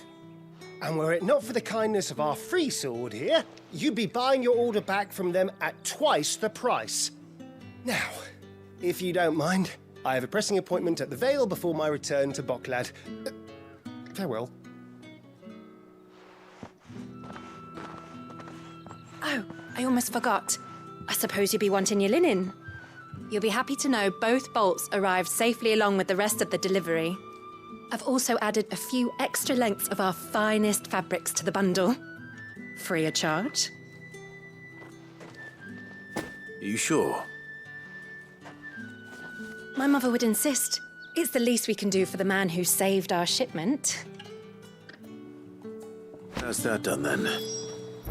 Now it's back to Hortense with her cloth.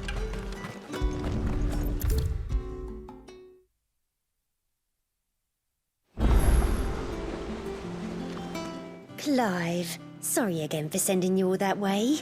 But you did get my order, didn't you? Don't worry. I have it. I believe this will more than satisfy your needs.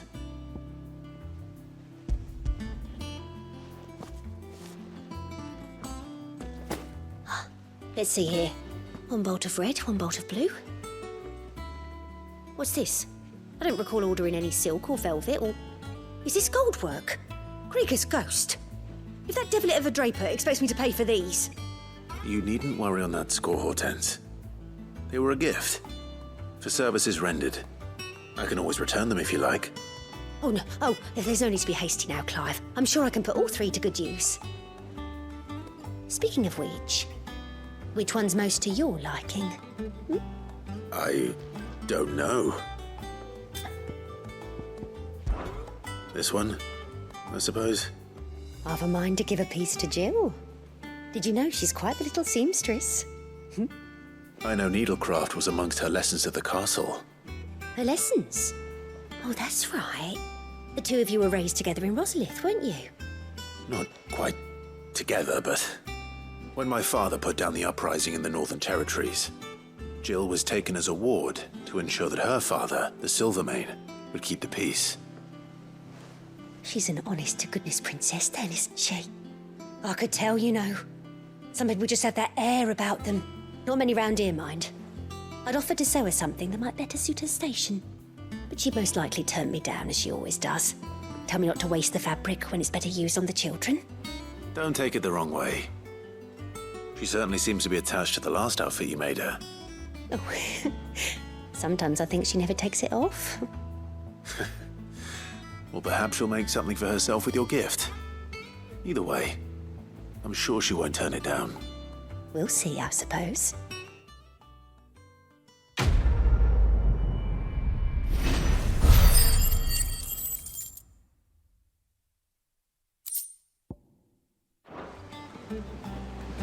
Lady Hortense.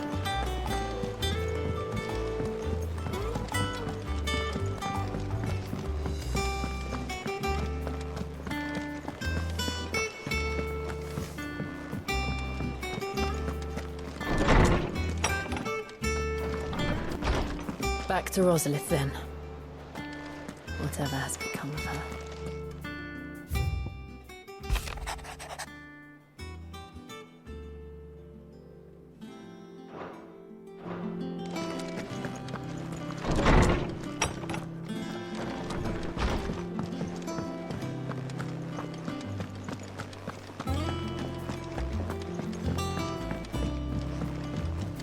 One day, I want to sail all the way to the shore.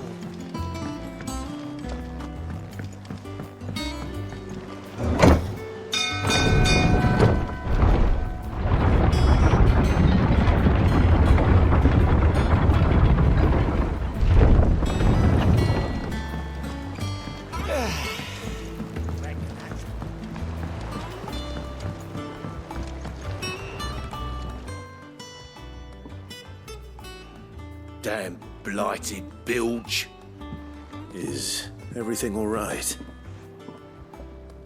Aside from the holes in my hull, everything's roses. The lake water doesn't agree with it, then? That's one way of putting it. And unless you got some grand scheme to suck the black from the lake like we do in the atrium, that slurry'll keep eating away at the timber like young Tech does our lemon tarts. Suppose a coat of pitch might stave off the rot for a moon or so, assuming we had any pitch, which we don't. Not any bloody more. Doubt the old tub's got more than a dozen runs left in him. Of course, Obolus. Your skiff is our only means of reaching the mainland. Without it, we'd be lost. Well, I'm glad someone round here sees it that way. To make pitch, you need pitch trees. And in case you haven't noticed, live trees are one of the 1,000 things sorely lacking in the Deadlands. Now, I'm not so unkind as to ask you to fell a faraway forest and lug the logs back here to the mere, which is why we'll be needing a suitable alternative. And it just so happens I once heard the thorny pitchers of Curltail Falls cover themselves in a sticky wax to trap birds and beetles and whatnot. Might be enough to tide me over. Sounds easier than felling a faraway forest. That's for certain.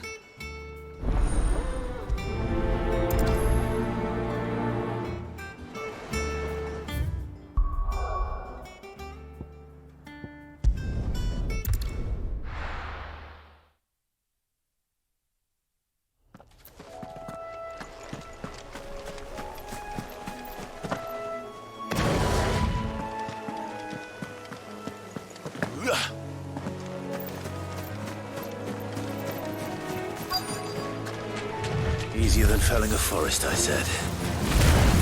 Trees don't have teeth.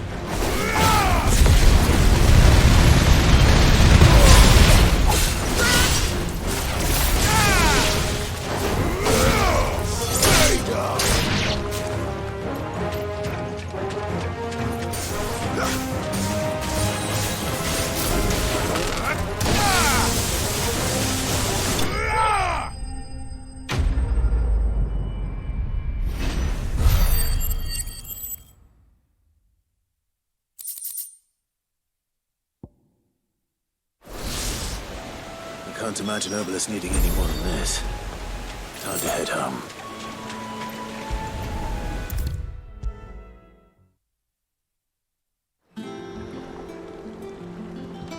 Well, did you find me some wax? Find is one way of putting it.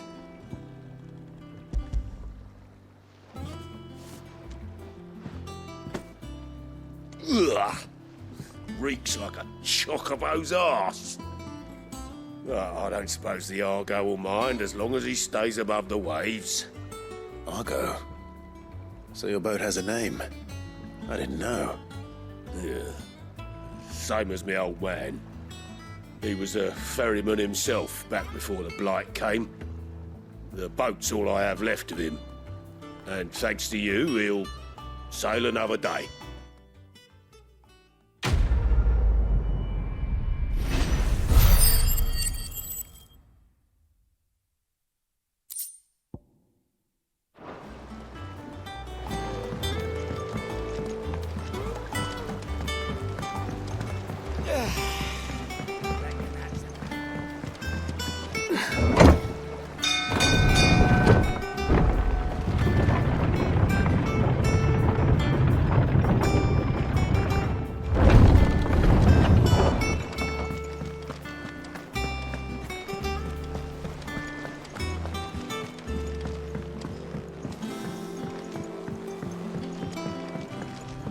be ready to leave for Rosalith at a moment's notice.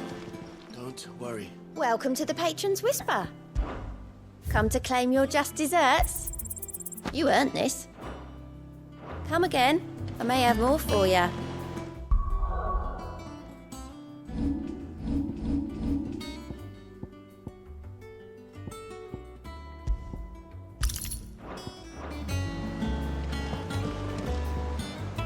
Clive! Oh, am I glad to see you? Is something wrong? It's Blackthorn. He ain't himself.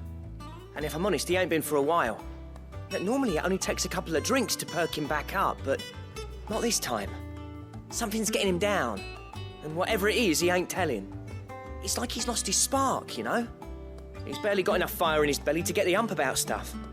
But I'm thinking he might if we both bent his ear, because he respects you, innit? So, what do you say? Fine.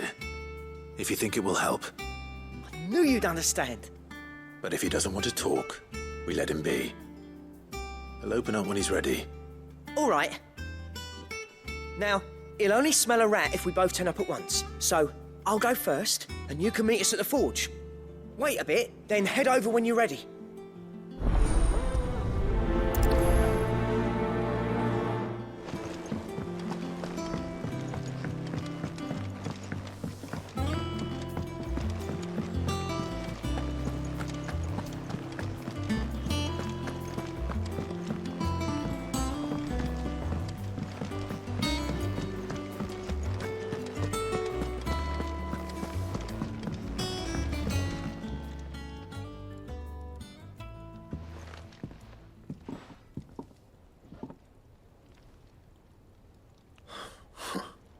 First August, and now you. What are you pair up to? What's it got to do with me? August was worried that something had been weighing on your mind. I thought you might want to talk about it. Did you now? I told you not to stick your nose in my business. What'd you go and do? Clive just wants to help, innit? What's so bad about that? Talk to him. You never know, you might feel better for getting it all out in the open. Please, mate. I'm worried about you. Phil shut you up. It's nothing really. Stupid. Not the sort of thing you bother people about. Why don't you tell us all the same?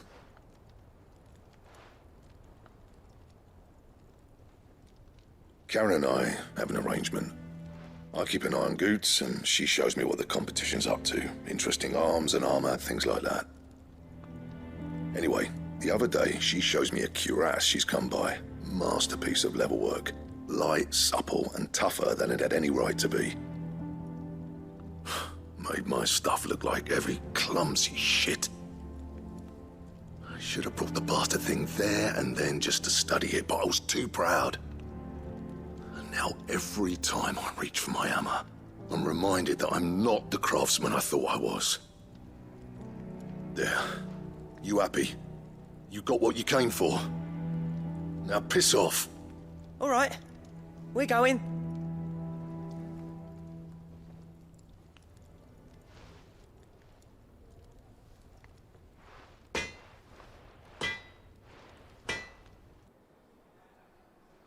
I always thought of old Blackthorn as a bit of a force of nature. Like a storm cloud full of ale. Didn't think anything could rattle him. Least of all a stupid piece of leather. Blackthorn's always taken pride in his craft. Questioning it means questioning himself. Something tells me this is only going to get worse. If he has doubts, it will affect his work, which will only add to his problems. We need to nip this in the bud. I couldn't agree more. He said he should have bought that cuirass. Perhaps we should track it down for him. Assuming you're happy to help, that is. Too bloody right I am. Glad to hear it. First things first, then. We need to speak to Karen.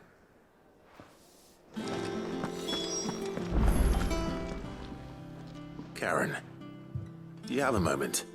Blackthorn mentioned that you'd recently come by a leather cuirass. An exquisite example of the craft, from what he told us. And he ain't been himself since he saw it. So we thought we'd buy it for him. Sorry, sold it already. Didn't think Blackthorn cared for it the way he turned his nose up. But it were nicely put together, that's for certain. Even if the bloke who made it is a bit of an odd one. Happened across him on my travels. Makes all his stuff to order, but the fella who commissioned it refused to pay. He didn't like the colour of summit. So I took it off his hands for a fair price. You don't know where we might find him, do you? Like I said, he's a bit of an odd one. Doesn't even have a workshop. He doesn't trust hunters neither, which means he spends as much time out tracking beasties as he does working their hides. I see. He did tell me something, though. Apparently, his next commission's for a set of griffin hide greaves. Here, there's a griffin on the hunt board. The curse breakers were placing bets on who'd bag it. Now, where the bleeding hell was it sighted? Somewhere in Sambrec, maybe. Care Northern, that was it. Thank you, Karen. We'd be lost without you. At least you admit it. So, it sounds like going after that griffin might be the best chance we have of finding our roaming leatherworker.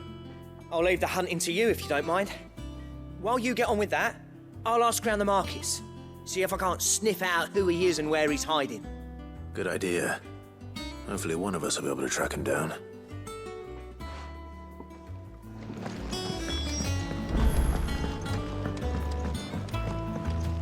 One day, I want to sail all the way to the shore.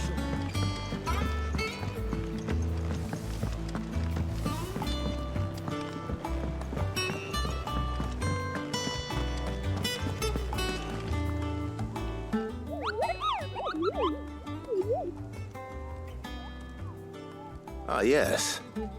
Our mysterious Moogle friend. Nektar, was it?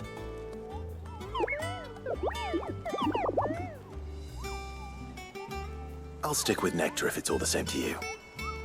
What seems to be the matter?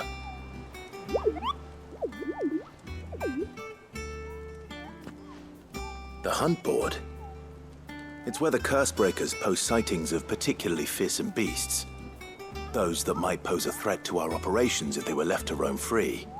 Just because they can't be dealt with when they're spotted, doesn't mean they can't be dealt with later. Was that what you wanted to know?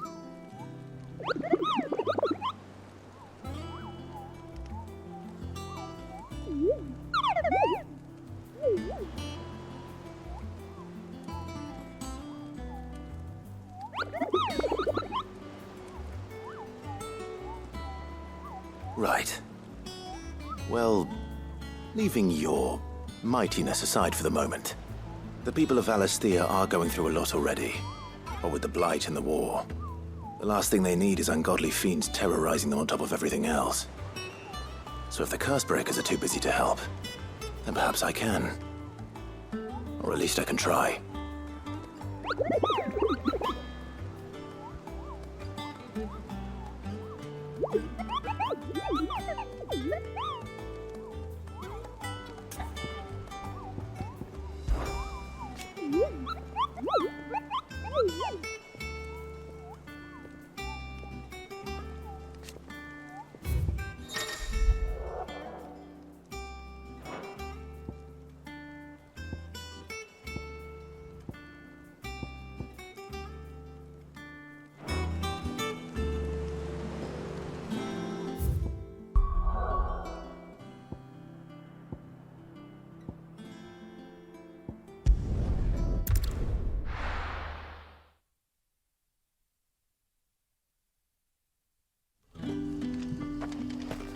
Good day to you.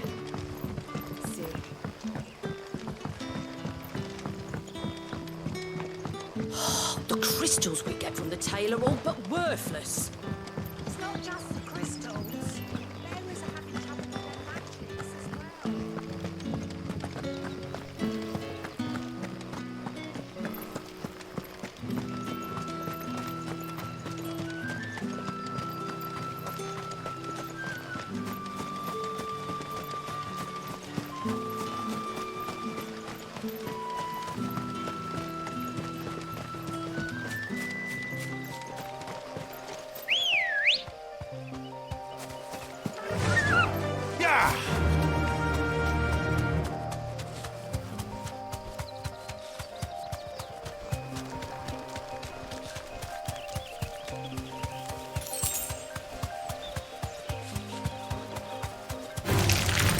right.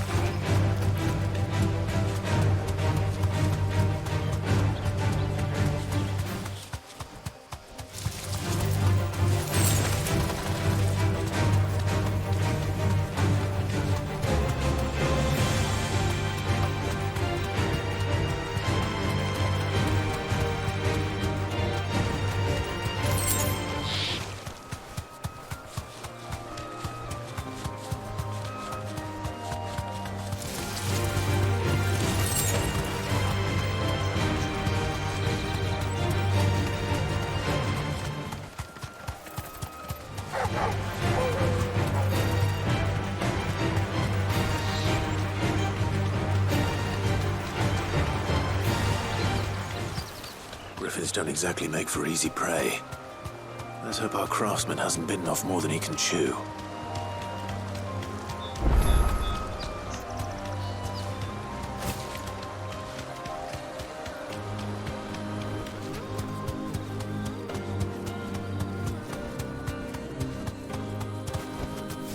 Thanks, Gal.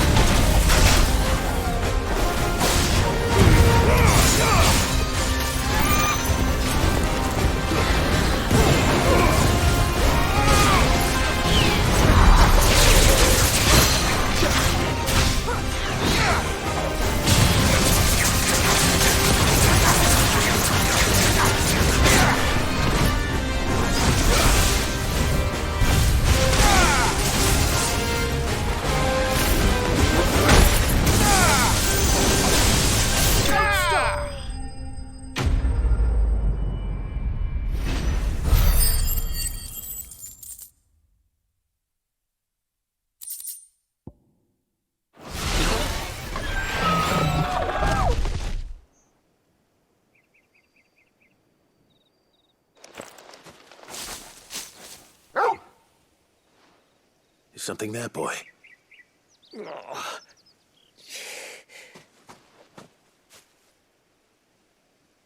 Could that be our man?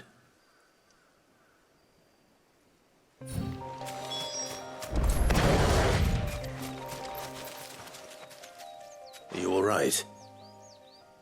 Yeah. Dare say I'll survive. That griffin caught me before I could get an arrow off. Must have lost sight of me in the grass, though. I'd be dead if it hadn't. More likely than not. The name's Camille. I'm a lowly leather worker, if you couldn't tell by the smell of me. Not so lowly from what I hear. Do you remember selling to a merchant by the name of Karen? She's not an easy woman to forget. Bought a cuirass from me after I lost my buyer. Quite taken with my work, as far as I recall. Didn't stop her bartering me down to a pittance, though. She sent you for a refund? It's not her who sent me.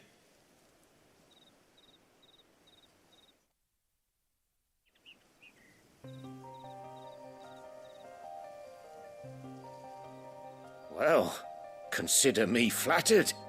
You should be. He's a master of his art, and not an easy man to impress. Blacksmiths are proud folk. It's a rare thing indeed for one to praise a glorified tanner.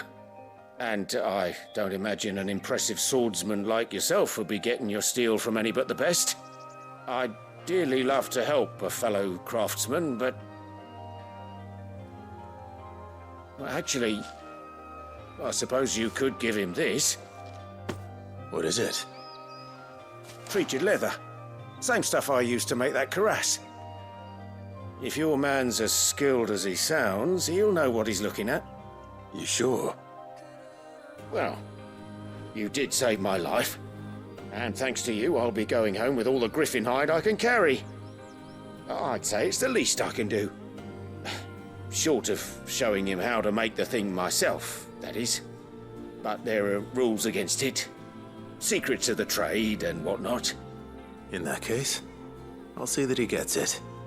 I'd be much obliged if you would. Right. I've got some greaves to make. You send your blacksmith my regards. Will do. And thank you.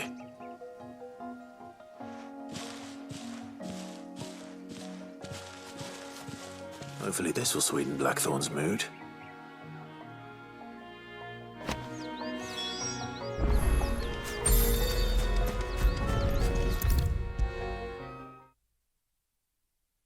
And with a bit of luck, Clive. How'd it go, Clive? Did you find him, or does the hunt continue? I found him. And he asked me to give you this, along with his regards.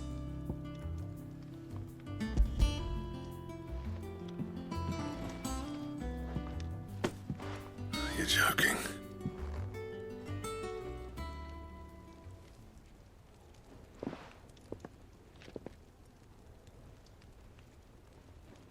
He said he wouldn't teach you how to work it, but that if you were as skilled as you sounded, you'd have no trouble understanding how it was done. So that's his secret. Crafty bastard. He's layered and cross-grained it. Good few times, too. No wonder it's tough. And that's no ordinary oil he's used to get that finish. Oh, this is fine work. Even finer than I thought. Yeah? I'll take your word for it. Just looks like leather to me. Still, I'm glad you're happy. Here, Clive. You didn't happen to catch the fella's name, did you? Camille, I believe. I thought as much. There ain't many leather workers in the realm daft enough to do their own hunting, see? And his name kept cropping up when I was asking around. Turns out he's from Tabor. And again, most leather workers are. But our friend Camille guards a long-held family secret, the details of which are the subject of some debate in the leather-working community. Then we better keep this close to our chests. Listen, sorry for putting the both of you to all that trouble. Should have kept my moaning to myself. Still, I'm glad you found him.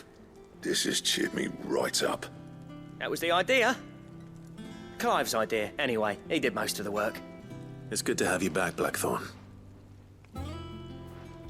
Just don't expect me to go turning out work like this. There's a reason he does his own hunting. He knows exactly what hides to look for. And that's how he gets them to layer up so nicely. And don't get me started on how much oiling this leather would need. But I reckon I can make something about as good. Something a Cursebreaker will have no trouble caring for. Anyway, enough narrowing. I've got work to be getting on with.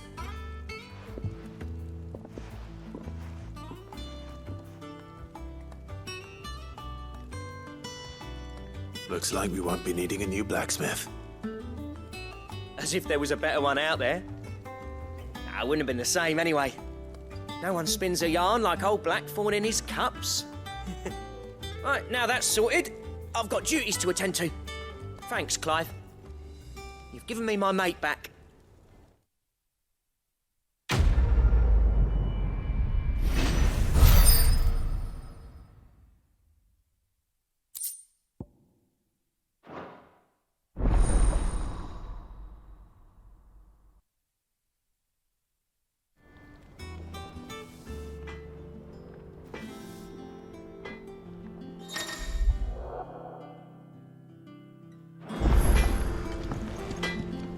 Clive? What do you want?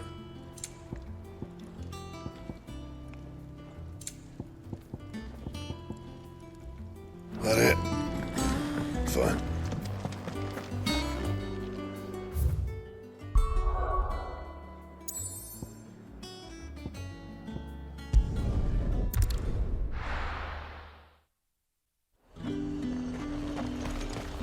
Keep them pilgers nice and chilled. Look at this place.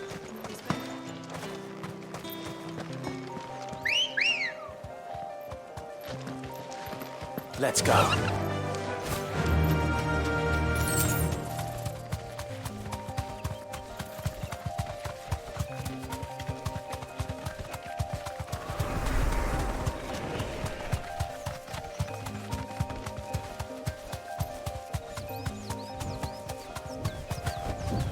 You deserve a rest.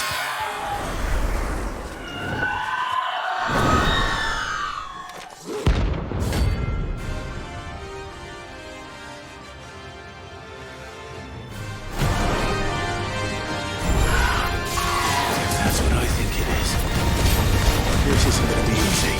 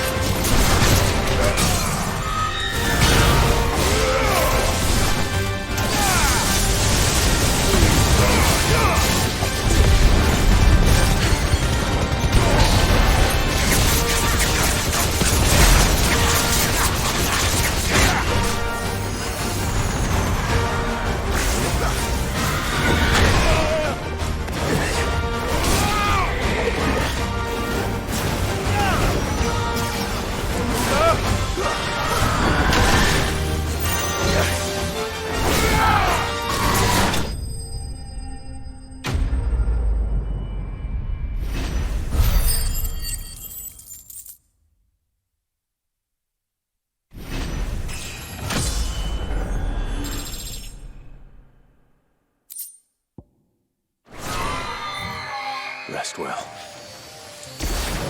I know I will.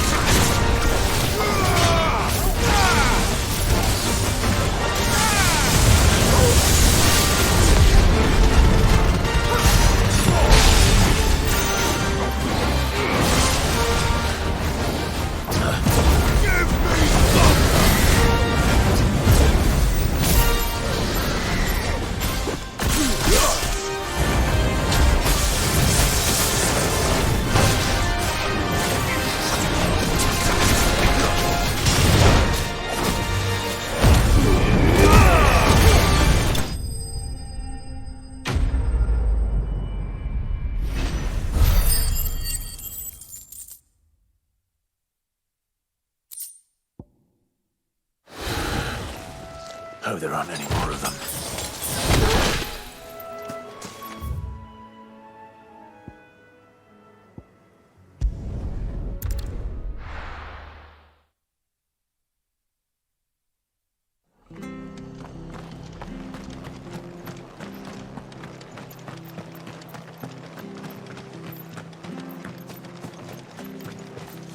What are you after?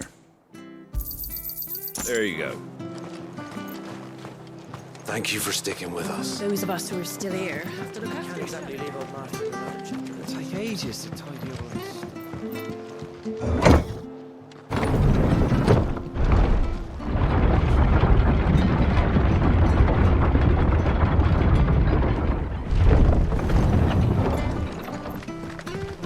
All right, Sid.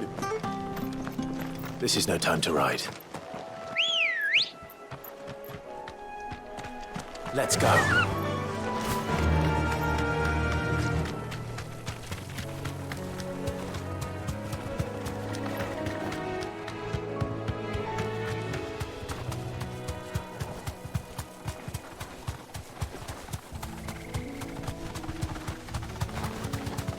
We're not alone.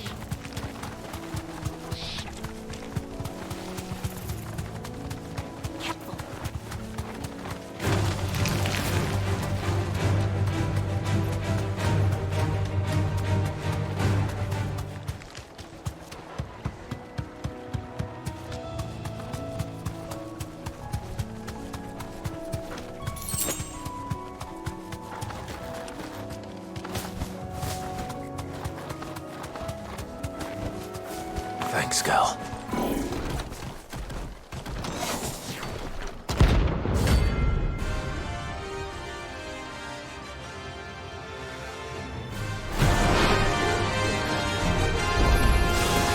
The hell is this thing doing out of the moment? Get too slow.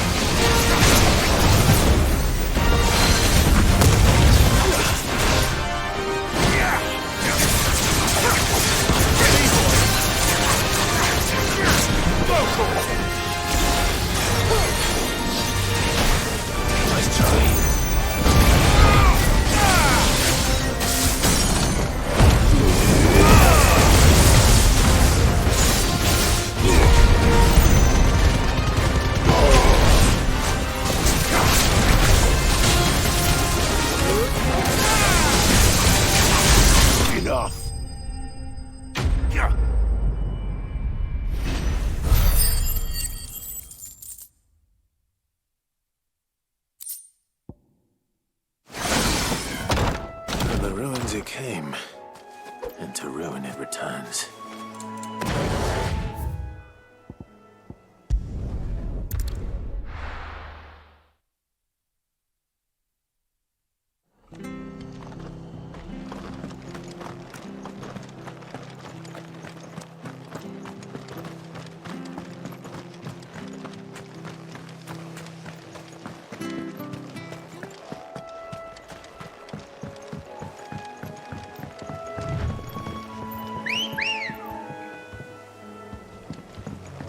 Good girl.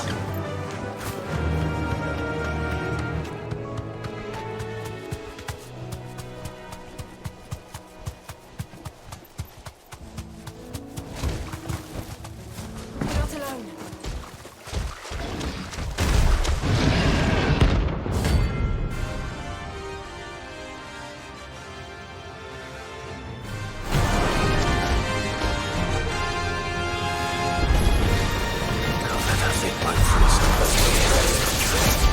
Time to take the bull by the horns.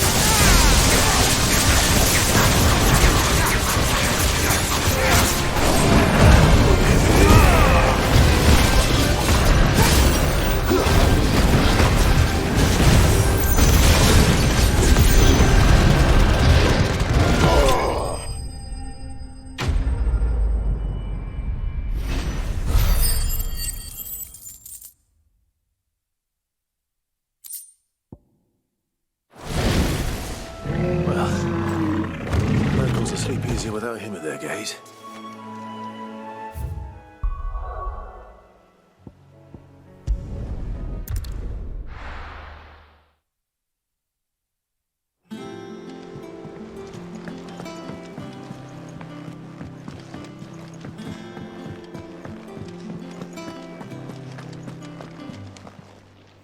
Well, don't just stand there gawping. Go on, then.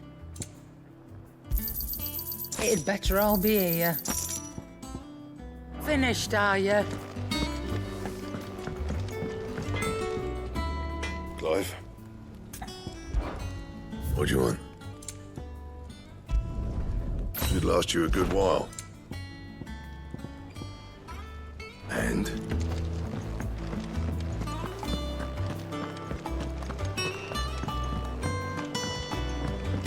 One day, I want to sail all the way to the shore.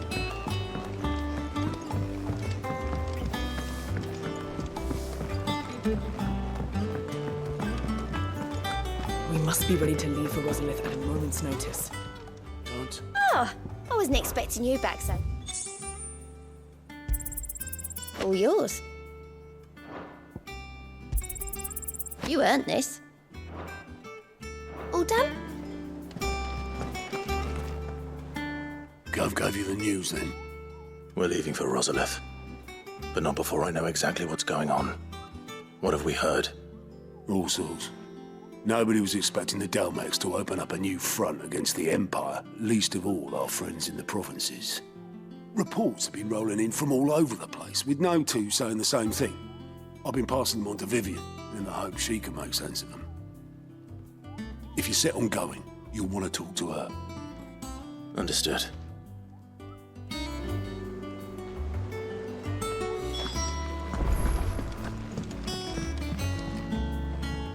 Ah, if it isn't my favorite pupil. Let's see now, where did we leave? Well, this is a surprise. My lectures are rarely so well attended. You know what they say? A little knowledge, can't hurt? We're going to Rosalith to deal with Kupka. What's the situation there? Whoa there, Lord Rossfield. I'm sure you're champing at the bit to return to your roost. But to fully understand the present situation, one must first understand how it came to be.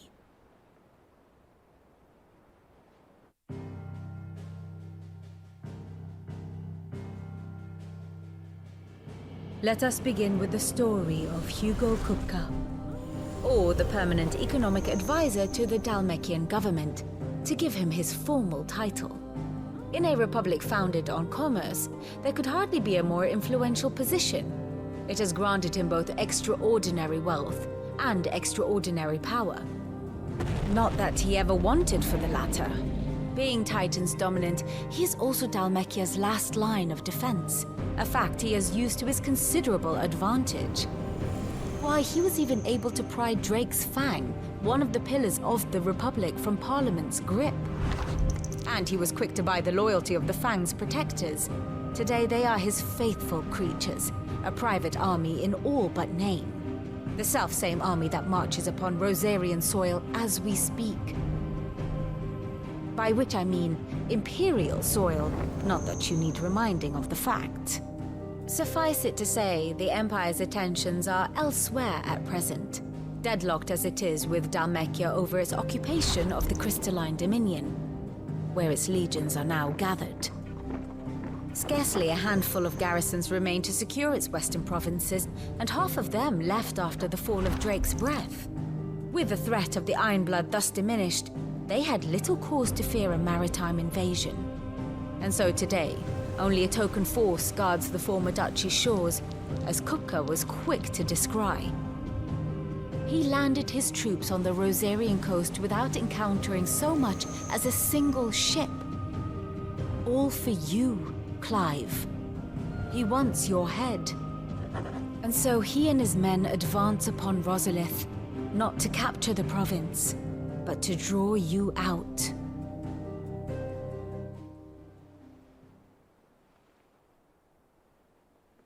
You said Kupka's forces sailed up the coast. What of Port Isolde, then? Is the city safe? Quite, according to the Guardians of the Flame. The Dalmekian fleet floated by without incident. But not without remark. When they learned Kupka's forces were making for Rosalith, our friends were quick to begin arranging the exodus of her citizens. And so the stage will soon be set for your heroic homecoming. Alas, it will be a more trying task to enter the capital than it was to leave it. Hugo's men hold Buett Bridge, despite the Imperials' repeated attempts to wrest it back from their grasp. And they were careful not to repeat the Empire's mistake in neglecting their coastal defenses. The seas around Rosalith are firmly under Dalmekian control. So tell me, pupil mine, what do you believe to be the best route to Rosalith? The north. We cross the northern border near Phoenix Gate, then take the road through Stillwind down to the capital. Hardly the quickest route, but at least we won't be spotted. A little local knowledge goes a long way, and so must you. We'd best get a move on then. Oh, will you be going too? Aye. I've been waiting a long time to give that fucker a taste of his own medicine. I would have missed this for the world. All right. We should be on our way. Lead on.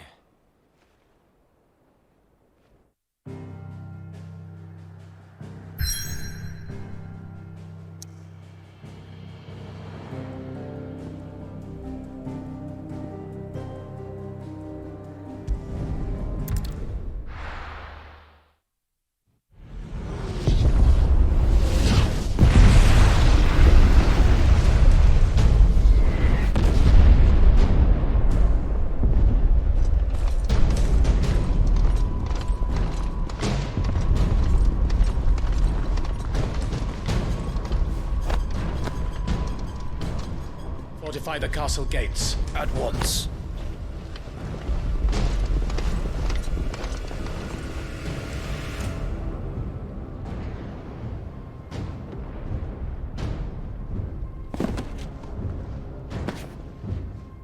Hugo and his men have been busy.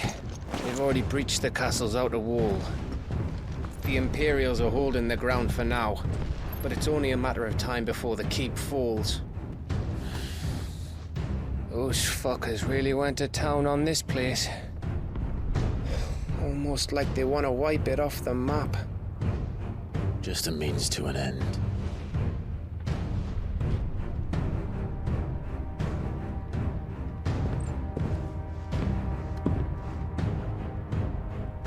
All this for one man? They didn't have to go so far. If you keep your wits about you, I reckon you can make it up to the castle without raising the alarm. I'll sniff out any townsfolk who haven't escaped yet and send them on their way. Be careful. Likewise. Don't do anything I wouldn't do.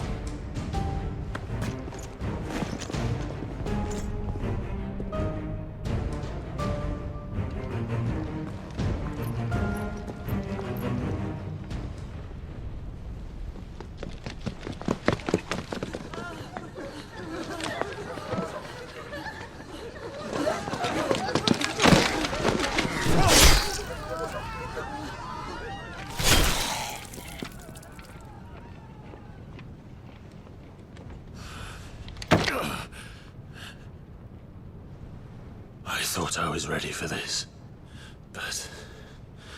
I know. It's like a nightmare. This was our home. Come on, Clive. We have to keep going.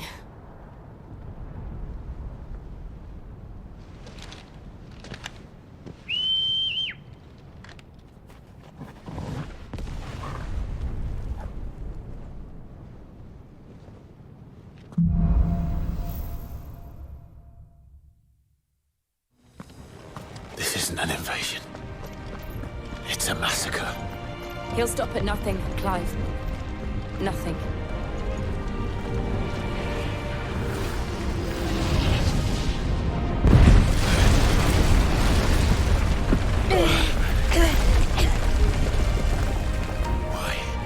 Why do this? Clive, we can get through here.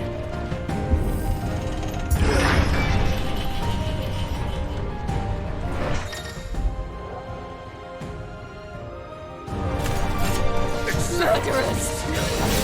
And there's only one fitting punishment.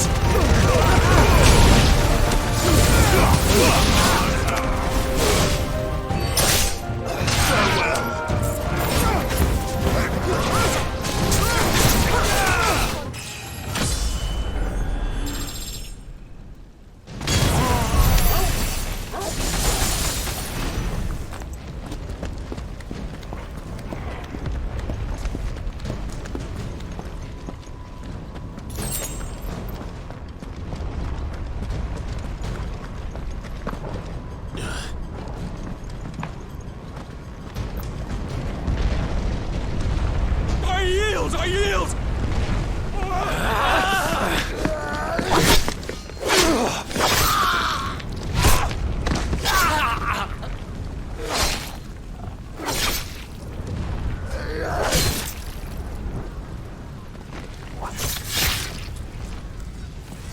Look what we have here. Gentlemen!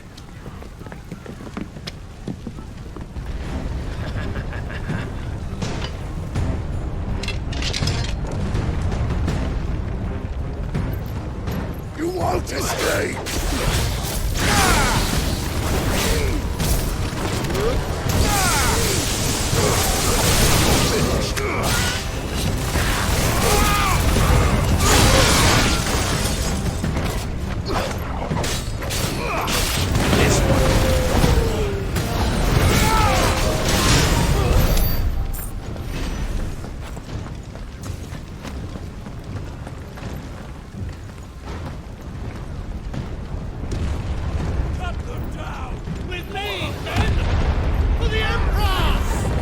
Out of our way!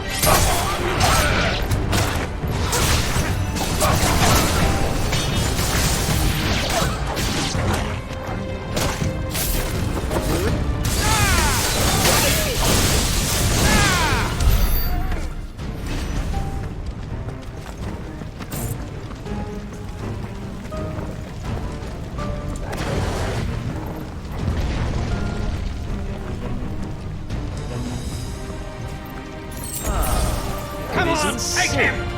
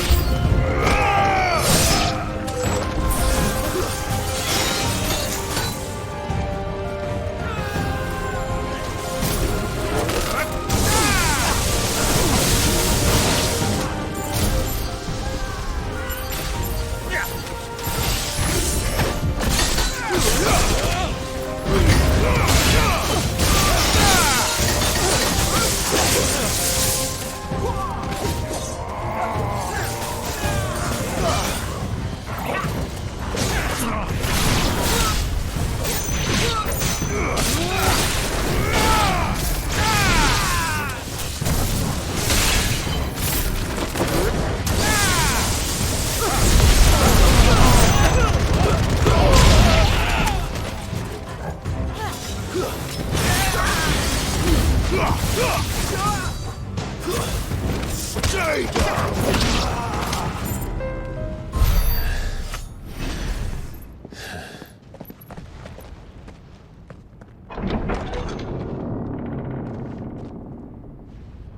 Set her loose!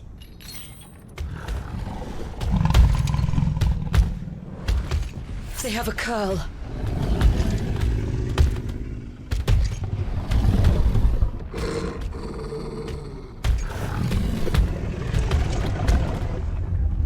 Attack! Ready? What do you think?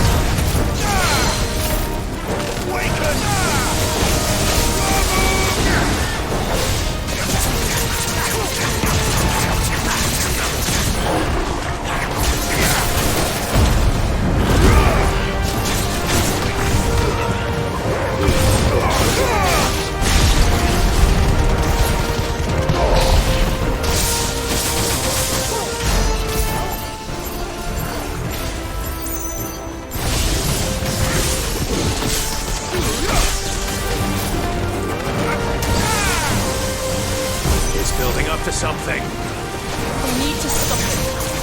Whatever it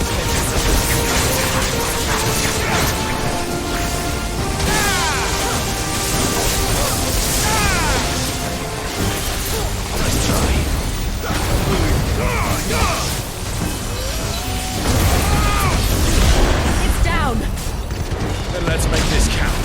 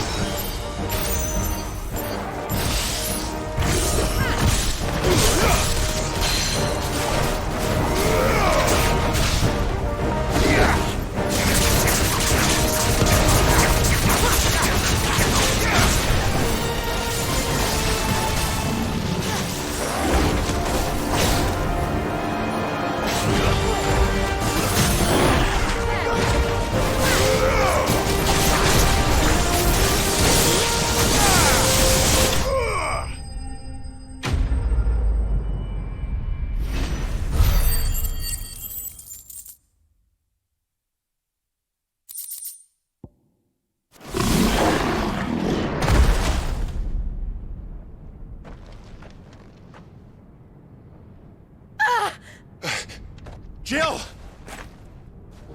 We meet at last, Sid. Or should I say, Lord Rosfield? I've been looking for you for a very long time. Let her go, Kuka. I'm so glad you accepted my invitation. I went to some trouble with the decorations. Do you like what I've done with the place? Bastard! Such a pity your predecessor couldn't join us. But I am sure you will prove compelling company.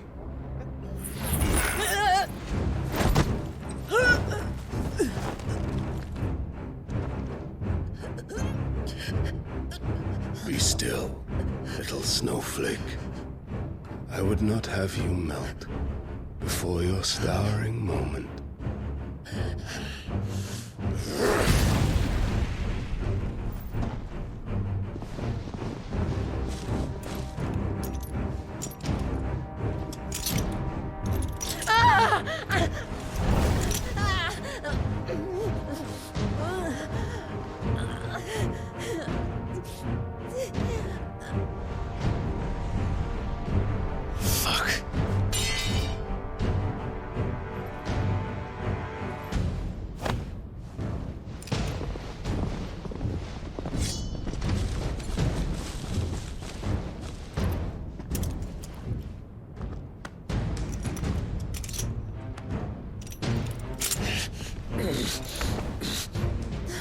Now, on to the festivities.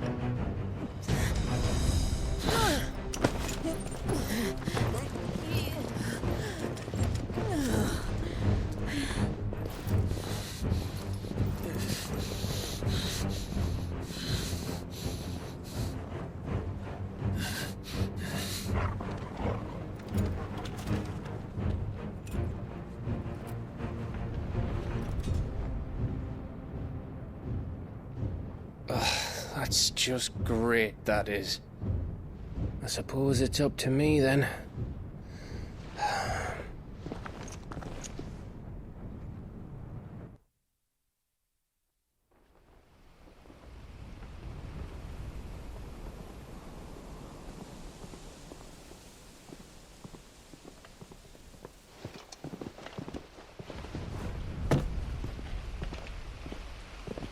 Headsman!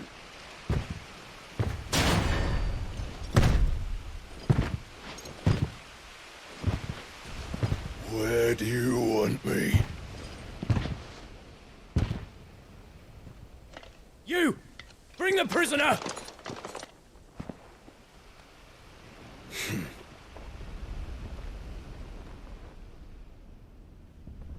Yes, no more than she deserves for getting into bed with an outlaw. We should get into mine. Lord Kupka commands your presence. You're to bear witness to the girl's execution. Such a waste.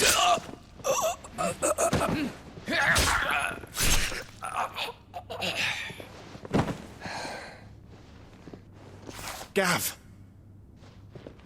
Shh.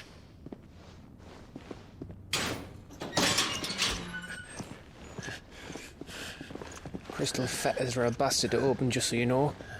Don't worry, I'll have them off before you can blink. Where's Jill? In the courtyard. Shit.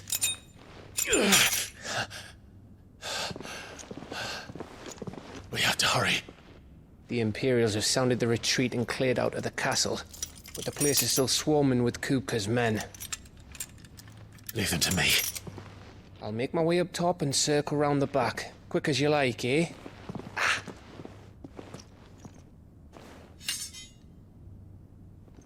Nearly forgot.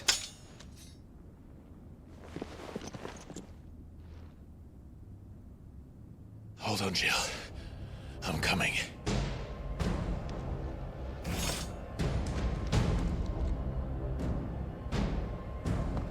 I have to get to the courtyard.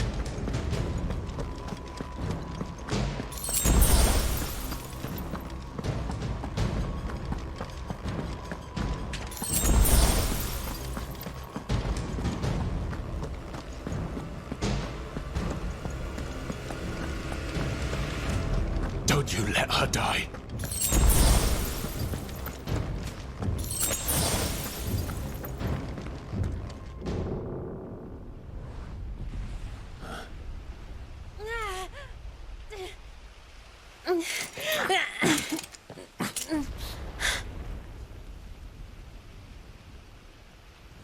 I hope you've got a plan, Clive, because we are fucked if you don't.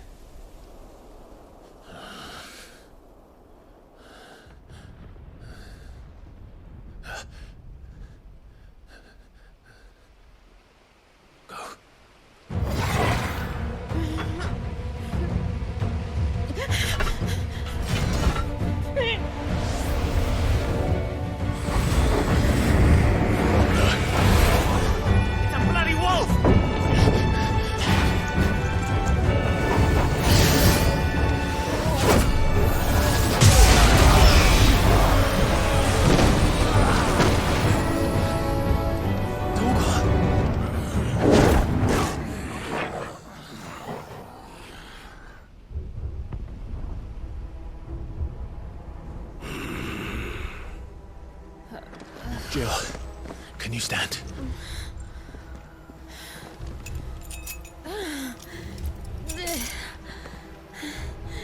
Come, Lord Rosfield. Don't tell me you tire of my entertainment. Enough! Yes. Perhaps it is time we served the main repast. I trust you are hungry! Need this? Much obliged. Stay close. We're getting out of here. And Toggle, thank you. Care to explain what the fuck your dog just did? You later, everyone. With me. That includes you,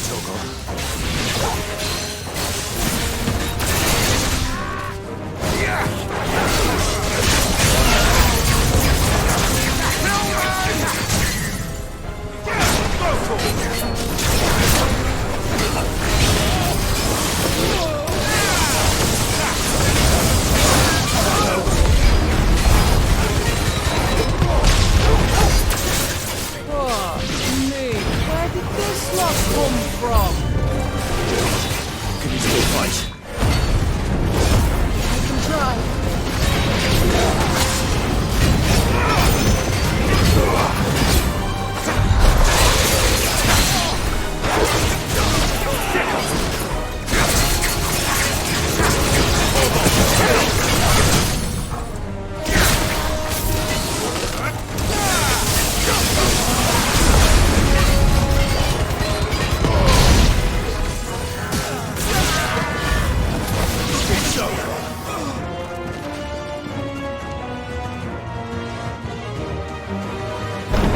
Still breathing, are you?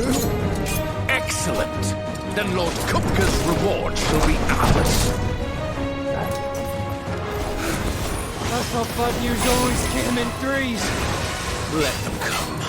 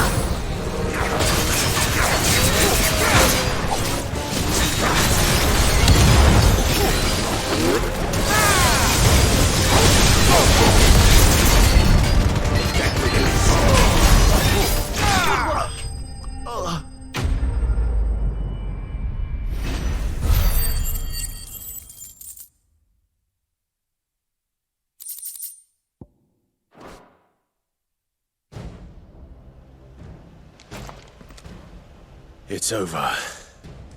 For now. But I bet that wasn't the last of them. And they won't stop hunting us until Kupka's dead. So you get in there and finish the job, eh? Go on. If they come again, we'll hold them back. All right. But be careful.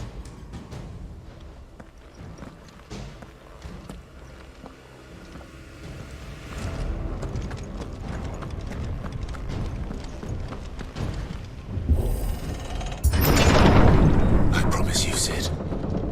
He'll die by my hand.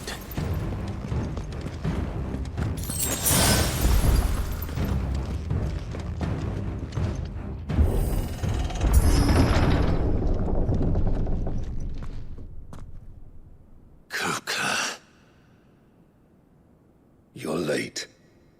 Trouble on the way? Just enjoying your entertainment. How gratifying.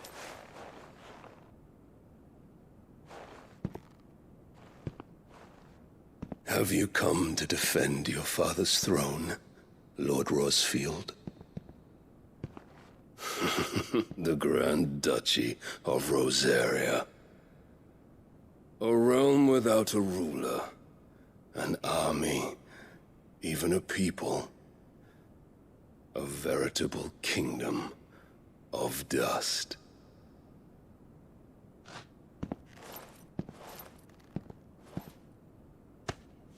Truly, I see no throne to defend.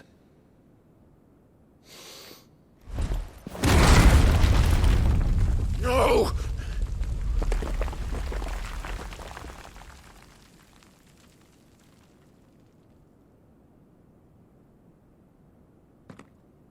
Enough of your games, Kupka. Just tell me what you want. Sid's head in a box. Imagine my disappointment when I learned that he met his end at the hand of another. And my relief to learn that you had taken up his thrice-damned name.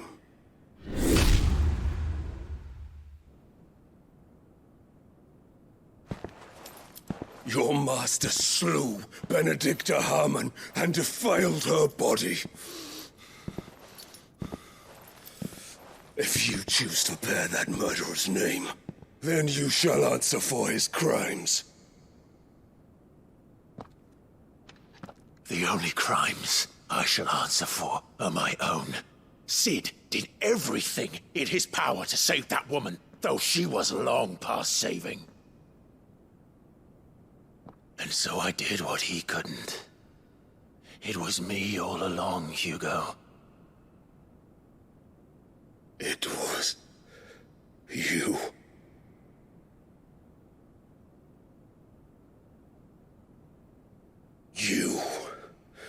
You killed her. I did.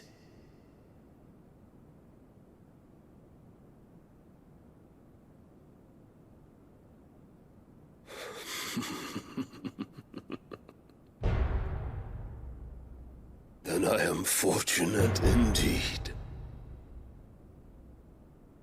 I had thought the most I could wish for was to take the life of one he loved, just as he did to me. But it seems I was wrong. And I shall have my revenge. We shared a dream. I would be the king of the world. She would be my queen. And together, we would rule like the gods we are. But you crushed that dream, ground it into dust. Hear me, Rosefield! You will pay for what you've done. I'll tear you apart with my bare hands!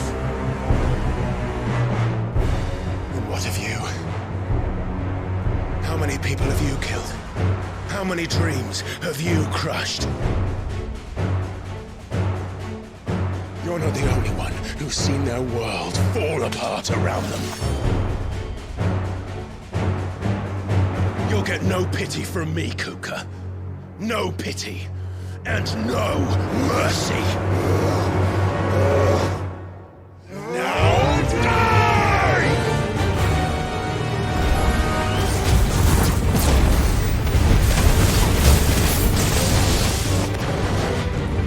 It is time you learned what becomes of those who dare to cross me. Cross! I'll kill you! You will yield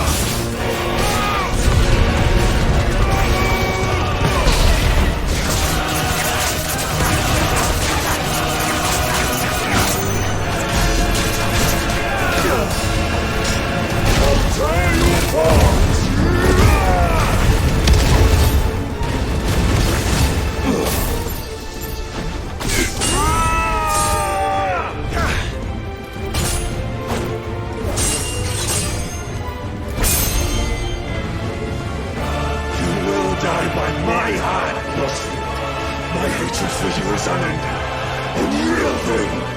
Let this palace be your grave!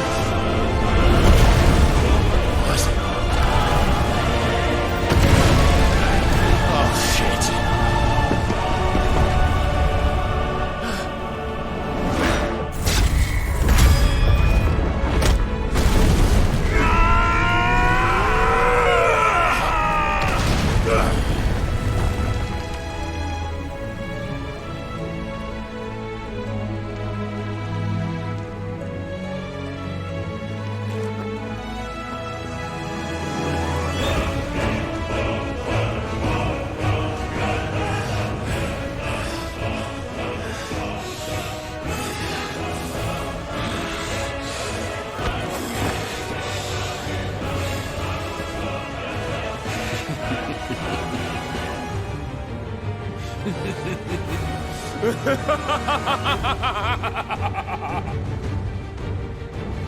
The world has chosen. I am in my element. There's no escape. The earth will always be my domain.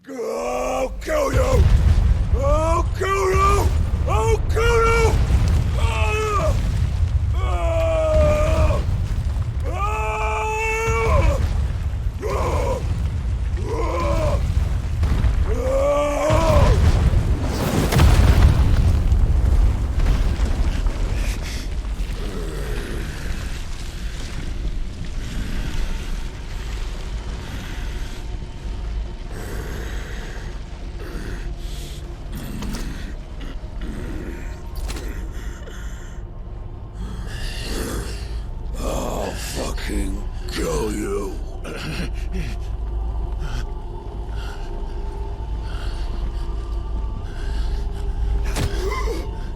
There. You mustn't get yourself worked up. Wait! Another time, Mythos.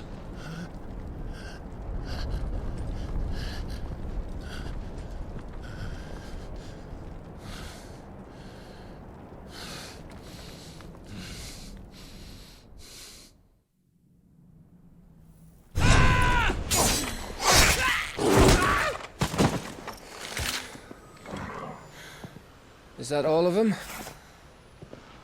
I think so. Well, Luda scum. Who the fuck invited them? Not that that's the biggest surprise we've had today. Where did you learn to do that, Torgal? Not telling, eh? Suit yourself. Gav, we have to find Clive. Right, sorry.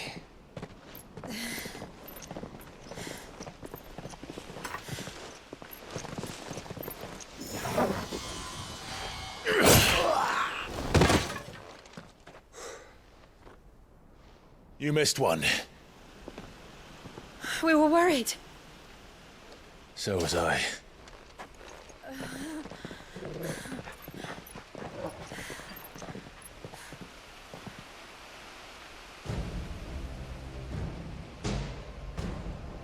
I was so close. If it hadn't been for my gift, I would have finished him. I'm just glad you got out of there alive. When did the Royalists arrive? Right after you went inside.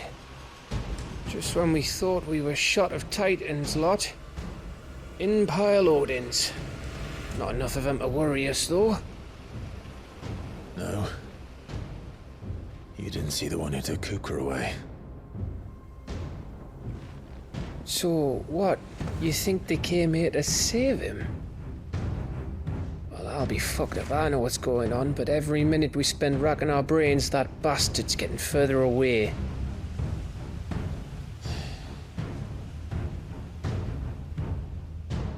So what do we do?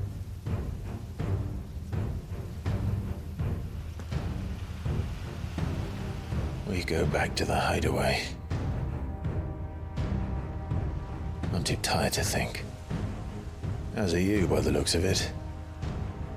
And after what Jill's been through. Let's worry about Kupka later, shall we? Aye. All right. It'll give us a chance to solve the riddle of your magic mud, too. Hey, how you feeling? Ready to go home?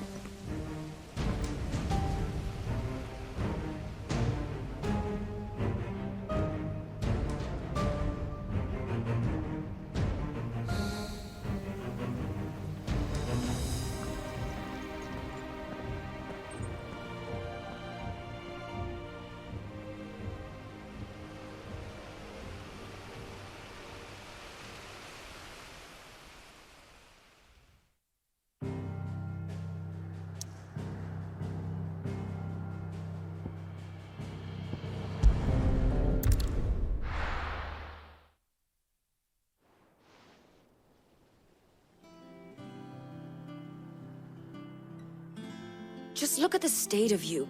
You're more of a wreck than this place. Is this what you call taking better care of yourself? No more excuses, your ladyship. I order you to rest. Fine. I'll rest.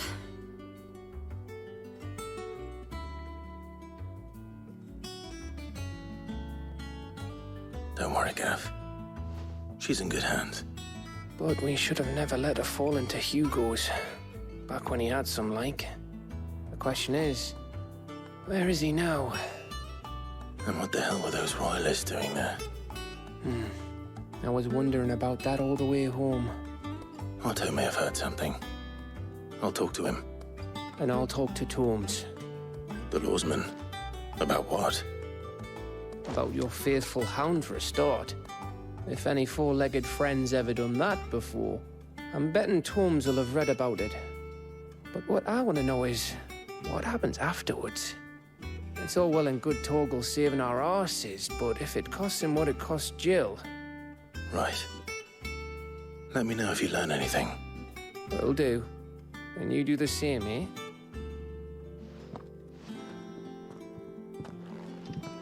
Jill, listen to Taya. I will. Thank you.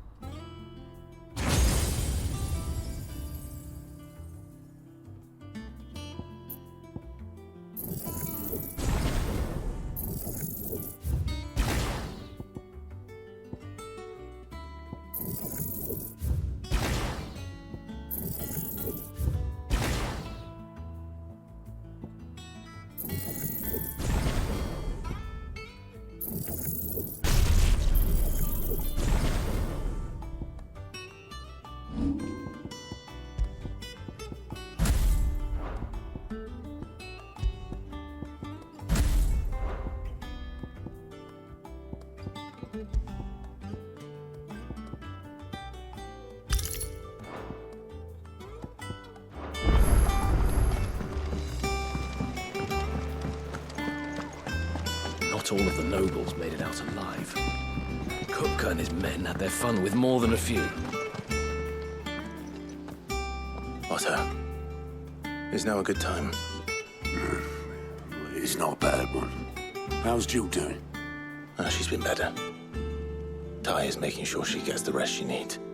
Good. Any word on Kupka's movements? Vivian's did what she can to try and track him, but she's feeding on scraps.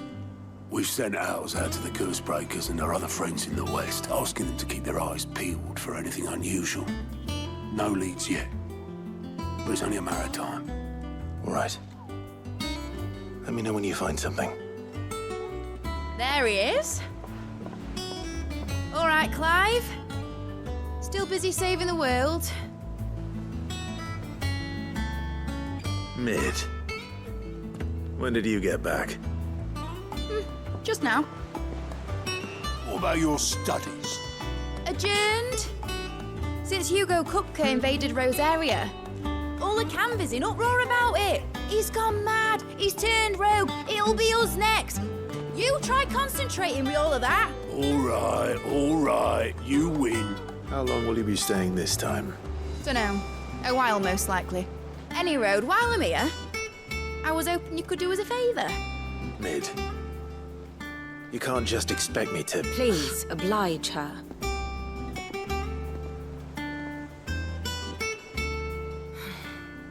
While we are busy tracking down Kupka, you should have a little time to spare. Professor! Now there's a face I haven't seen in a while. Shouldn't you have it buried in a dusty old tome? I did, till a familiar trill pricked my ears. As ever, your exuberance is a breath of fresh air, which successfully scattered the painstakingly assembled fragments of my thoughts. I'll take that as a compliment. Well, Clive, you heard the professor. So, I'll meet you in the storeroom when you're done. Wait, hold on. Breath of fresh air. Bloody tempest, more like.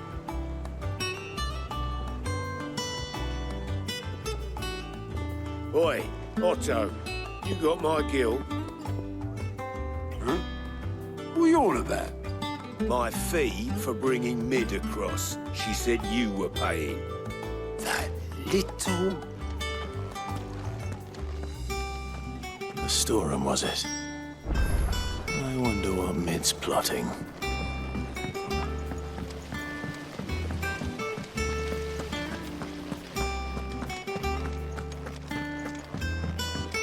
Shouldn't you be getting some rest?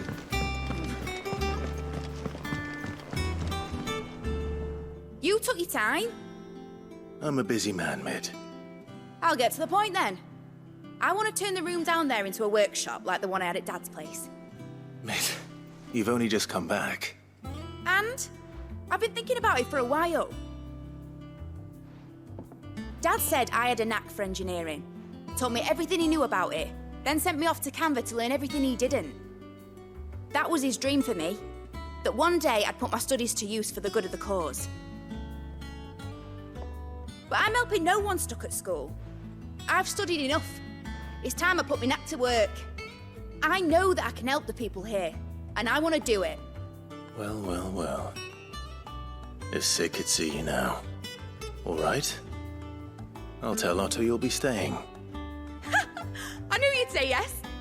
Which is why I wrote up a list of jobs for you. For me? Who else? What do you want me to do? First things first, I need equipment and materials to start making my own. There's the designs for the stuff I need and the stuff it needs smithing from. The other materials I can work myself. Just need a generous benefactor to lay them on for me. Apart from the wood, I'll need a carpenter for that, but I can just borrow yours. Is that everything? For now. I'll let you know if I need out else.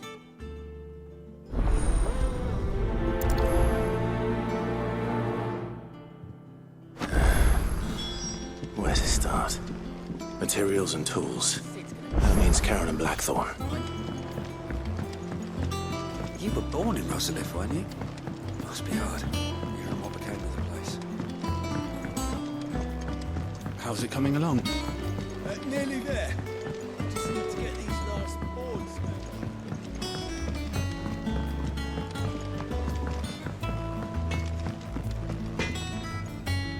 Blackthorn, you busy? What's it look like? I have a commission for you. From Mid. She requires certain tools.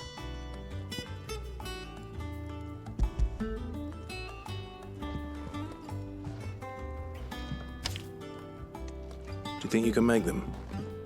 Bloody hell. What's she planning to build with this stuff? An airship? I'll see what I can do. Tell her I'll bring them over when I'm done. My thanks. And Mid's, no doubt.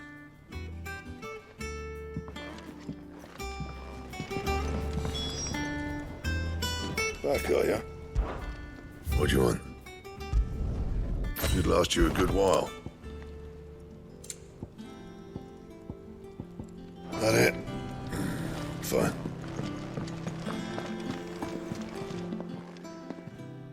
Was wondering where you'd got to. Mid's back from Canva. Have you seen her? Just now. She's planning to set up a workshop in the stores and ask me to buy her some materials. Here's the list.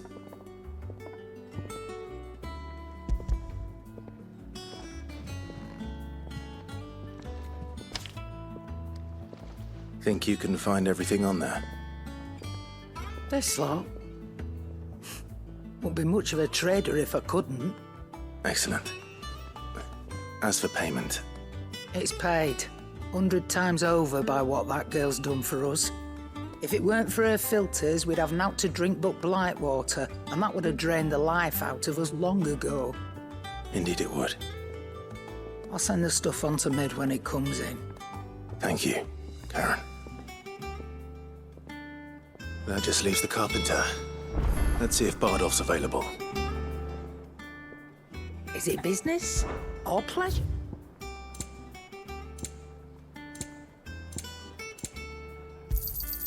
It'd better all be here. You'll not find a better price than that.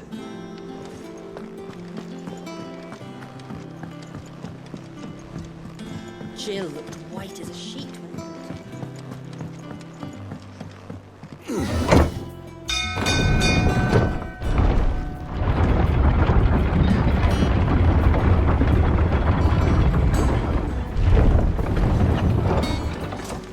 Do with a good oiling. Should be enough to keep. How do, Master Sid? Bardolph. Mid's looking to build a workshop in the storeroom. and she needs the aid of a skilled carpenter. So naturally I thought of you. Well, I'd love to help the young miss however I can. But I'm afraid I got my hands full just keeping this place afloat. There's holes need patching, and if I don't patch them, we'll all of us sink into the mere. I'd gladly spare Mid all the time I have, but the sad truth is, I ain't got none. I see. It don't have to be me, though, does it? What about that other fella? You know, the one over at Martha's Rest. Bernard, was it? That's right. And he is a friend of the cause. I'll ask Martha if she can spare him. Thank you, Bardolph. Least I could do.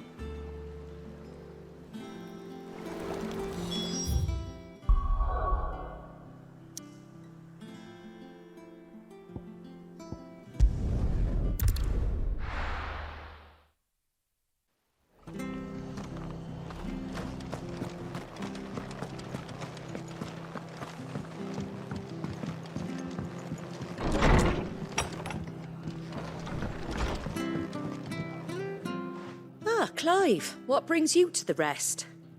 Our home finds itself in need of an extra carpenter. I wondered if I might be able to borrow Bernard for a short while. I don't mind if he don't. We're all friends here, aren't we? Thank you, Martha. Do you know where I might find him? He went up to Cressida on business. No idea what, mind. Place is a ruin. Far as I know, he's still there. I'll look for him there then.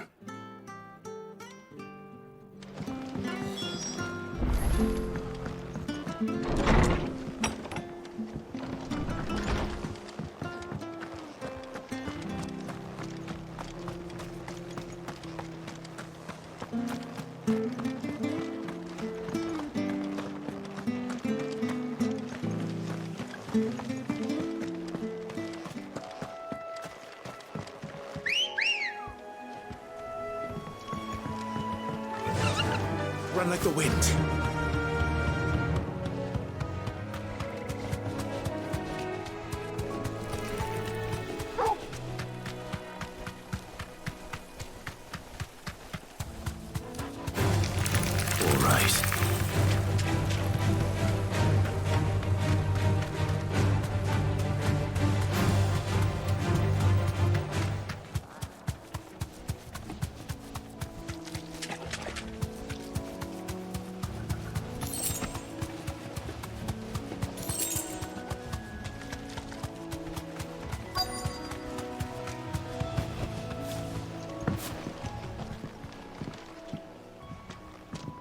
All right. If it ain't the lad who saved my life. What brings you to a place like this? You do, Bernard. Martha said I might find you here. I have a proposition for you. Oh, do you now?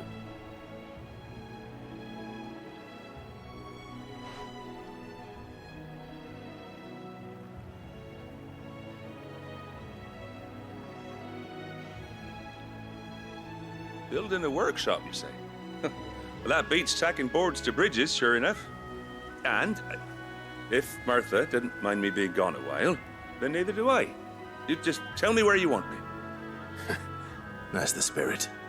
I couldn't ask a favor, though, could I? Before we go? Of course.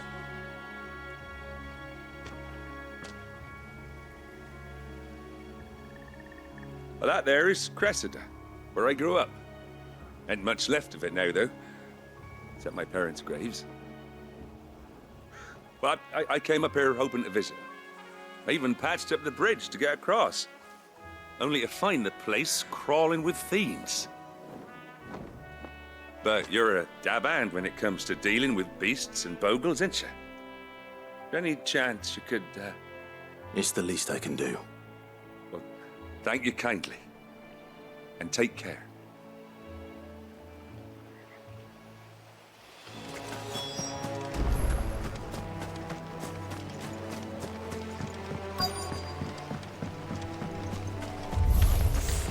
This shouldn't take long.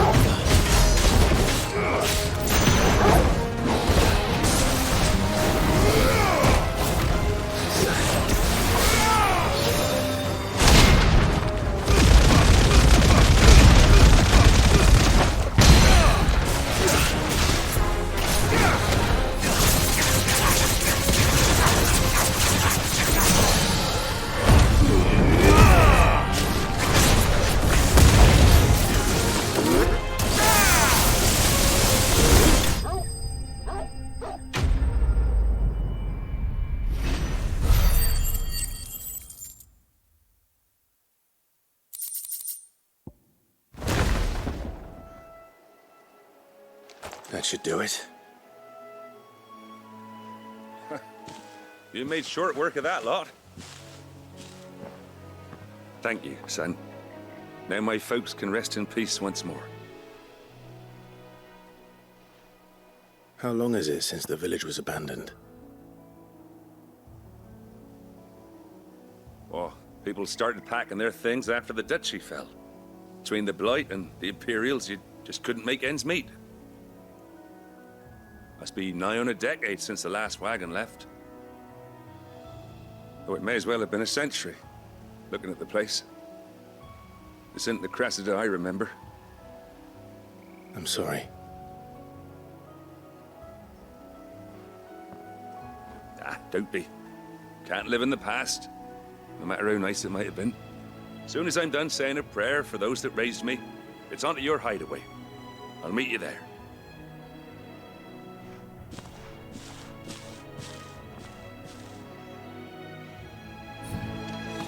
That should take care of Mid's little list. Better head back before she thinks of anything else.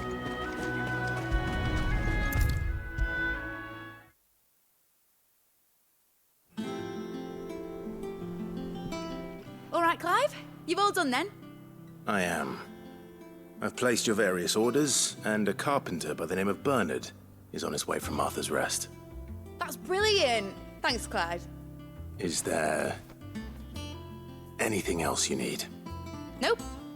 Blackthorn and Lady Karen have already sent over everything I asked for, and I've got all my plans drawn up. So as soon as Bernard gets here, we can get to work. I can't wait.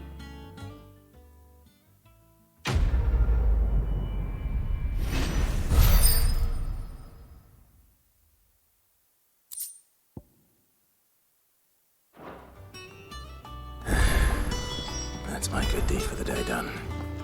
Let's see how Jill's faring. Shouldn't you be getting some rest?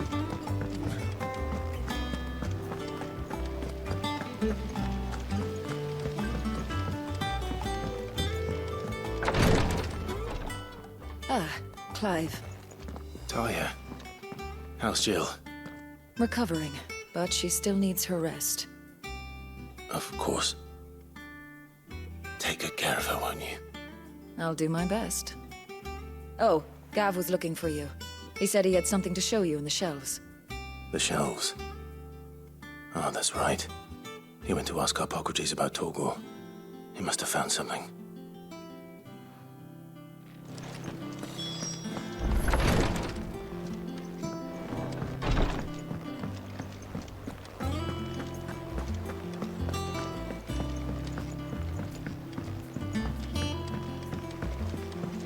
The little ones have been up to their old tricks again. Jill looked white as a sheet when we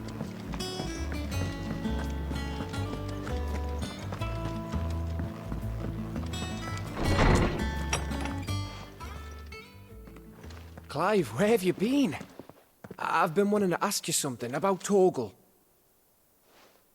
Where did you get him, like, in the first place? My father brought him back from one of his expeditions into the Northern Territories. They were crossing a snowfield when they heard his cries, and seeing no sign of his pack, they took him in. What do you reckon, Torms? It certainly adds weight to the theory.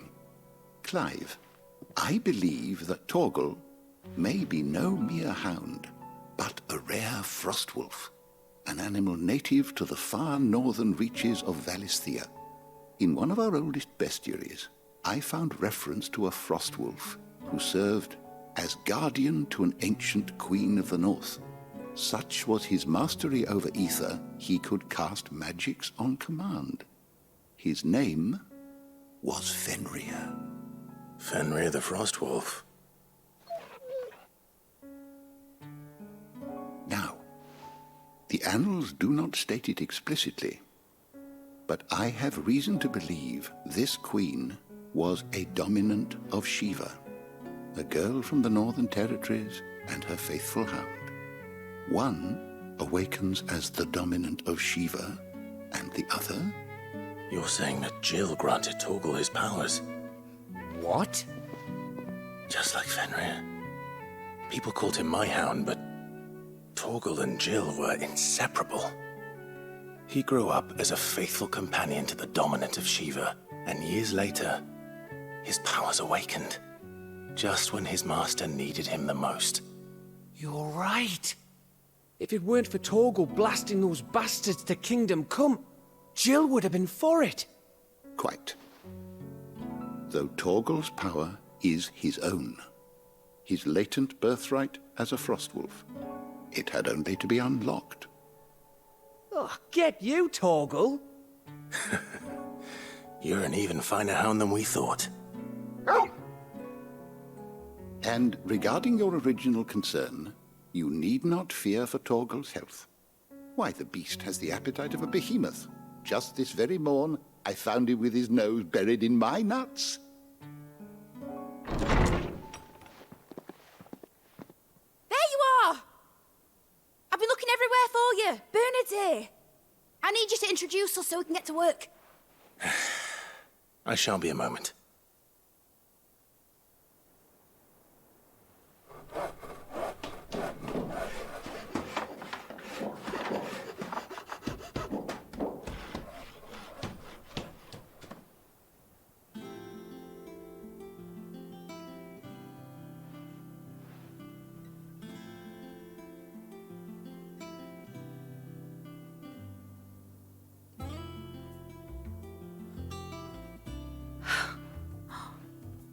Isn't it brilliant? It is. Well, I couldn't have done it without you. You and everyone else. But I promise I'll pay you back. I'm gonna work my fingers to the bone for you lot, starting right now. Just you wait. I'll make wonders like this world's never seen. Then I look forward to seeing them.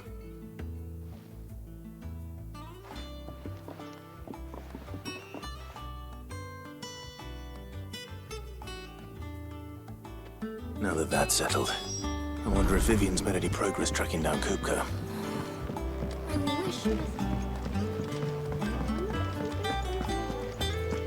I think I'll wait till Midsummer Way to take a tour of her dungeon.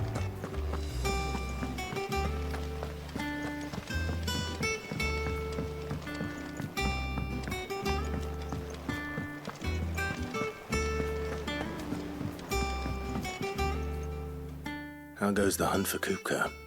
Largely in circles. We have myriad sightings of strange soldiers in unexpected places, but nothing definitive as yet.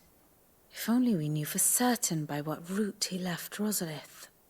Well, keep at it. If anyone can piece this puzzle together, it's you. And I'm willing to wait as long as it takes.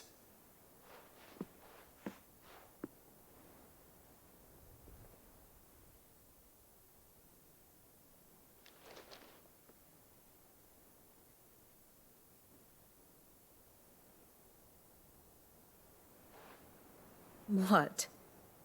Here? Would that be a problem? Do you know, Clive? I believe it a mercy that you didn't inherit your father's throne. Your poor people would surely live in fear of you. You have nothing to worry about on that front. I won't be claiming his crown. That is a relief. Clive, have you got a minute? We, have a guest. A guest?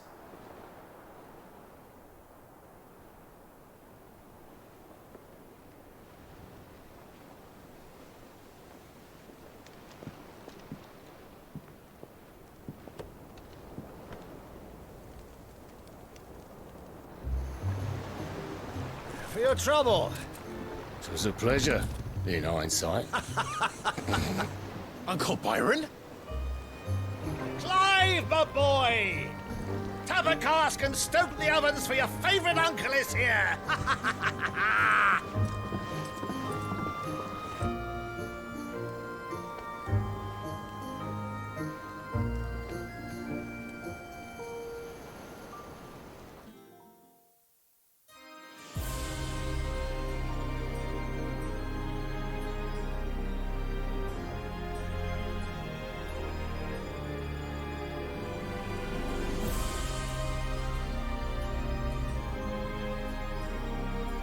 Dalmekian government sues for peace. How shall we respond? If they're willing to accept their fault in the matter, I see no reason to refuse them. Still, we must insist on substantial reparations. Twinside stores are not as bottomless as reported. Aye, and we have many more mouths to feed. We shall just have to have the Dalmecs empty their treasuries for us.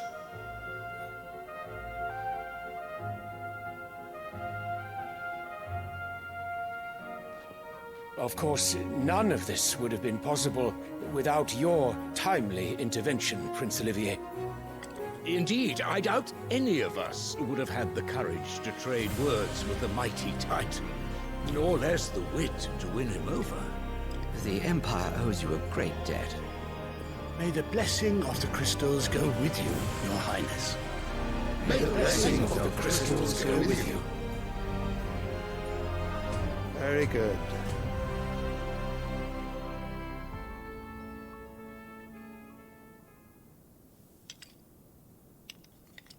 Now, let us come to the question of precisely when the Dalmecs will withdraw their troops. Dion's fire could rid us of them in mere moments. The men of the Fist will not withdraw until a peace treaty is concluded. So let us keep the negotiations open, give them time to gather what gold and trinkets they can, and once they deliver that which we demand, what worth is a piece of parchment? Your Radiance, were Prince Dion to take the field, the enemy would surely send their own dominant to meet him. And while His Highness would of course prevail, there would be heavy losses on both. You need not fear Hugo Kupka. He is engaged on the Western Front. Even were the Dalmecs to send for him, he would not arrive in time. As much as I would enjoy witnessing a clash between Bahamut and Titan, it is not to be. And what of your subjects, Your Radiance? If the fighting spread to the city proper, the people would bear the brunt of it. There will be losses, it is true. Yet for every citizen who falls, another can be bred. For every home that burns, another can be built. The Empire will live on.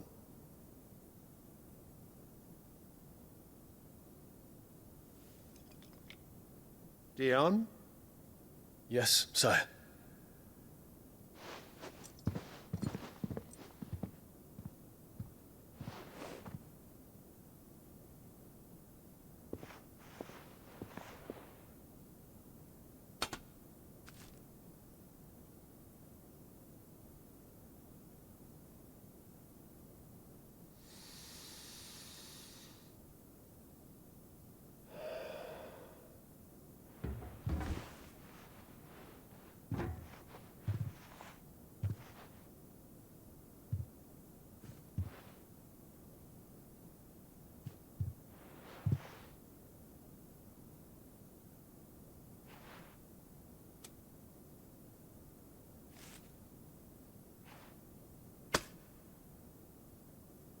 Prepare for battle. But sire... Do not make me repeat myself. Return to your camp and await my orders.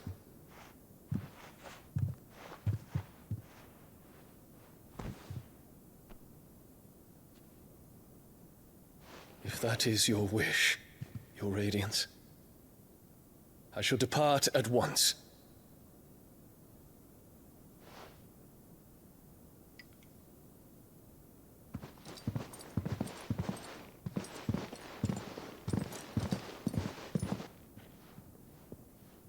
May Gregor forgive you.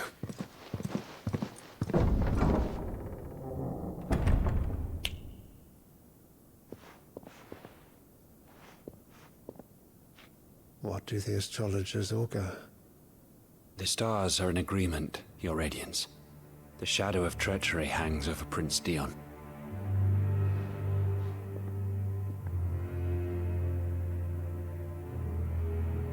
So Annabella's tales were true.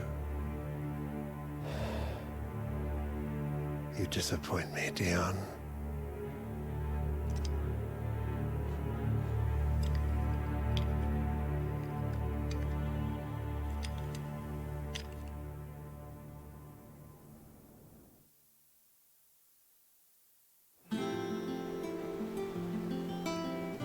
What on earth is Uncle Byron doing here?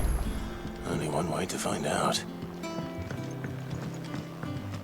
The little uns have been up to their own. It's just one thing after another around here.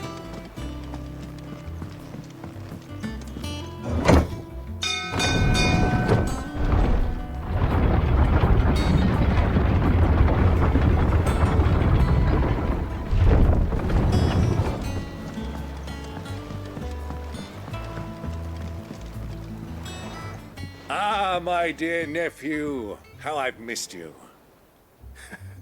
How did you find this place, Uncle? Through the good offices of young Sir Wade. He really is the most helpful fellow.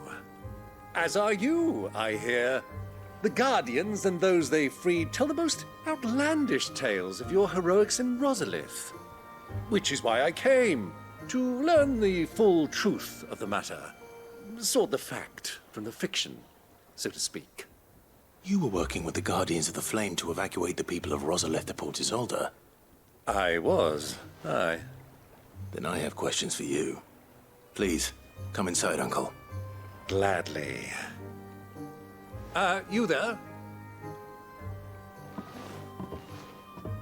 There are 2,000 gold talents in those chests. See that they're added to my nephew's coffers, would you? 2,000?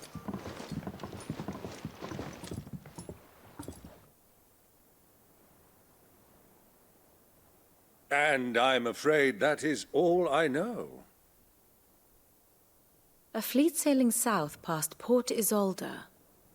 Most intriguing. Forgive me for not being able to tell you more.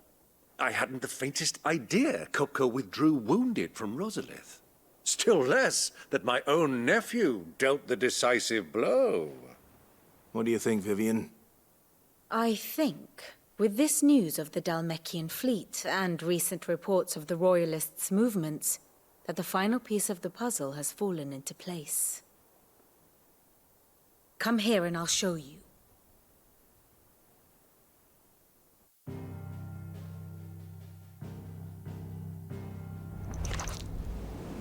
It is known that Kupka's forces entered Rosaria via its unguarded coast. So can the same be said of your visitors from Waloed? Certainly her Royal Navy is famed for the efficiency with which it bears her knights from one battlefield to the next. And in the Einherjar, or Black Galleon, she boasts a vessel nigh as swift and every bit as feared as the kingdom's legendary cavalry. A fitting flagship for a land apart, her naval presence being crucial to her ambitions beyond Ash. Yes, it seems safe to assume that the Royalists did indeed enter Rosaria from the sea. So then, had you a vested interest in Titan's survival, whither would you take him? Why, home to Drake's Fang, a place rich enough in ether to conjure the magics needed to mend his hurts. But would that not entail an arduous voyage around the southern cape?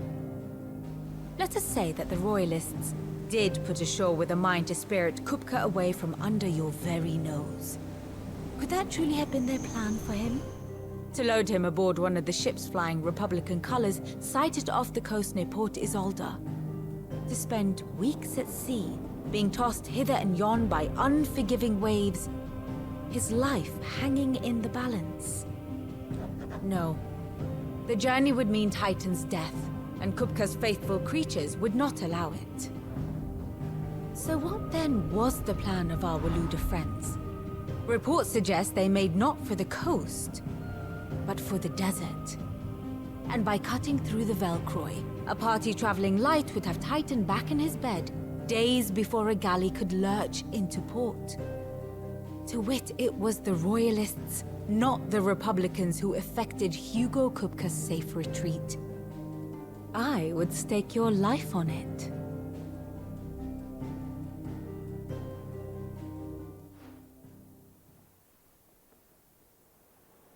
So it was the Waluders who spirited the wretch away.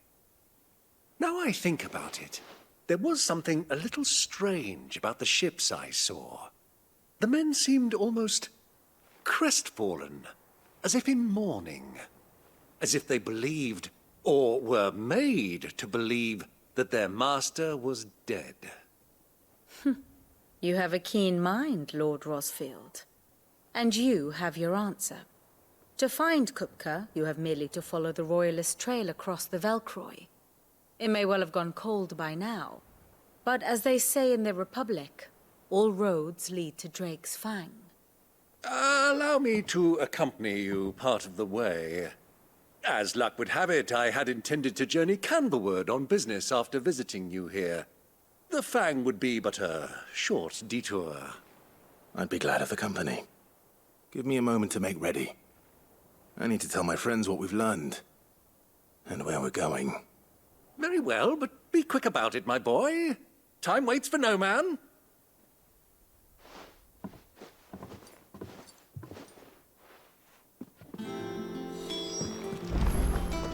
Bid's finished outfitting her little work.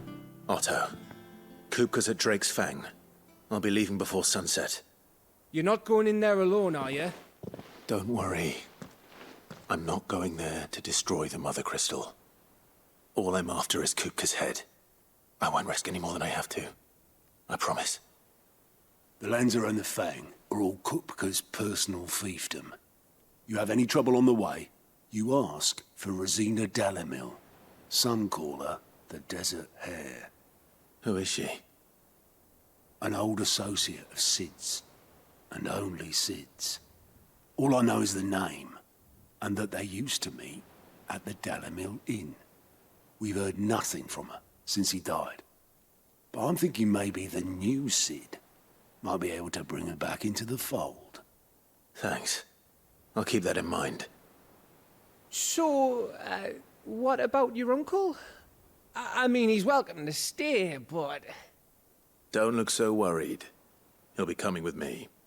Thank fuck for that. Gav, Otto, I'm leaving you two in charge. You can count on us.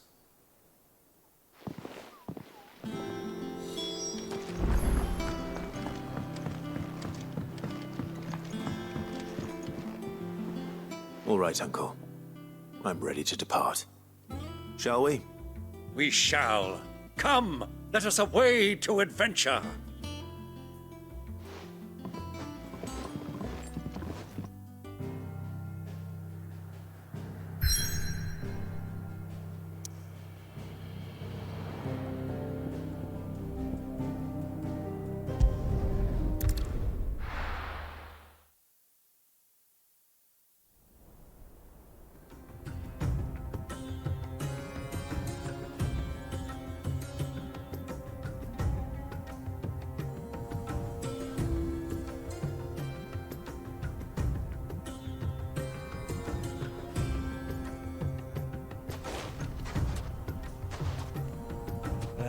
I was a young man when last I walked this path.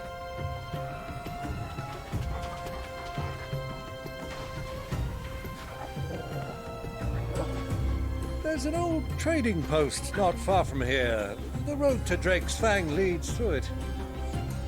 The trading post it is.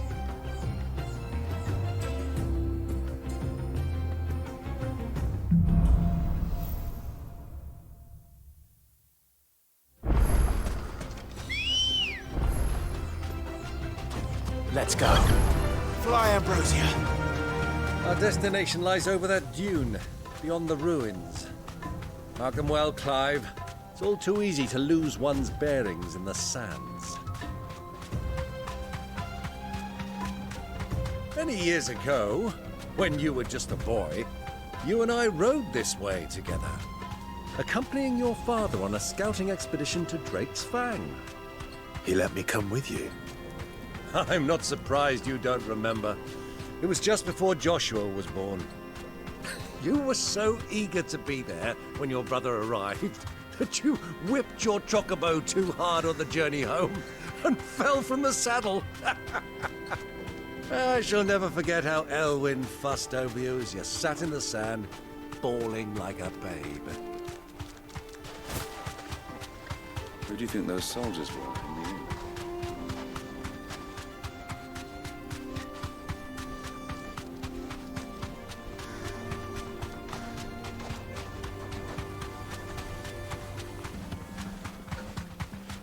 Ah, there she is. The good old Dalimil Inn. Do you know, this heat has given me quite a thirst. Quick drink before we press on?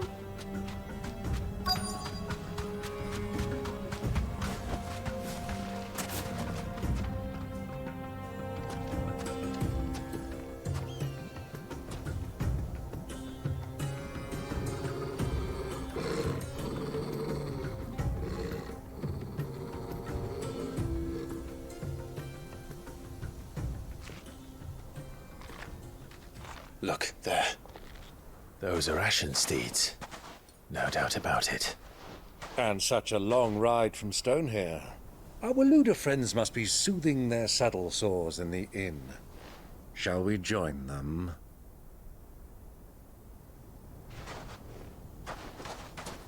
Run along and play now, Torgal. Dogs aren't allowed inside.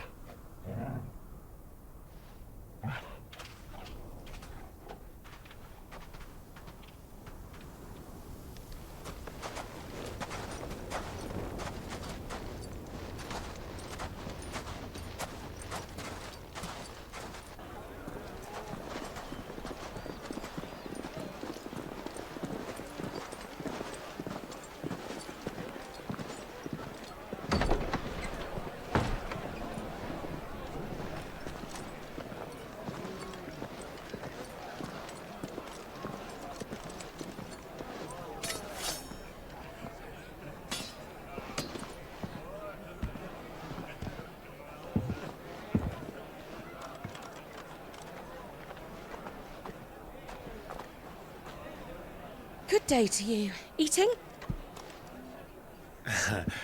Sorry about my pal. He only talks when his mouth's full. What do you recommend? Well, if you're after something light, we do a fine chocobo soup with lentils and honey. 2 bowls of that, then. An ale. Right you are. Hey, girl! Coming! Your pal? Would you rather be my squire?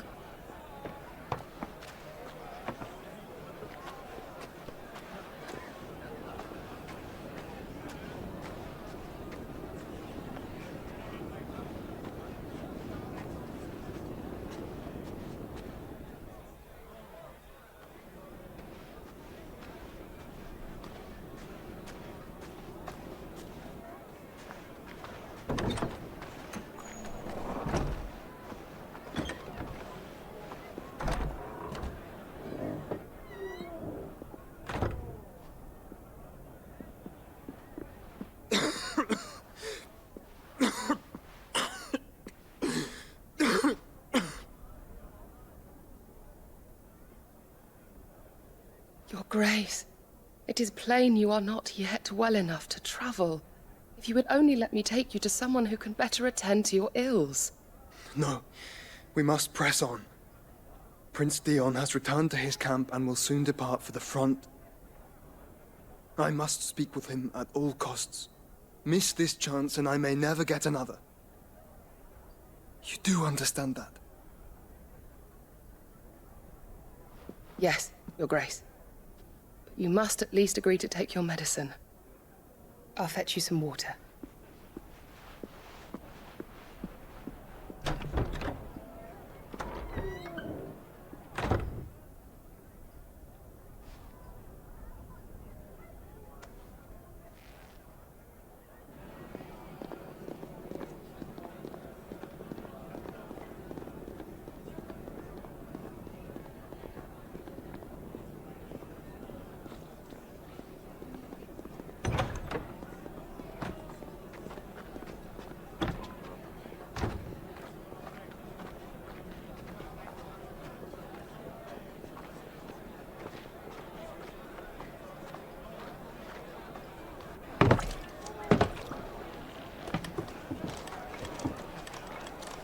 Keep watch, they tell us. But all I see is sand. I hear they got our guest back to the Fang without any trouble. We'll be leaving soon enough. Why the Lord Commander dragged us all this way just to save that blockhead skin, we'll never know. Dominant or not, he's a bloody idiot. That'll be Cooker, then. Well, let's get this down us. We've a long way to go. Hey, you!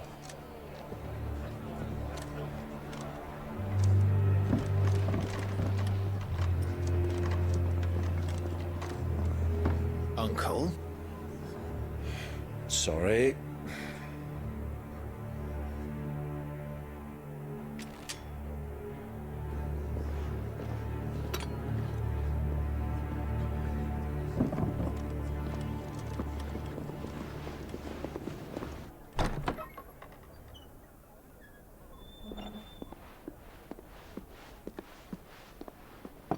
Can you walk, Your Grace? What's wrong? I fear trouble may be brewing downstairs.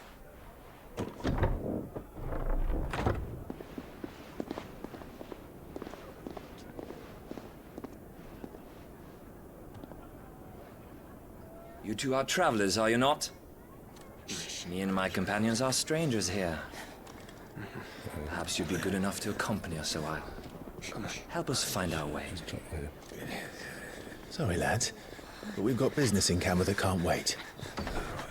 Ah, I'm sure you could spare us an hour or two. Come on. Friend.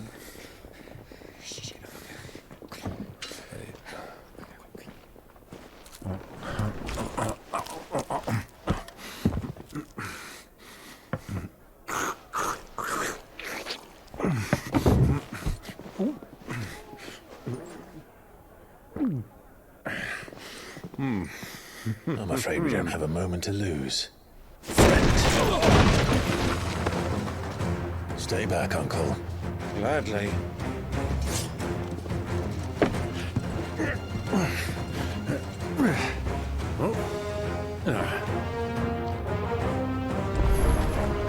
It's the outlaw! Thank you!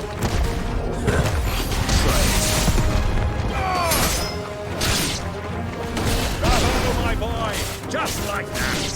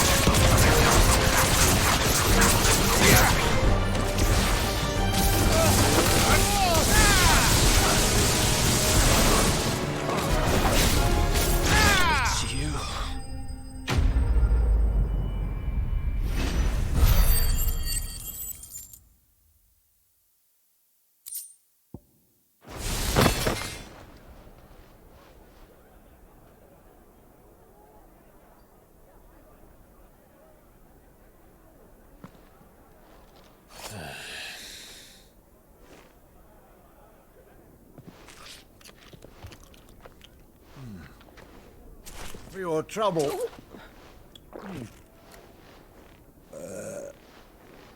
Word of advice, miss. That soup could do with a touch more salt.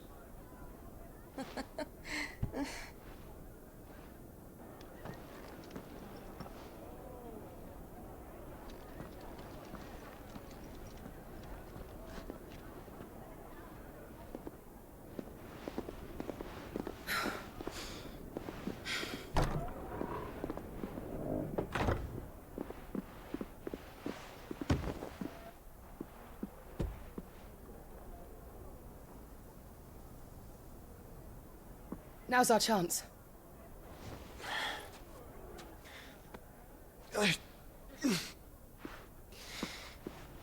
Your Grace? I'm fine.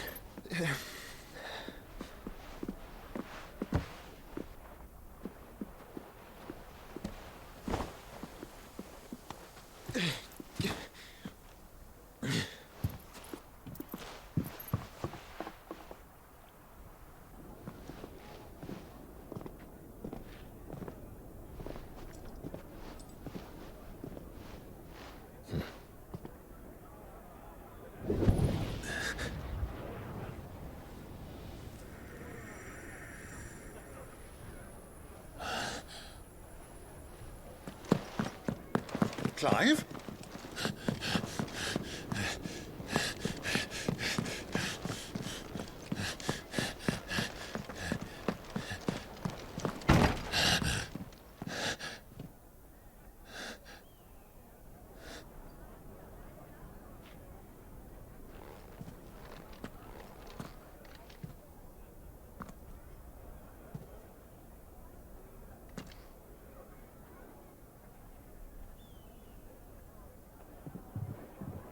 What is it now?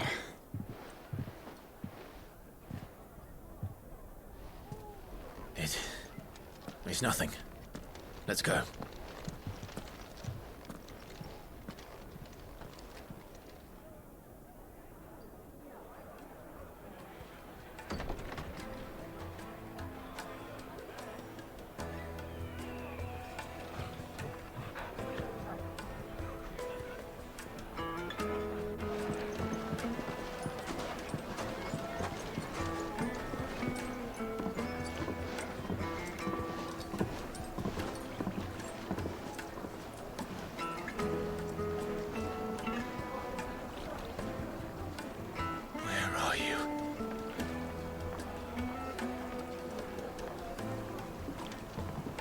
Well, we didn't know where to find Kupka before. We do now. The Royalists said it themselves. Their guest is in the Fang. We should press on before any more of their friends turn up.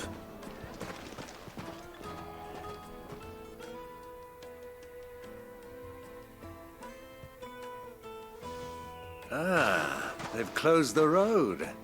And it's the only way from here to the Fang. It would seem Lord Kupka is not accepting visitors at present.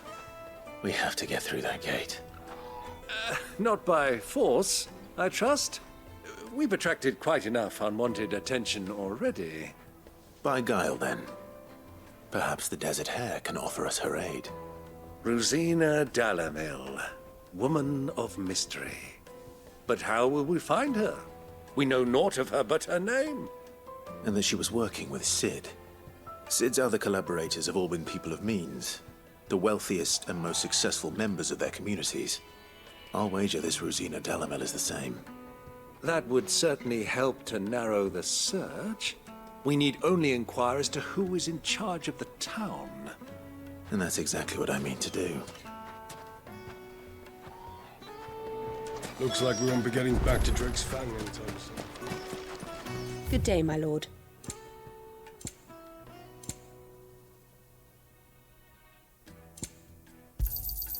Here you are. Go with Gilbert. Light it for Gilbert's sake.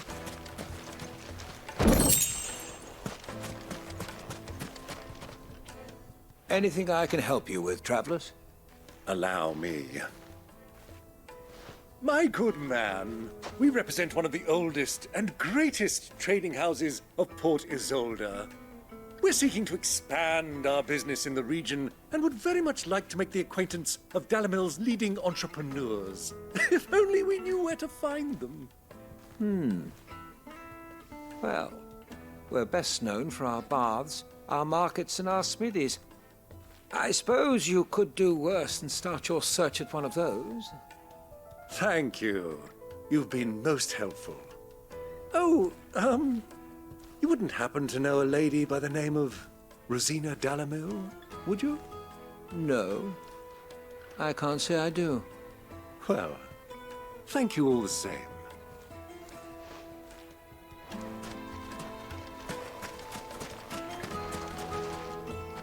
What do you want? Can't you see I'm busy? I won't keep you long. I'm looking for someone. A woman by the name of Rosina Dalimil. Do you know her? Never heard of her. Is that all? One more question. If I wanted to find the richest trader in town, where would you recommend that I look?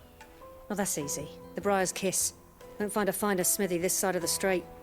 The owner's only a young sprig, but he's got all the right ideas. The Briar's Kiss, you say? Thank you. I doubt this young sprig is the person we're looking for. You said Sid's contact was likely to be an influential sort. Influence comes with age and experience. Believe you me.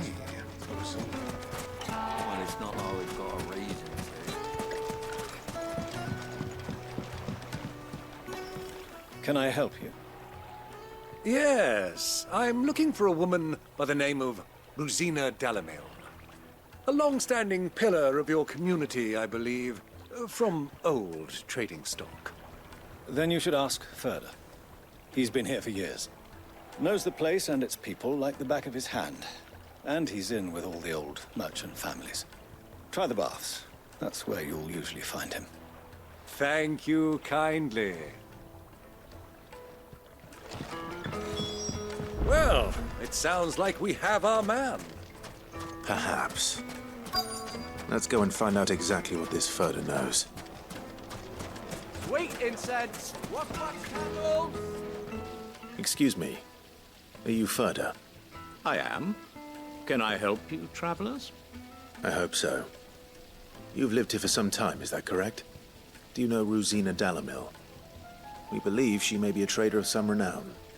And what business do you have with the desert hare? She was a close friend of mine. I was hoping she might be able to help me. Very well. Go to the bordello. I'll arrange an introduction. Do you think we can trust him? Only as far as I think he trusts us.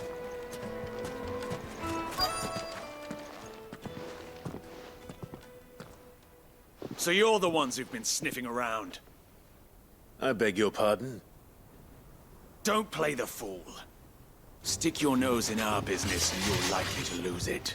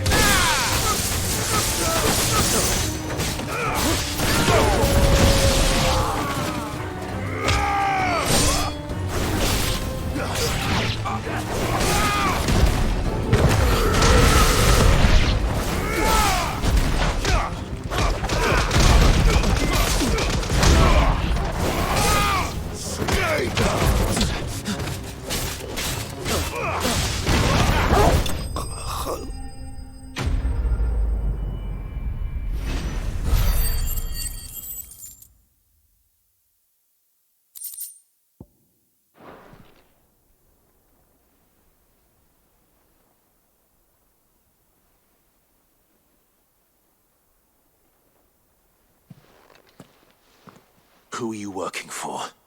Him or her? Him. The boss. He wanted us to test you. Though one could hardly call that a test. Lord Furder?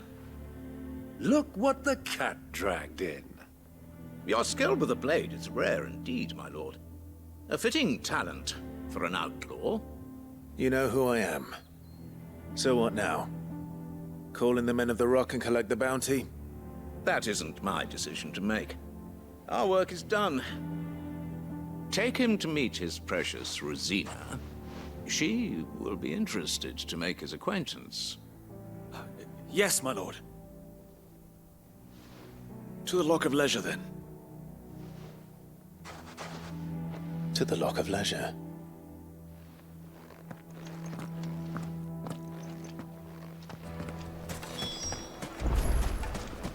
Made from the stoutest stoneware.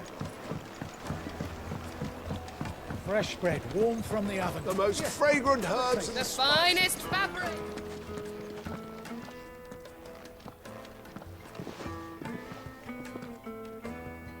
Is this the place? Lubo's Forge. The Briar's Kiss. So it was the young sprig after all. So much for Rosina Dalimil being a woman of experience. How wrong I was. It was an easy mistake to make, Uncle. After all, it must have been years since Sid last saw her. Sorry, him. Whoever this Lubor truly is, he's clearly a man of means. I'd say he deserves our respect. See that he gets it.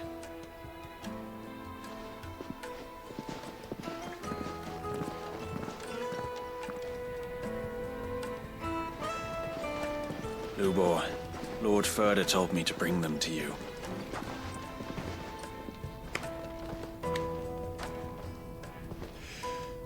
My boys tell me you're in need of assistance. Sid the Second? I won't waste your time. I need passage through the south gate.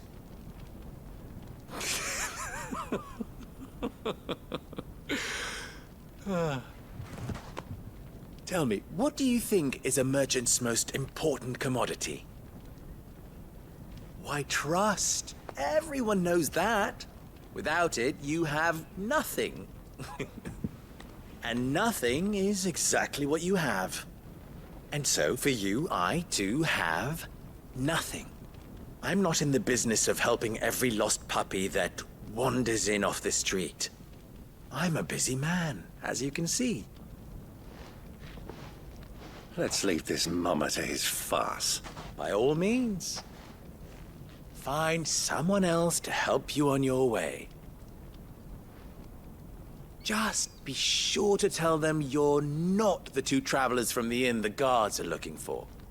Don't want them jumping to conclusions, do we? Why, you... So, what do we need to do to earn your trust?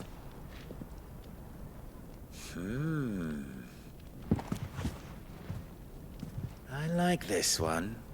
Willing to do whatever it takes to get what he wants. Ha! Men like you have a special place in my heart. Why, you ask? Because they get me what I want. Always. Fine. So what do you want? Don't tell me you're going to listen to this swaggering scruff! We might as well hear him out. It's only natural that an ally of Sid's would seek assurances of strangers. Assuming he is an ally, of course. 5 years ago, he would have still been a boy. And yet even then I had more good sense than a man, 5 times my age? But enough of the pleasantries. We were speaking of what I want. I want you to put an end to the trouble in Dalimil. Return to me when you have done so, and you shall have my aid. Until then, I bid you good day. What trouble? If you're going to give us orders, be clear about them, damn you! Manners, Greybeard. One catches more damselflies with honey than with vinegar. What did you call me? My apologies. A word of advice in recompense. Follow the crystals. Oh, but that was 3. Oh, I'm making this too easy for you. Ha! It will be easy. Solving his little riddle should be like dealing with him. Child's play. Let us divide our forces, Clive. I'd rather not drag this parlor game on any longer than we need to. All right. Good luck, Uncle.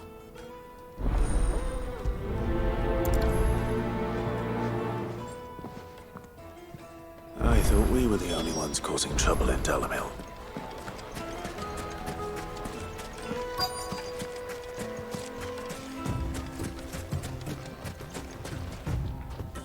Excuse me. Is it true there's been trouble with crystals of late? You've heard, then? I've heard rumors. Damn thieves. Pilfering the crystals that were meant to fill our cups and light our stoves. Us common folk have hardly had a shard to share between us these last few moons. And it isn't as if we can buy them on the black market either. Whoever's taking them, they aren't sharing.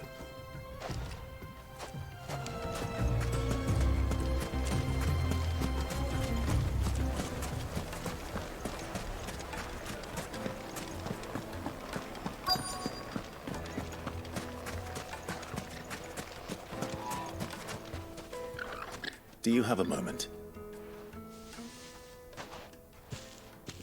Depends what for. Just a question. Dalimil seems to be thriving compared to the other villages I came through on the way. Is there a reason for that? Well, we're a stone's throw from Drake's Fang, for one. The soldiers guarding the Mother Crystal and the shipments need a place to spend their hard-earned gil.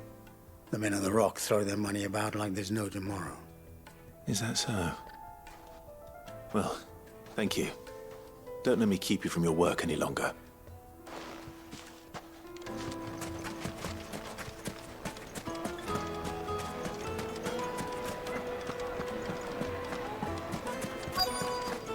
Juiciest meat to a silken soft. You wouldn't believe how much you hate me. What can I do for you, soldier? Need that sword polishing? I'm not a soldier. Ugh, then be off with you. I serve the men of the Rock and the men of the Rock only. You have an agreement with them? Don't be stupid. I just know which side my bread is buttered. Don't want to be stuck under some pauper when they come knocking. With pockets deeper than Zemeckis and an urge to empty them. No, just leave, will you? Before you scare them off. I think I'm starting to get an idea of what's been going on. I wonder if Uncle Byron's learned anything of use. He'll probably be back at the inn by now.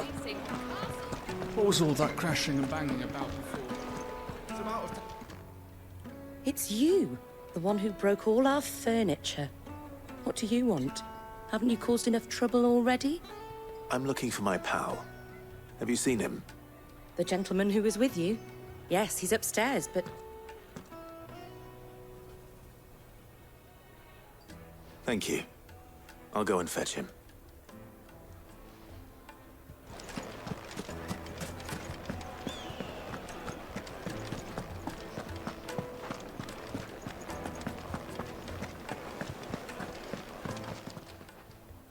Huh?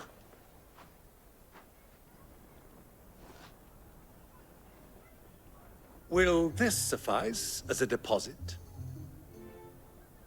By the sands. That's a black pearl. One of the many treasures in my collection that I would be only too happy to part with, should you give me reason to do so. All right. I'm sure that we can come to an agreement, but not here.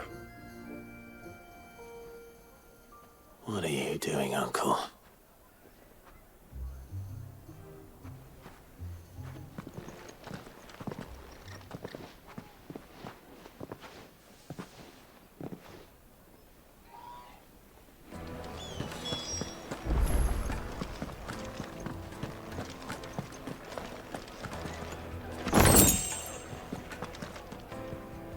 Care to explain why you're giving gifts to Kupka's men?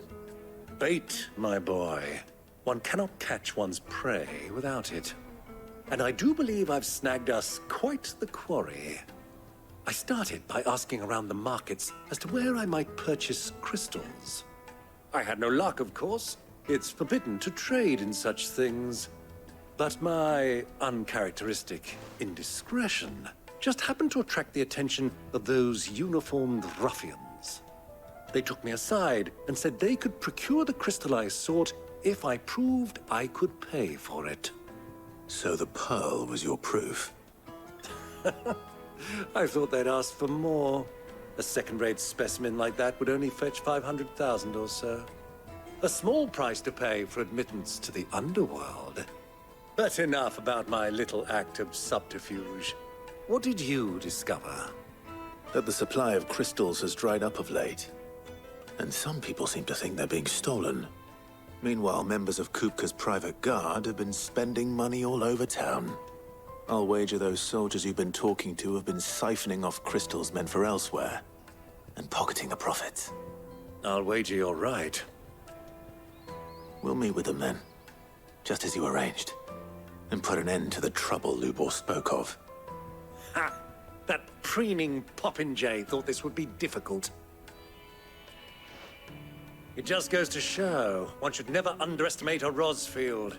We'll soon wipe that smirk off his face.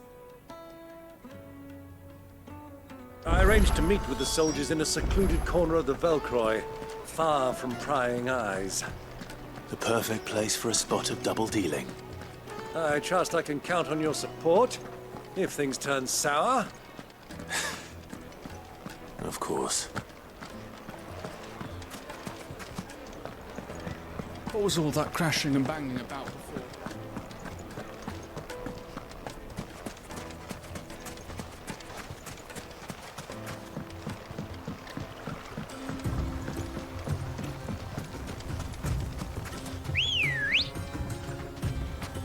Ready, go?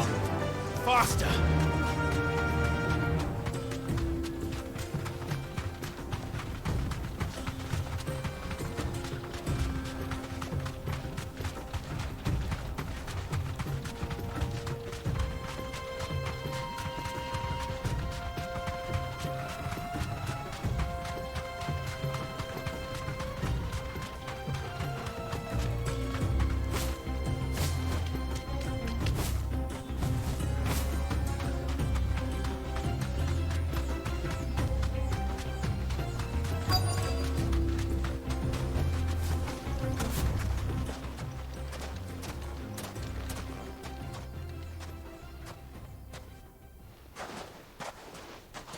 I'll take it from here.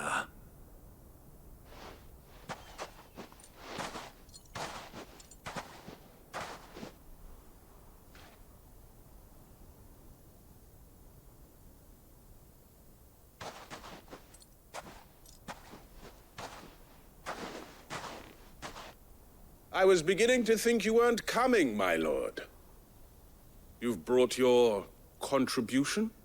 All the silver and stones I could scrape together at such short notice? You brought the whole 500 talents. That was the price we agreed upon, yes? If you've no objections, I'd like to see the crystal. Of course. Right this way, my lord.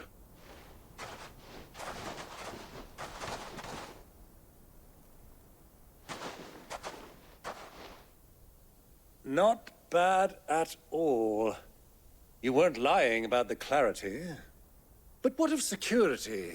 If I were to be stopped on the road, what guarantee have I that it wouldn't be seized as property of the Republic? Because these crystals are no longer the property of the Republic. You're not buying from us.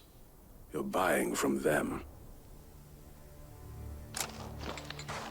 And we have no more jurisdiction here than you, my lord. But we have ships, and will gladly deliver to a port of your choosing, now that our price has been met. Royalists, eh? What brings you here? Why, to collect their share of Fang's blessing, of course. Our nations are allies, and so they are entitled to a portion of the Mother Crystal's bounty. And being such good friends, we elected to increase that portion and share the benefits. And now that these crystals are officially property of the Kingdom of Waloed, we are duty-bound not to interfere, no matter where they might happen to end up next. Did you get all that? They're in cahoots! So it would seem. My lord, what is the meaning of this? Double-crossing dogs. They're not here to do business.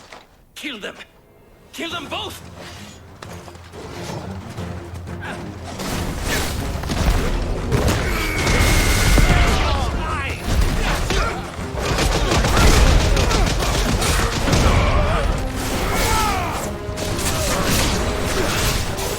This one. It's not over yet, Uncle.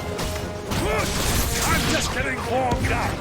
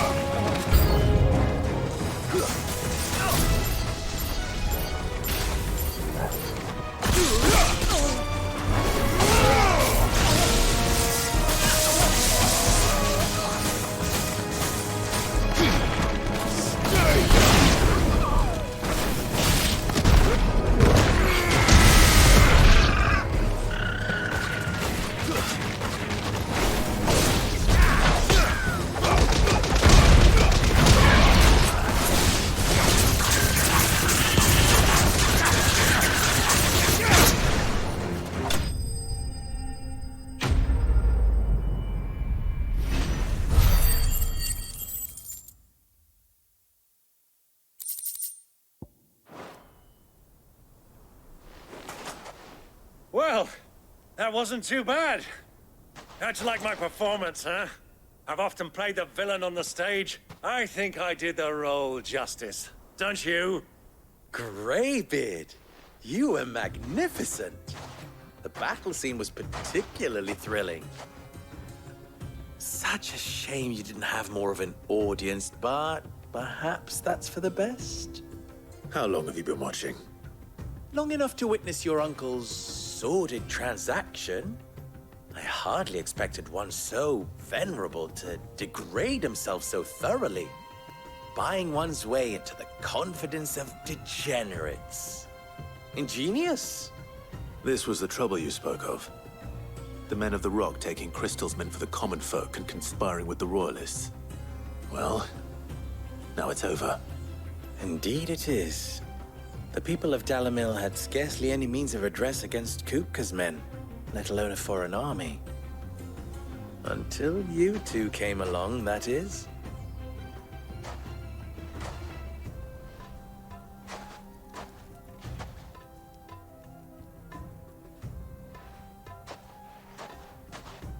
Well, we'd better get these crystals back to town. You won't mind waiting with them while I fetch a wagon.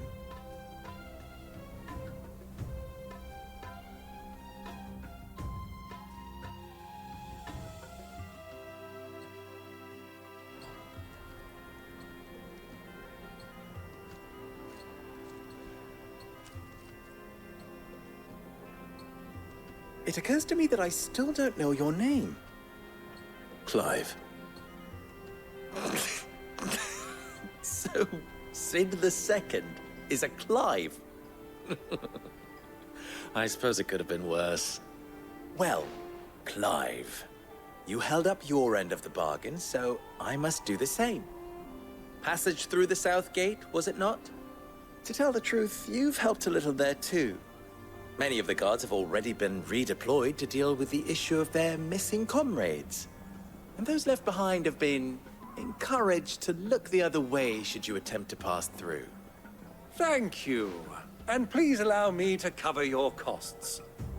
You still have the purse I gave to the soldiers, I trust? I saw you pluck it from one of the bodies. Oh, dear. Was I really so obvious? And my name is not Greybeard. It is Lord Byron Rosfield, thank you very much. No, thank you very much, Greybeard. Double the... Ugh! Here, wear this.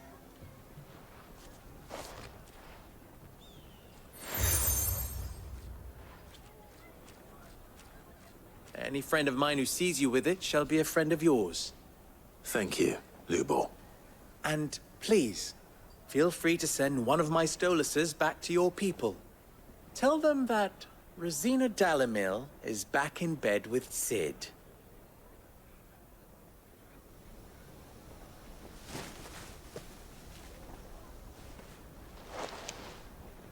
Omia Lostelan.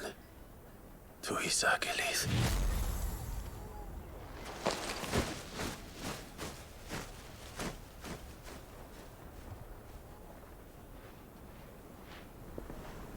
I'm trusting you, Sid. Or should I say, Clive? So be sure not to let me down. I have a reputation to uphold.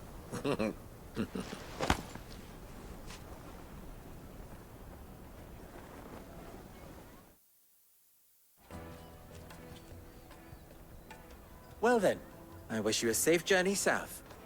Thank you. Not at all. It was my pleasure. Come on, Uncle. Let's go.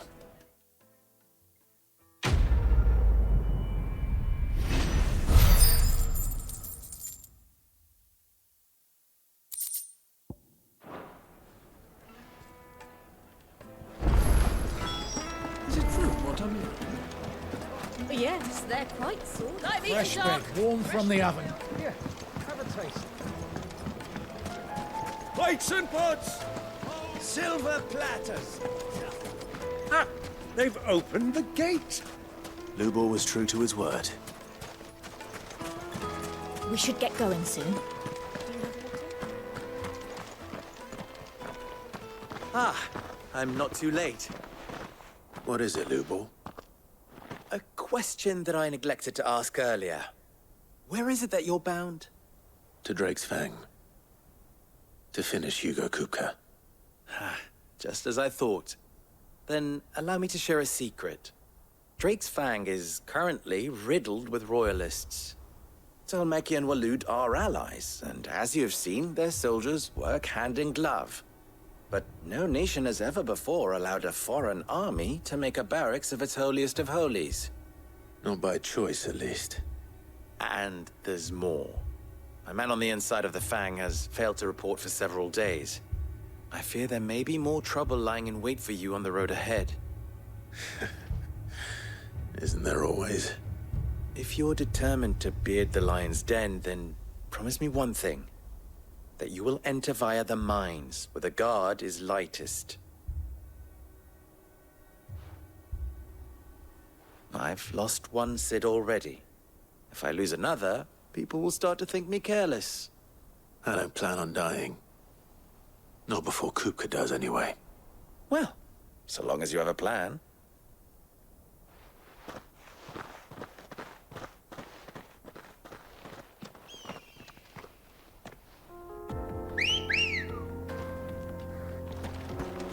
Good girl.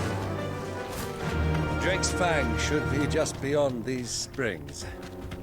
Shall we press on?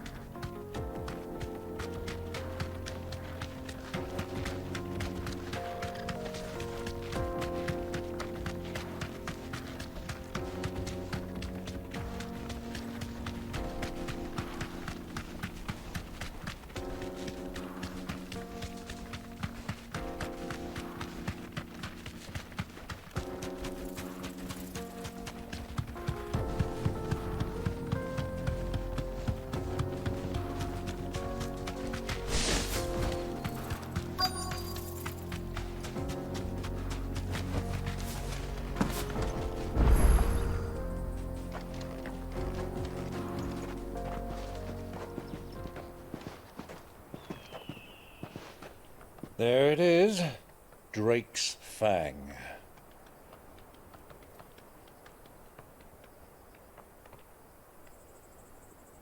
Kupka will be hiding inside. Along with goodness knows how many guards, all on highest alert. You'll need to keep your wits about you if you're to reach him. So be careful. I will, Uncle.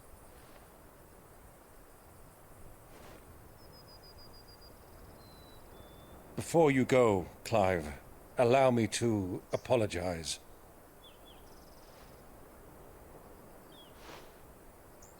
After what befell at Phoenix Gate and the crisis that followed in its wake, I fled. I retreated to my counting house and danced attendance upon the vicereine in the hope it would bring me favor.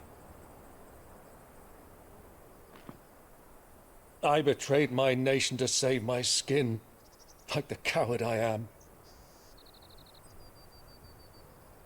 And I'm sorry. Uncle, please. It's not too late, Clive. Rosaria is yours by right, and there are those that would help you to take it back. Had I the courage of my brother, I might already have done so. But that ship has sailed. You, however... No. Forgive me, but I cannot. I fight to build a new world now. A better world. Where men can live and die on their own terms. I was raised in a nation that strove to improve the plight of bearers.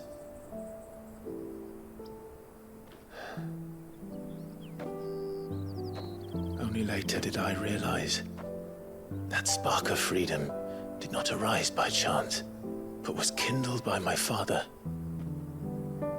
You would see me follow in his footsteps. And that is exactly what I mean to do. Not by ruling Rosaria, but by extending his ideals to the whole of the twins. Though every soul in the realm may judge my actions heresy, I am certain my cause is just.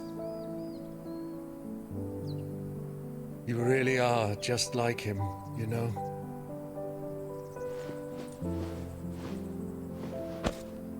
Thank you, Clive, for coming back to me. I am proud to call you nephew.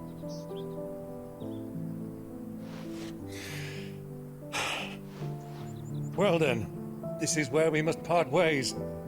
Wish me luck in convincing my Canvarian friend to share his considerable talents.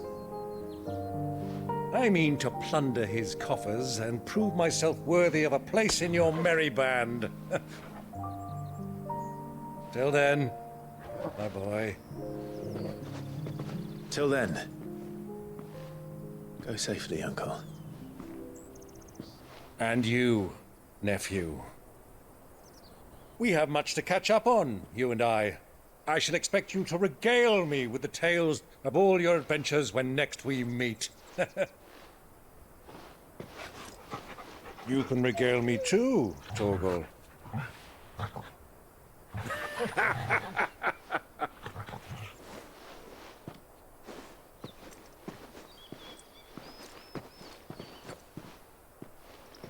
I'm coming for you, Kupka.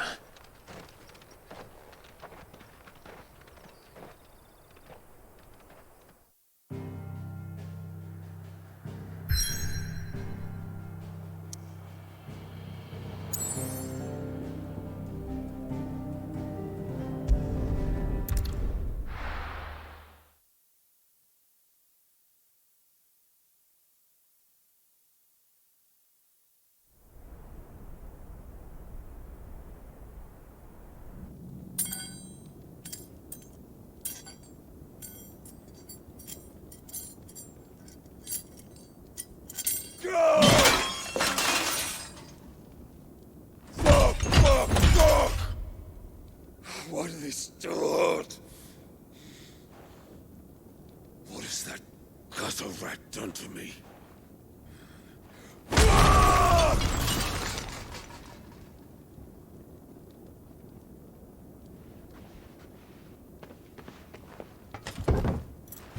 Out of my sight, witch! I'll kill you, Rosfield! I'll rip out your heart! I'll tear you limb from limb! Peace, Hugo. The table shan't hurt you any longer. He sought to humiliate me. Me! If you hadn't interfered, he would be dead! You truly believe you would have triumphed had the battle continued? Titan would have ground him into dust! And how would he have done that without his head? Shut up! You weren't strong enough, and you call yourself a dominant. Or rather, you did. You mock me, Harbert.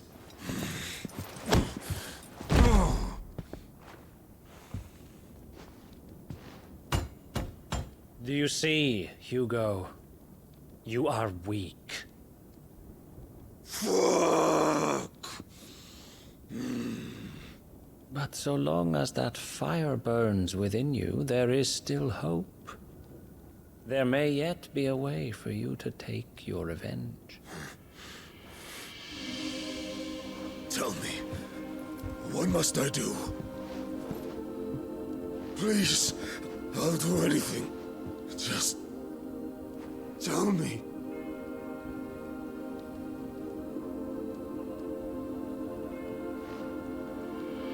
The heart.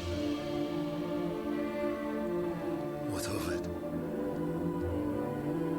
A mother crystal's heart is the most concentrated source of ether in all creation. Perhaps you could take advantage of that.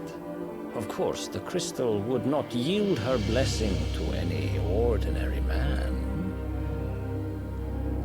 But then, you are no ordinary man, are you, Hugo? Clive Rossfield stole your power, but others have suffered a similar fate, and still managed to find the strength to conjure their icon.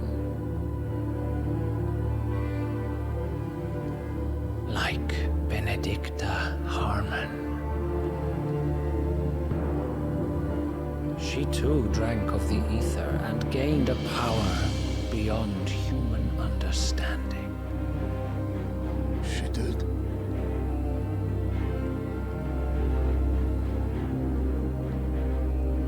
Benedicta. Benedict.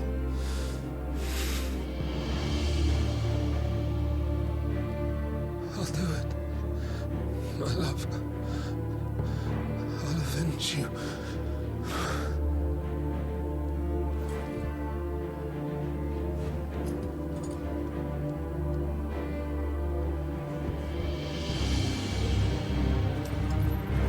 Run along now, Hugo. You need only follow the light.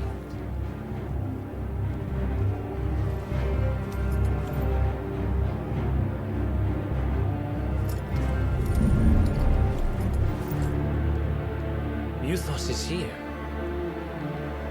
Very well, it shall be so.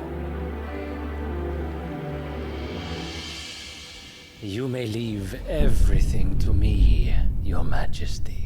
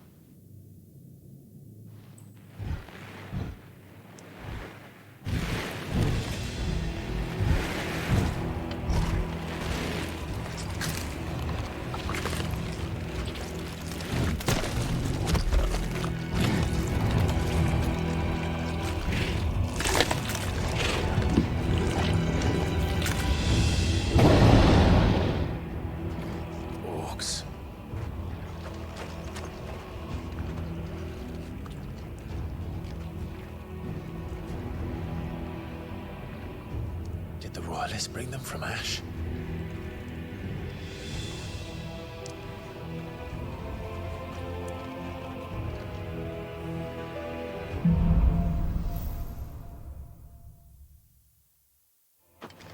Are the Beast then part of the Waluda army now?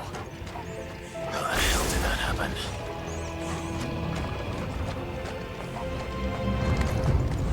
They've spotted us. We need to move.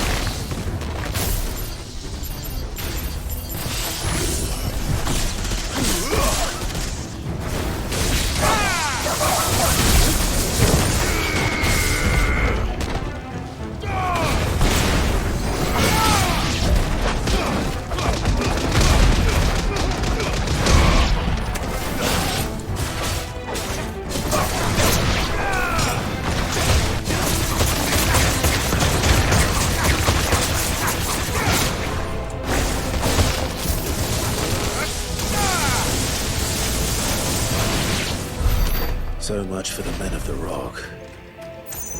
Dhalmekia's finest.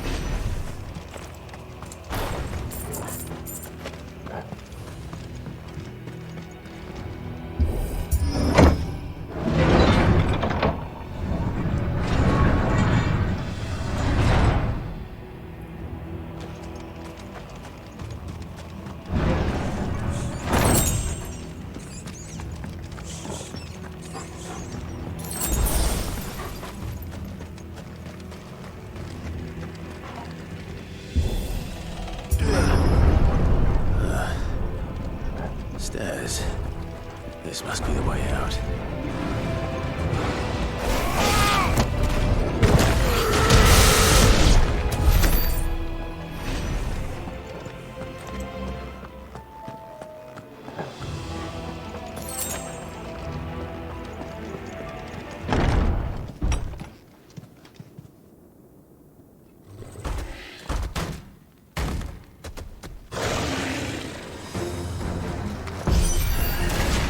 Won't be sneaking past this one.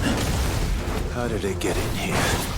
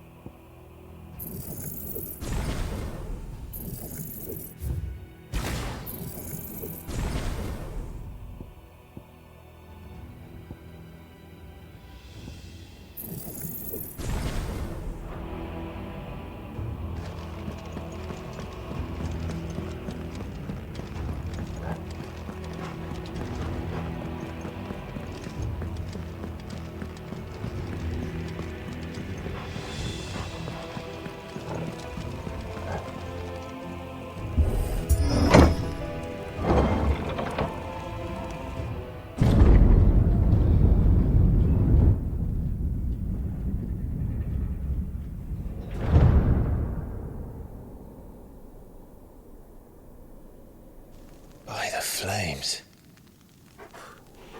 Come on, Torgal.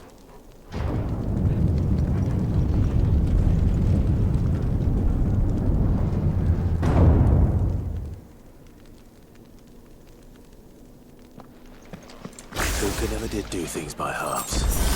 As if taking the Mother Crystal for his own wasn't enough. He had to build his castle in it.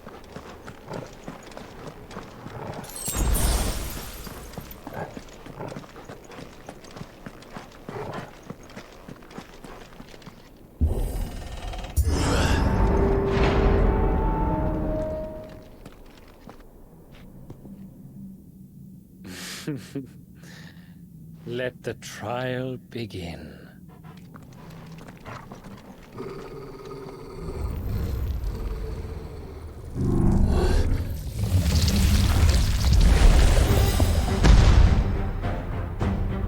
What the hell? With me,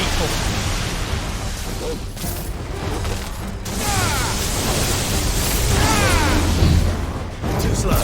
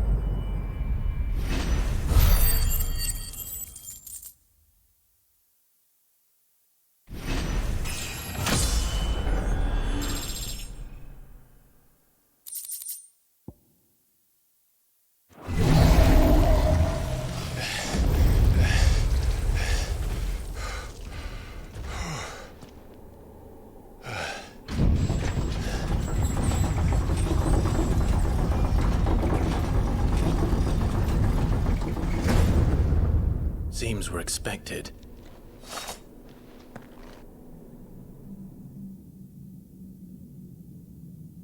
So this is the power of Muthos.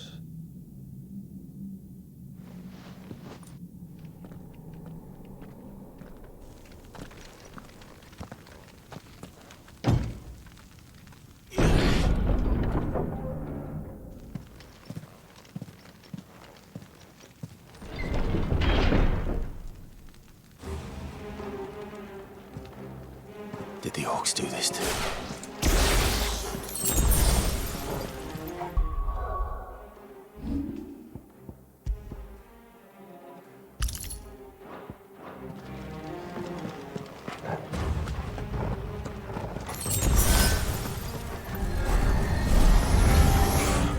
More of them.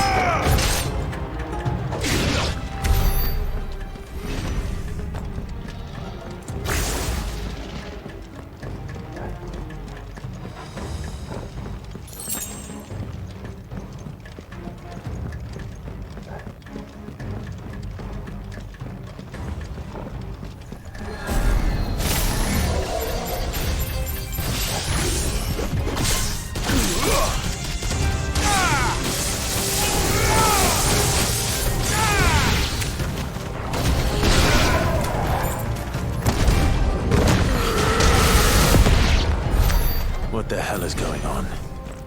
Are these things here for me? Or for him?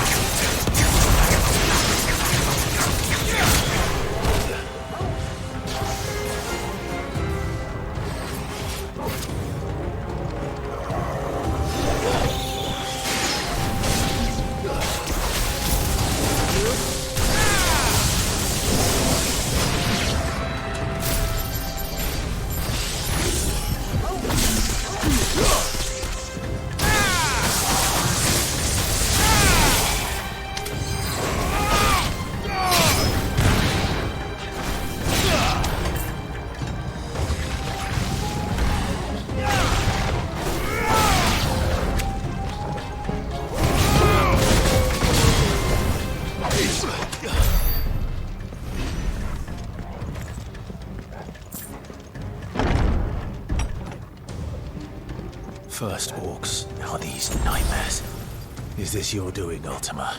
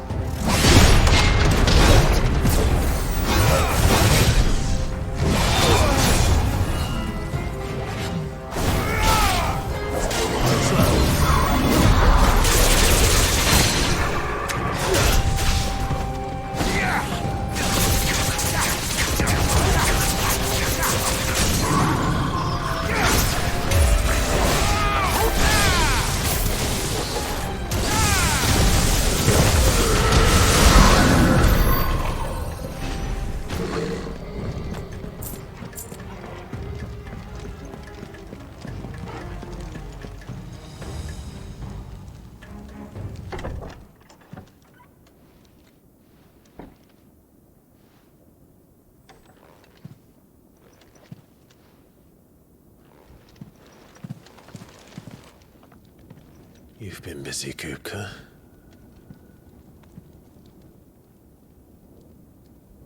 But where did you go?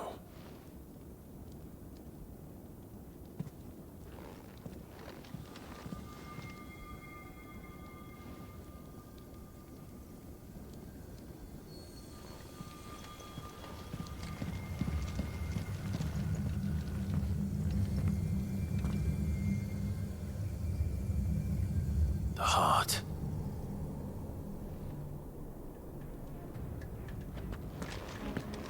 He's in the sanctuary. I can feel it. Come on, Torgal.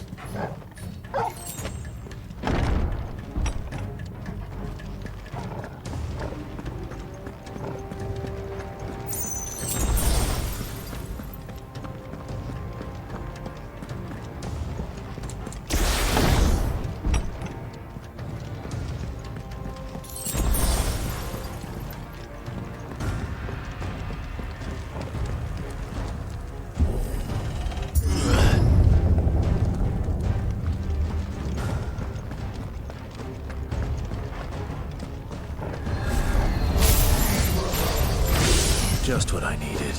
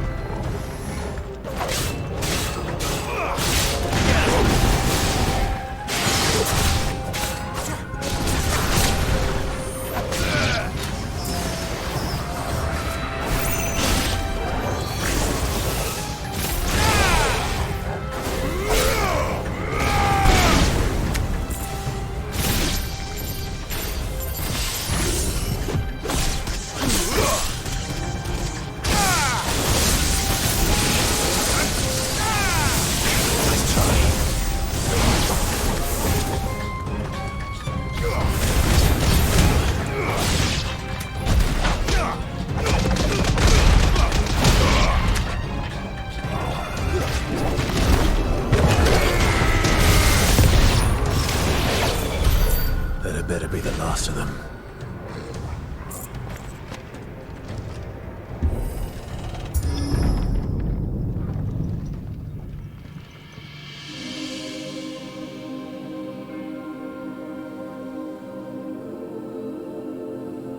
Benedicta, my everything. I've missed you so much. Kuka!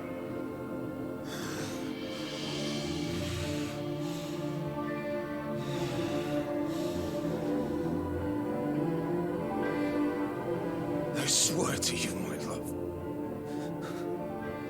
we will never be parted again.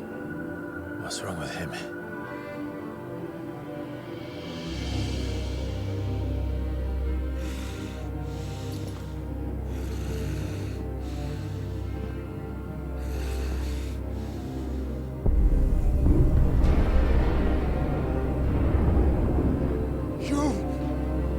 Get away from her!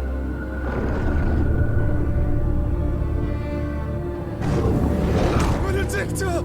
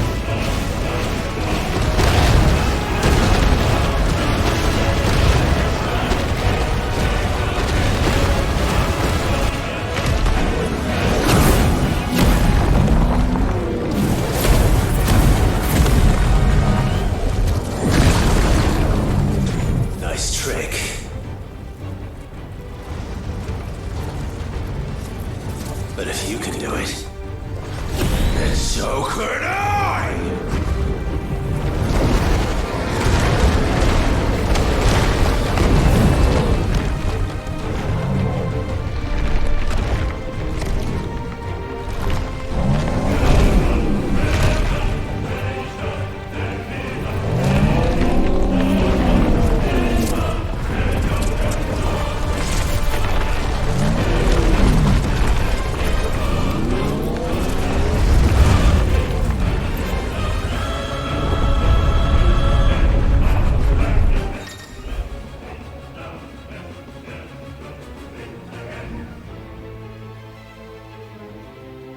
Let's give this a try.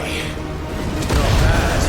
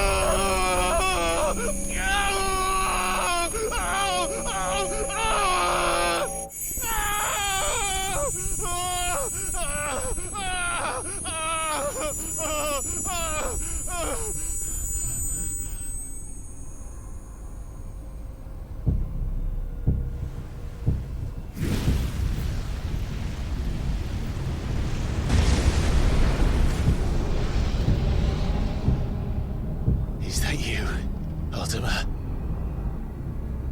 What do you want?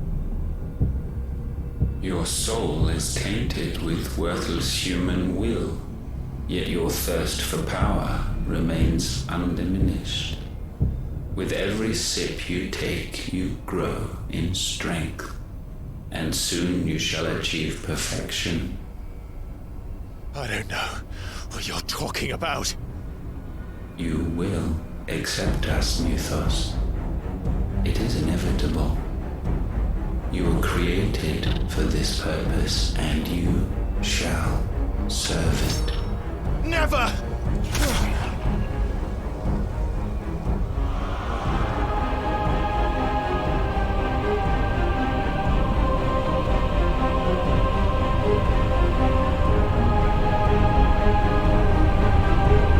Fight it, Clyde!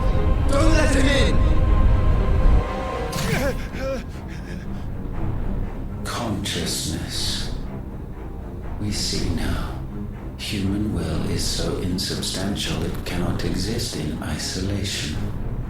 You mitigate its weakness by interweaving it with your consciousness. We believed we had merely to purge you of your will to claim our vessel. It appears we first have to sever every thread of the consciousness that supports it. No matter. The time to build a new world is not yet upon us. We will contemplate.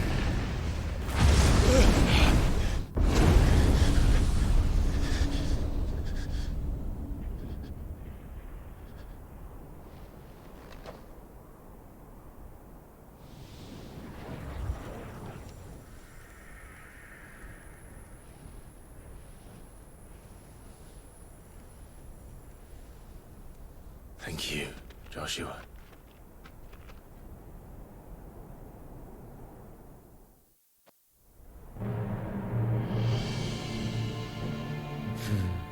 One can no more command the power of ether by drowning in its flood than one can constrain the tides by standing in the sea. I had thought Hugo wiser than this, but it seems his head was full of rocks after all. Titan was strong. Your Majesty. But Mythos is stronger. For 5 years, that man lived only for revenge. Clinging fast to a fiction, even as it swept him into the abyss.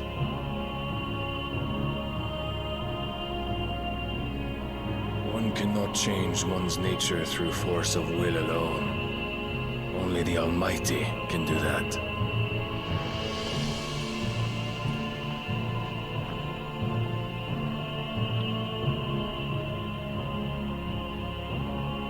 Hugo Kupka. The man who gave his life for a woman's head. A fool like all the rest.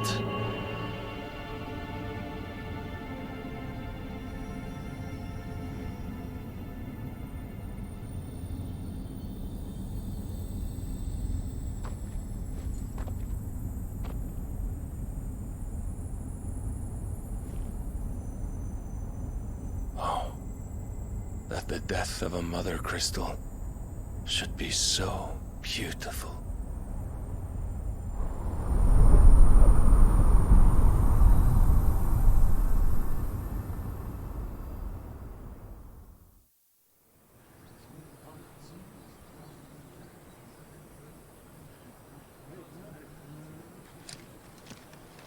Some medicine, my lord?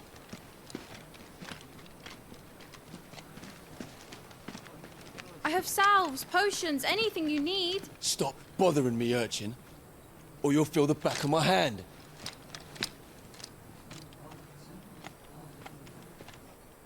You must consider your health, my prince. If a show of force is needed to keep the Dalmex at bay, you may trust in your dragoons. I beg you to call on Bahamut only as a last resort. His strength comes at too great a cost. The Empire agreed to an armistice with the Republic, and yet the Emperor still plots its ruin. For now, the Dalmex suspect nothing, and as long as I can hold their gaze, war need not be inevitable. But more than that, Bahamut is the champion of the Empire. When our people look to the heavens, the sight of him gives them hope.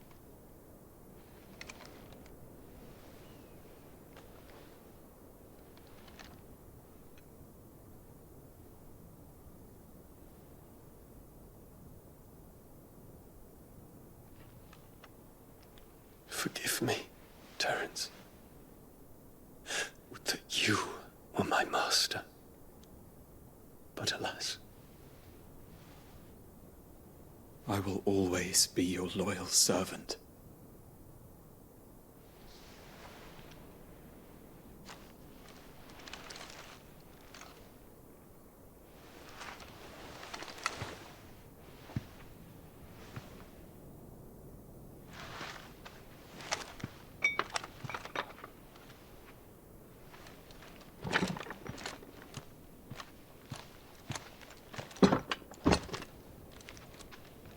Should the Council's brazen maneuvering prompt the Republic to tear up their own treaty and launch a new assault, our soldiers would advance to meet them, cutting across the Central Isles, but not in time to prevent their forces from breaching the southern defenses and storming Twinside. And so the capital would become a battlefield.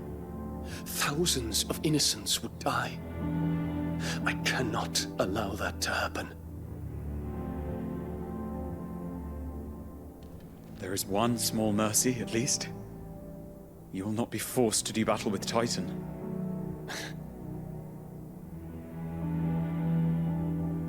Would that I could avoid doing battle at all.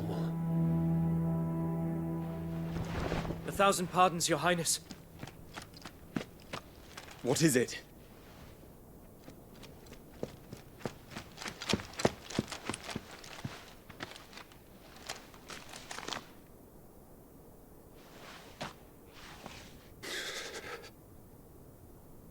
Olivier has been made Emperor.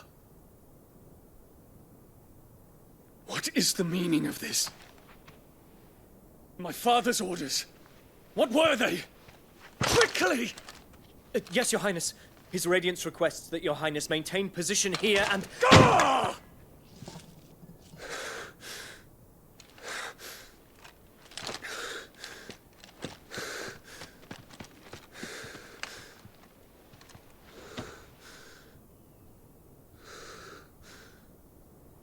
Terence. Yes, my prince. I must go to the palace. I'll ready your steed.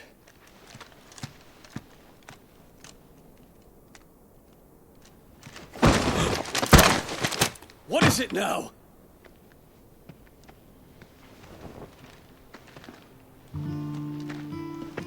Forgive the intrusion, Your Highness. I know you. At ease. We stand in the presence of the Phoenix.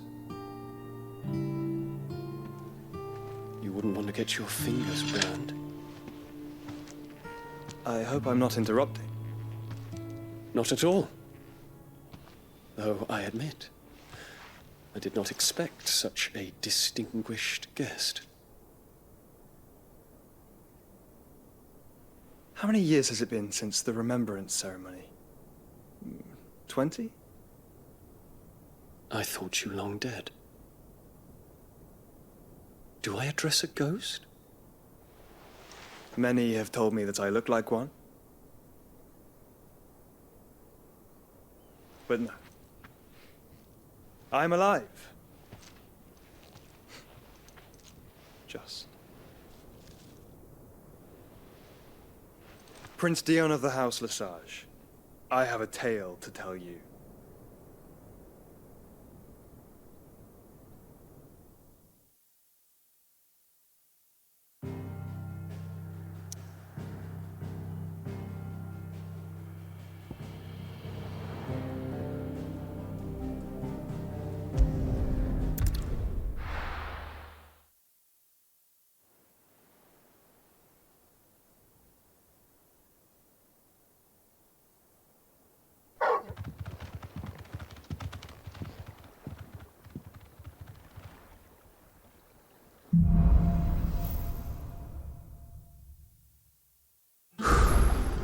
I'd better give Otto the good news.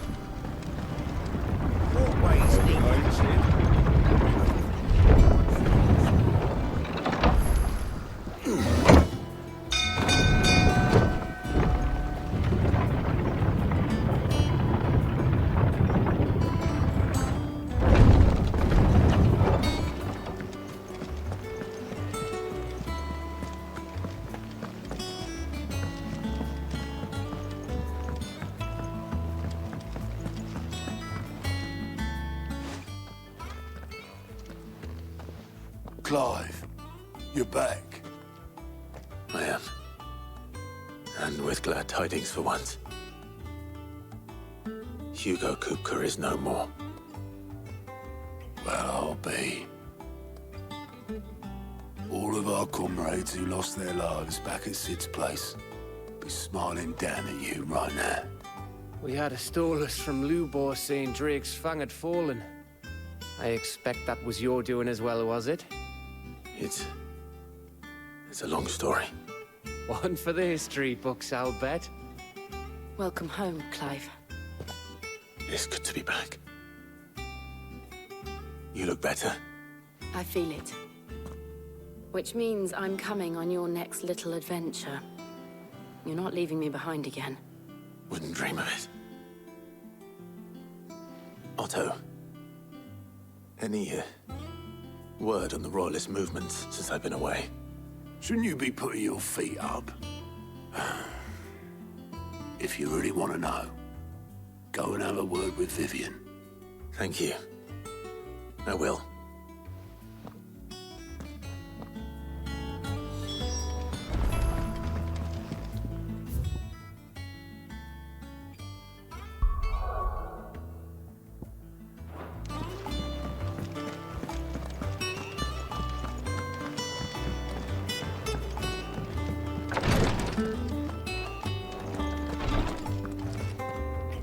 You have the look of a man with the twins upon his shoulders, Rodrigue. Talia has tasked me with removing a Cursebreaker's brand. But it's my first time, and I don't think I can do it. I'm afraid of what happens if I fail. You survived, I know, but there as many die as recover. Is it really worth the risk? You don't need me to answer that. You know full well what we're fighting for. I hope as much as you that one day bearers can walk among others as equals. But until that day, a brand is a burden, and we must lift that burden in order to go undetected. The operation may be dangerous, but it's also essential, and we undergo it willingly. I know. I still wish there was some other way. But griping about my lot helps no one, I suppose. Don't worry. I'll do what must be done. I know you will. Unfortunately, the first thing that needs doing is the preparation of a draft to dull the pain. Something I can't do with the infirmary's ammonia supply so low. What few leaves we have would barely be enough for removing a splinter, let alone a brand. Just tell me what you need. You'll go? Oh, thank you. No one knows Herblord like Taya, and she swears by ammonia for easing pain. It's simple enough to find, if you know where to look. And fortunately for you, I do. Along the river near the village of Amber over in Rosaria. Just search for the bright blue blossoms.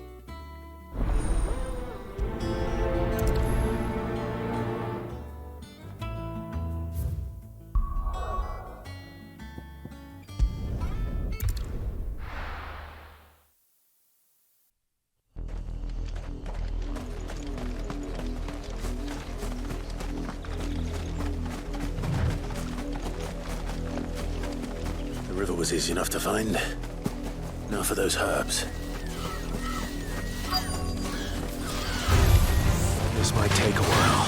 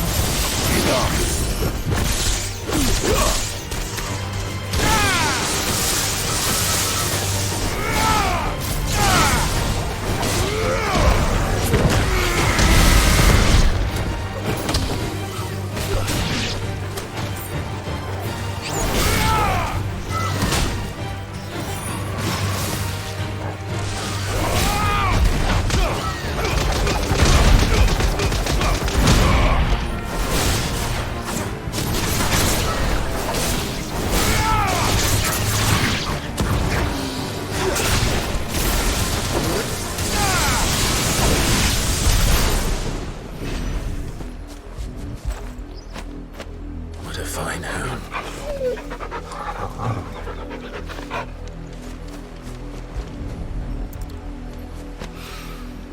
This is the only plant around here with blue flowers. I hope it's the right one.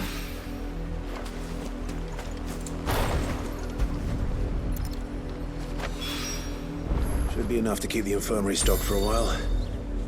Hopefully this will put Rodriguez's mind at ease.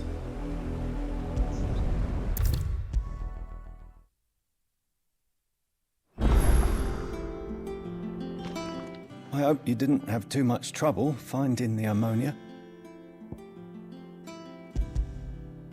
Only the usual. Oh, yes. This is it. And more than I was expecting. I dare say the patient won't feel a thing. That is, unless I... You'll do fine. Taya trusts you, which means I trust you. The Hideaway would be lost without skilled physicers like yourself. Thank you for the kind words. Truly. But I'm sorry. I'm still terrified. The brand is more than just ink on flesh. It's a death sentence. Milk of the wyvern tail lurking just below the surface of the skin. One ill-conceived incision, a single slip, and the poison fouls the patient's blood. Failure means death, and even success means tremendous pain. Days of agony as the wound heals. I became a physiker to help people, not to kill them. I don't want to kill anyone. Cursebreakers lead hard lives, and the operation is only the beginning.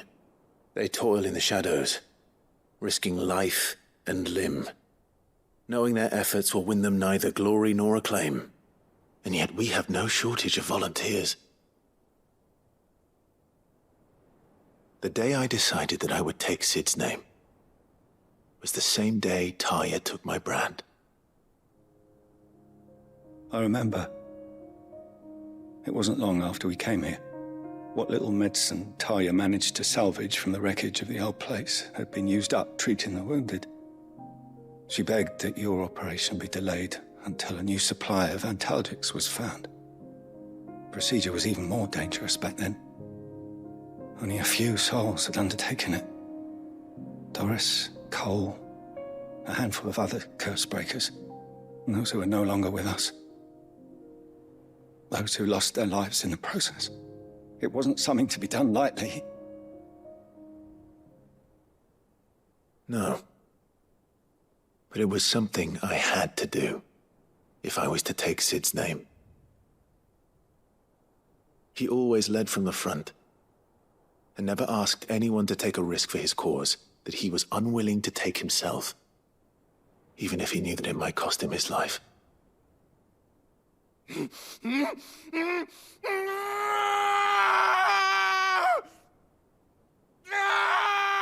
Hold still, Clive! Hold still!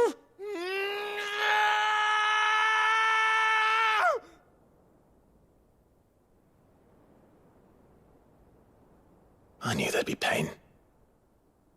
That I might not survive. And I was afraid. But I also knew that if I didn't overcome that fear, that pain, then I would never be able to call myself Sid. I didn't know. We all want our brands removed. But it's a decision each of us must make for ourselves, on our own terms. Rodriguez, I know your work isn't easy, but neither is going under the knife. Be a shoulder for your patients to lean on. Stay strong for them.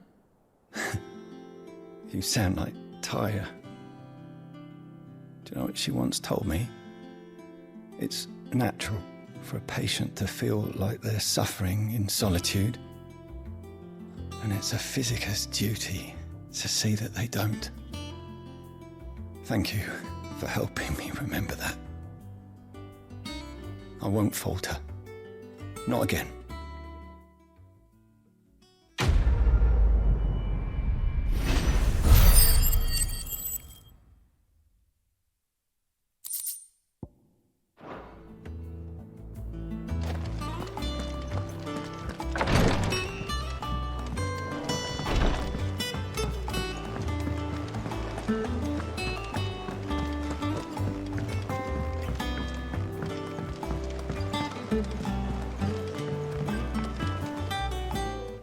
have a moment, Sid?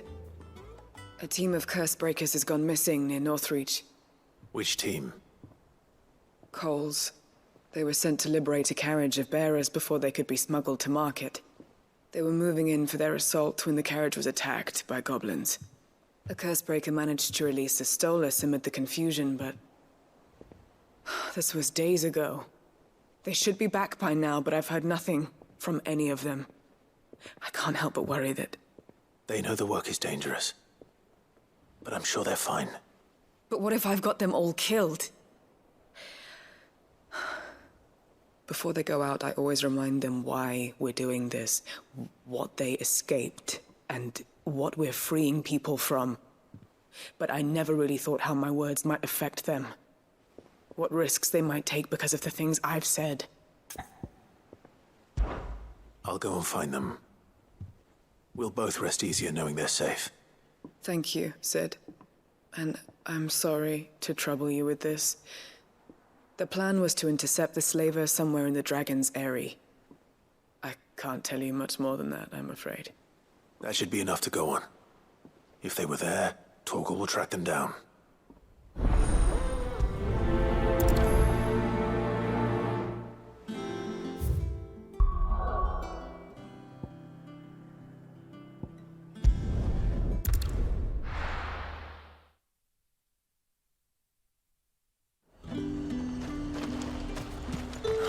Slavers don't even bother with Northreach now they're all the Hideaway fits.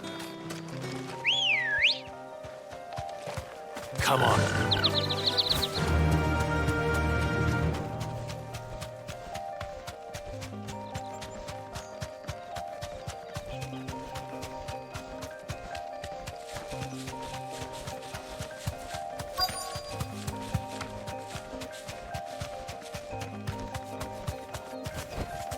You deserve a rest. Cole, I'm glad you're in one piece. Just about. Sid, if you don't mind me asking, what are you doing here? Doris sent me to find you. She hasn't heard anything since the attack. She's been worried about you. I sent a runner to the Dame in Northreach. The Hideaway should have learned of our survival yesterday. Well, I'm here now. And it looks like you freed the bearers. Only some. The rest locked themselves in the slaver's carriage rather than fleeing when they had the chance. I want to help them, Sid. But we're barely in any state to protect those few we did save. You made the right decision. Now where's the carriage? The goblins may still be out there. You have duties to attend to here. See to the injured. I'll handle the rest. All right. Just follow the path to the south. You'll come across the carriage soon enough. And please, hurry. If the beastmen get to those bearers, the poor souls will be eaten alive. I won't let that happen. Thank you. And Sid, it's good to see you. Don't thank me just yet.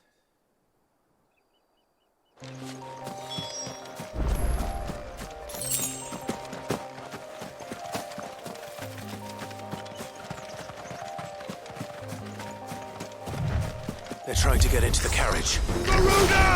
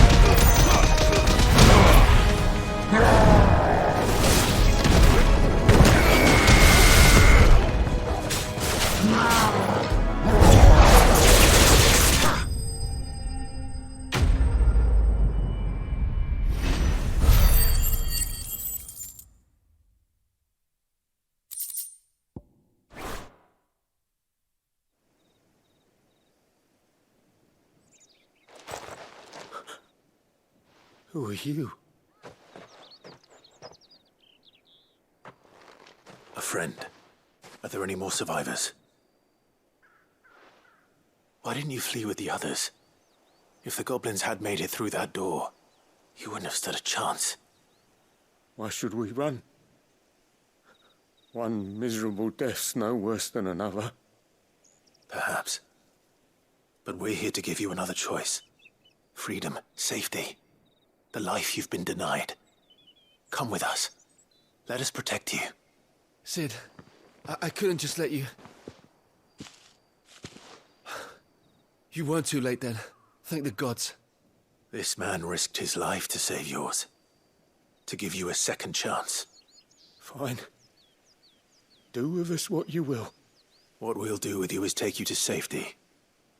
After that, it's up to you. Your lives are your own now. You can leave the rest to us, Sid. We'll get everyone back to the hideaway. Thank you. I'll let Doris know we're expecting new arrivals.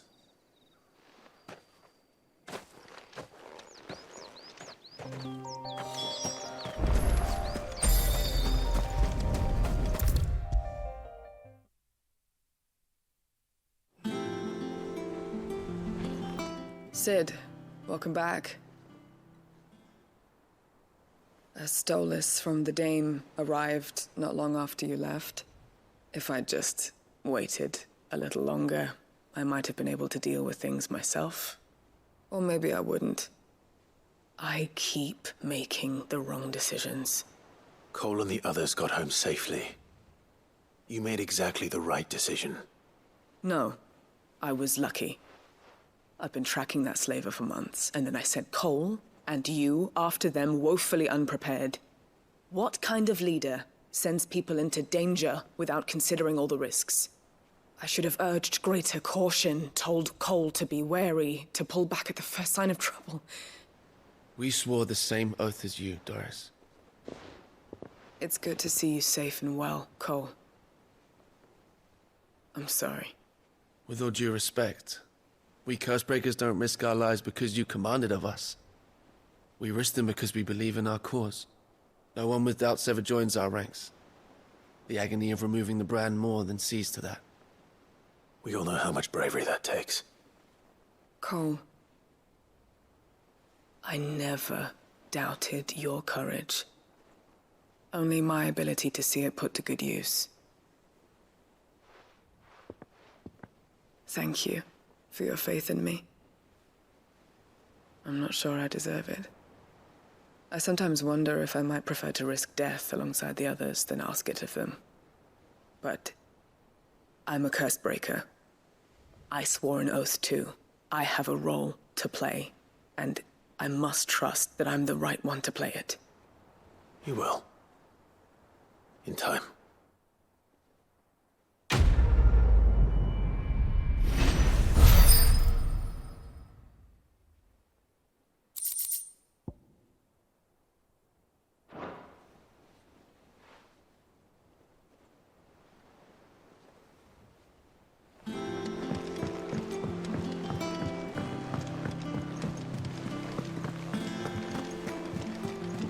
What became of Kupka?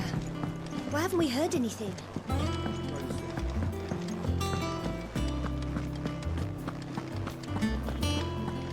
If the state of our coffers is anything to go by.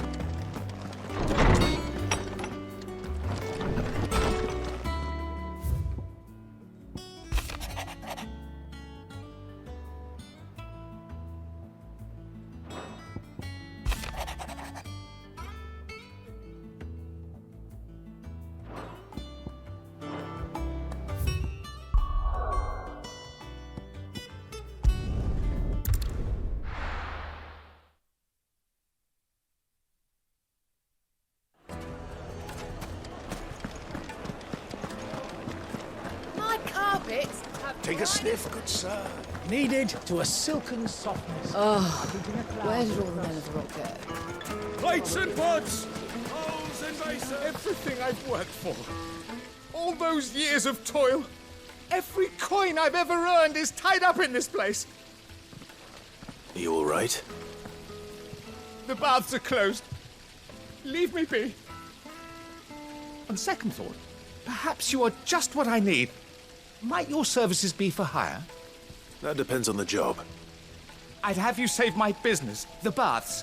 The water's turned scalding hot and all the crystals in Dalimil wouldn't be enough to cool it. I've no doubt that my woes stem from the water's source. But I can't go and investigate for fear of my customers thinking I've abandoned the place. I'm bound to these baths in more ways than one. I beg of you. Go to Dusnoff Terraces. Tell me what you find there. All right. I'll go and take a look. Wonderful. It's not far. Leave the market by the south gate. The smell of sulfur will guide you the rest of the way.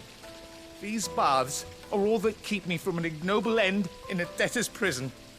My livelihood, my very life, is at stake.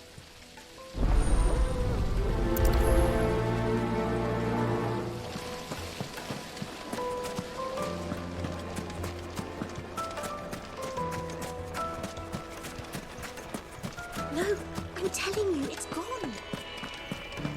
Can't be true.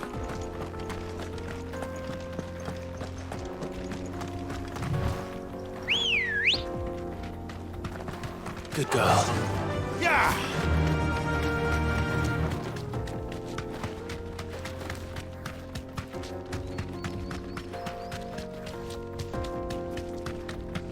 What the hell are those things?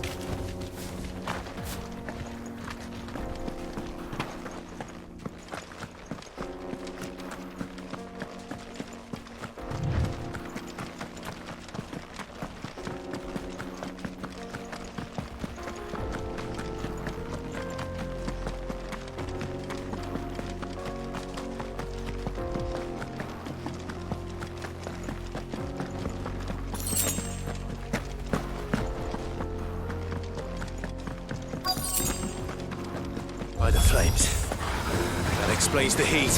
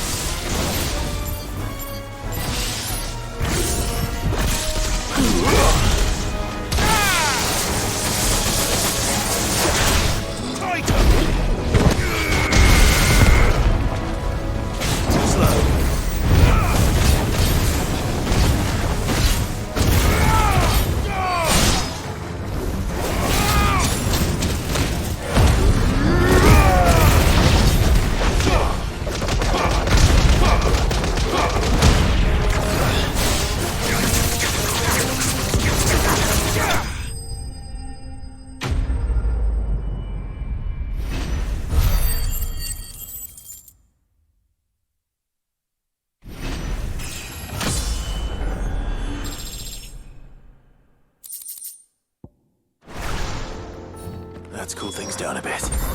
Let's hope it's enough to keep the baths from boiling.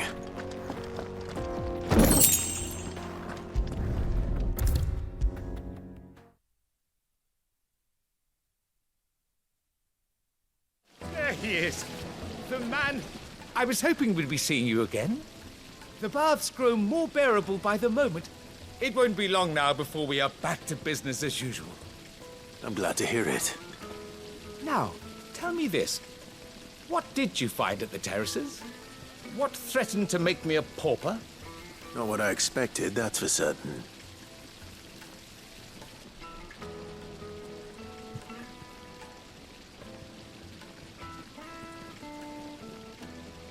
You tell a fine story. That's not to say I don't believe you, though. Creatures made of flame, eh? That's something new to worry about. But I burdened you with my worries enough already. Here, a small something by way of thanks. Right. It's high time I got back to work. With a little luck, the day might yet be salvaged.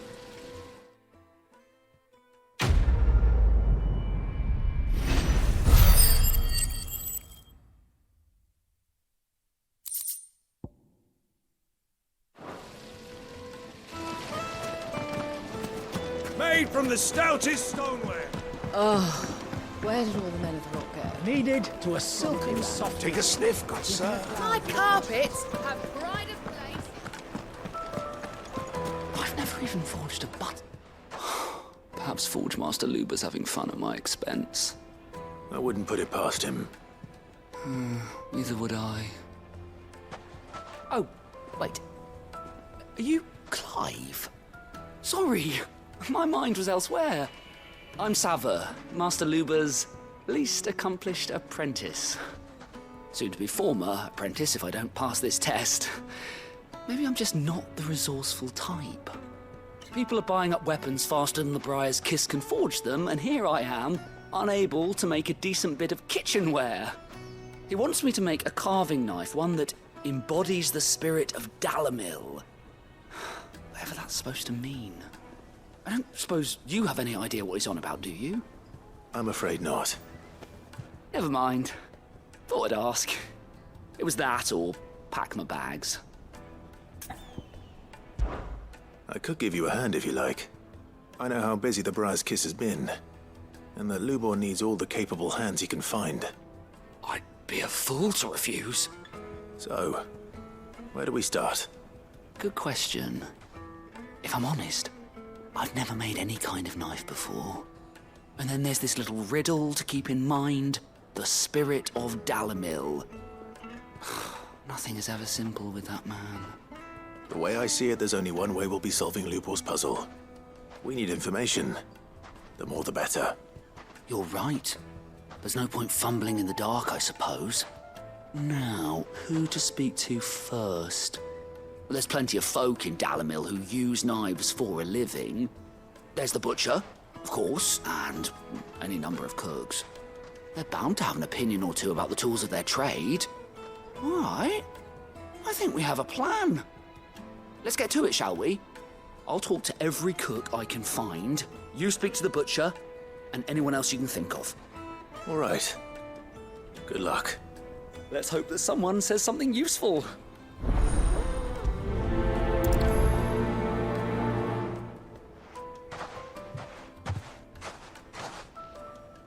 Trust Lubor to take a simple test and turn it into a riddle.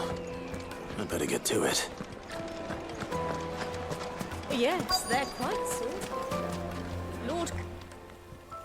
Welcome, sir. What can I do you for? A question, if you don't mind. I need to know what makes a good carving knife. You a blacksmith or something? Something, I suppose. Fair enough. Knives, is it? First and foremost, it's got to hold an edge. Most knives will make it through fat, no problem, but sinew dulls cheap steel in no time. Give me a blade which can slice through anything that crosses my chopping block, and I'm a happy woman. So a knife that stays sharp. Makes sense.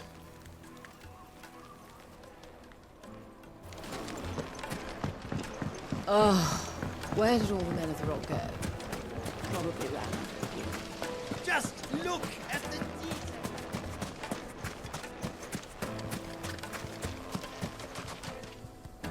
What is it? I'm in no mood for chatter. Sorry. Do you mind if I ask your trade? Hunter, why? I have a question. Can you tell me what makes a good carving knife? I Assume you use one out in the field. Has to be able to put up with some punishment. Can't be dealing with a brittle blade, not while I'm on the hunt. If your knife snaps every time you use it, you'll be spending coin as fast as you make it. Times are hard enough as it is. Thank you. I won't keep you any longer. All business, eh? Man after my own heart.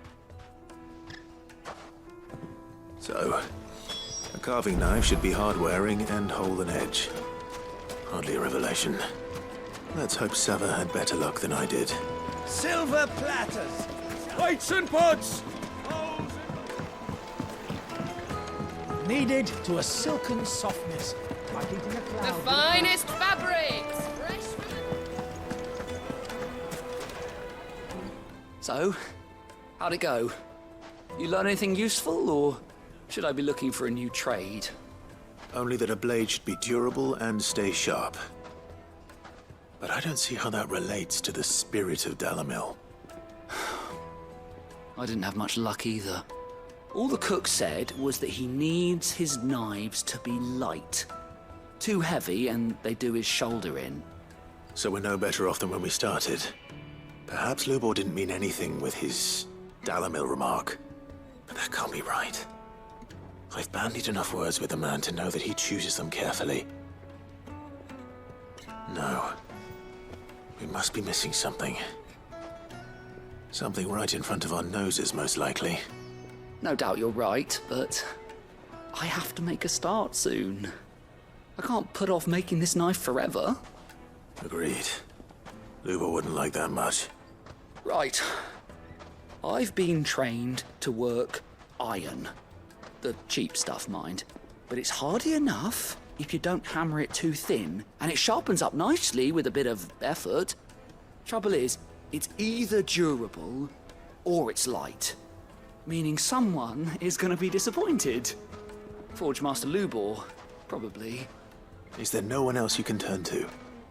Someone who knows their metals, perhaps? The other apprentices know better than to help me with my test.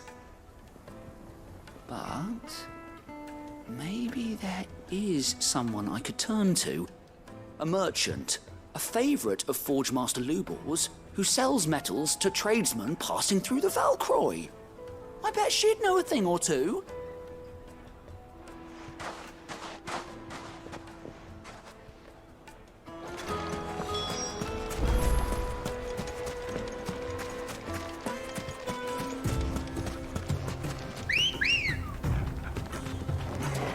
Ready, go?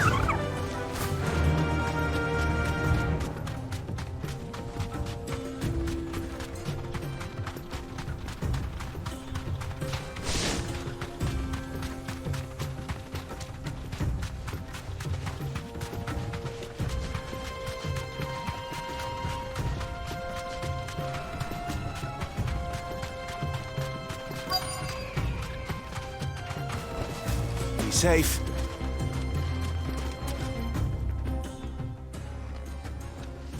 Any luck? Or will you be needing help with your bags? Well, I asked her, but... you tell him. If you're looking to make a knife that will impress a master like Lubor, there are options. They're just not that viable. Featherlight adamantite knives will get passed from generation to generation, never needing so much as a lick of the whetstone. But adamantite ore is unique to ash, so it doesn't come cheap. And it's beyond my skill to handle. Unique to ash. Are there any materials unique to Dalimil? Something which could be mixed with iron to refine it. Make it lighter. What are you getting at? You said that Lubor trained you to work iron. Then that's what he'll expect you to use. But he would have known that it would either be too heavy or too brittle for a carving knife. Perhaps his Dalimil remark wasn't a riddle, but a hint. If it's cheap metal you're using, then there's always limestone, I suppose. Folk first settled Dalimil to get at her mineral deposits. And, if you know the trick, it can be melted down in the furnace to drive out impurities from low-quality iron. Bloody hell! That must be it! I don't suppose you know the trick, do you? It's hardly my speciality, but I've been around enough blacksmiths to know how it works. Looks like I've got some learning to do. Clive, I hate to ask after all that you've done for me, but... The limestone? Fine. I can hardly abandon you now. Besides, I want to know if this is the answer to Lubor's little riddle. I can't thank you enough, Clive. You'll have no trouble finding limestone over in the terraces. The place is bloody made of it. Then I suppose I'll meet you back at the forge. Right you are. I'll see you shortly. So, do you crush it up or just...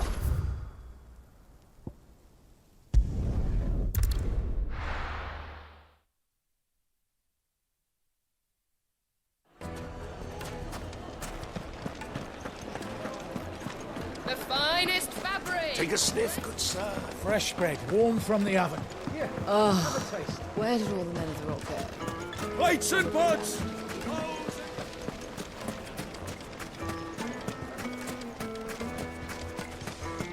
No, I'm telling you, it's gone. Can't be true.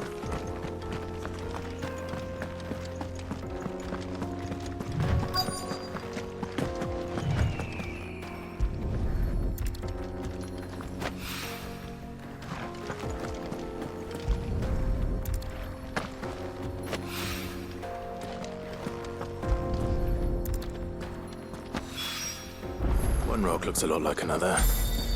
But hopefully this is what Sava needs.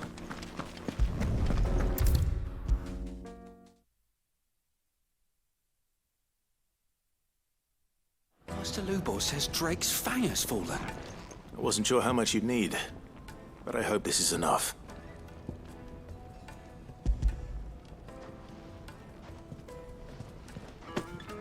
You are one of the good ones, you know that. You and that merchant both, she's got quite a gift for teaching that one.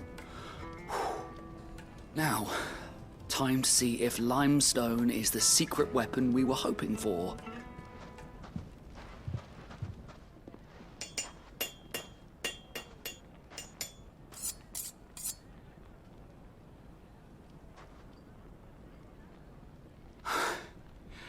That'll do, I reckon. A knife forged from the very rocks of Dalimil. Her spirit, if you will. It's a fine-looking blade. I only hope Master Lubor agrees. That sounds like my cue. And just as well. I was getting tired of waiting. I'm sorry, Forge Master Lubor. Let's take a look then, shall we? First things first, Sava, do you think this is a carving knife worthy of the fine people of Dalimil? I'd like to think so. But what do you think? What do I think indeed?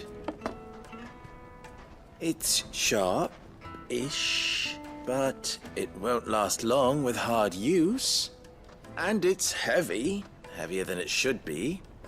You might not think it just to hold it for a moment, but sell that to a cook and you'll never hear the end of it. It looks like someone paid a visit to the terraces. The limestone was a step in the right direction, granted, but one that still leaves you short of the mark. And I was so certain I had it all worked out. I don't know who you found to teach you that little trick, but it certainly shows initiative. Next question. How much do you think I would charge if I'd made this? Well, if it took you even a fraction of the time it took me, I would say you could demand a heavy purse. And who would be able to pay that? The butcher? The hunter? The cooks over at the inn? Dalimil is home to humble traders, not wealthy lords and ladies. Rule number 1 in any business, Sava. Know your customers. Yes, Forge Master.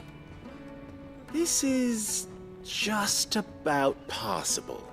But only just. I'd say you're worth keeping around a little longer. Starting tomorrow, you'll have an anvil of your own.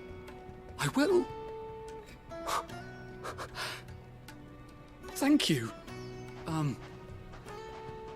I was wondering, what would you do if you were asked to forge a carving knife?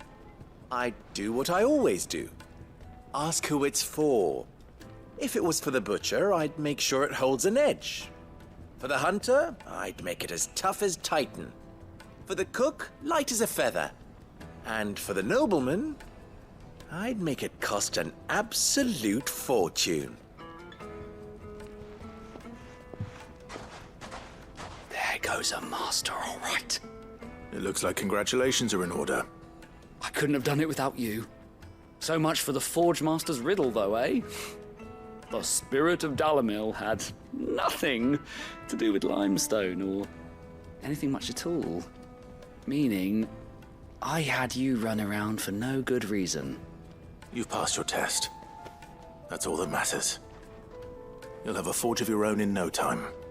And when I do, I'll craft you the finest carving knife you have ever seen.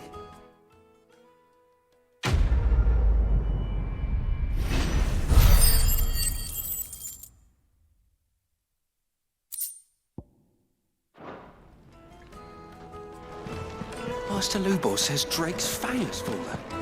Does that mean the furnace? My carpets have Take a sniff, good sir. Fresh bread.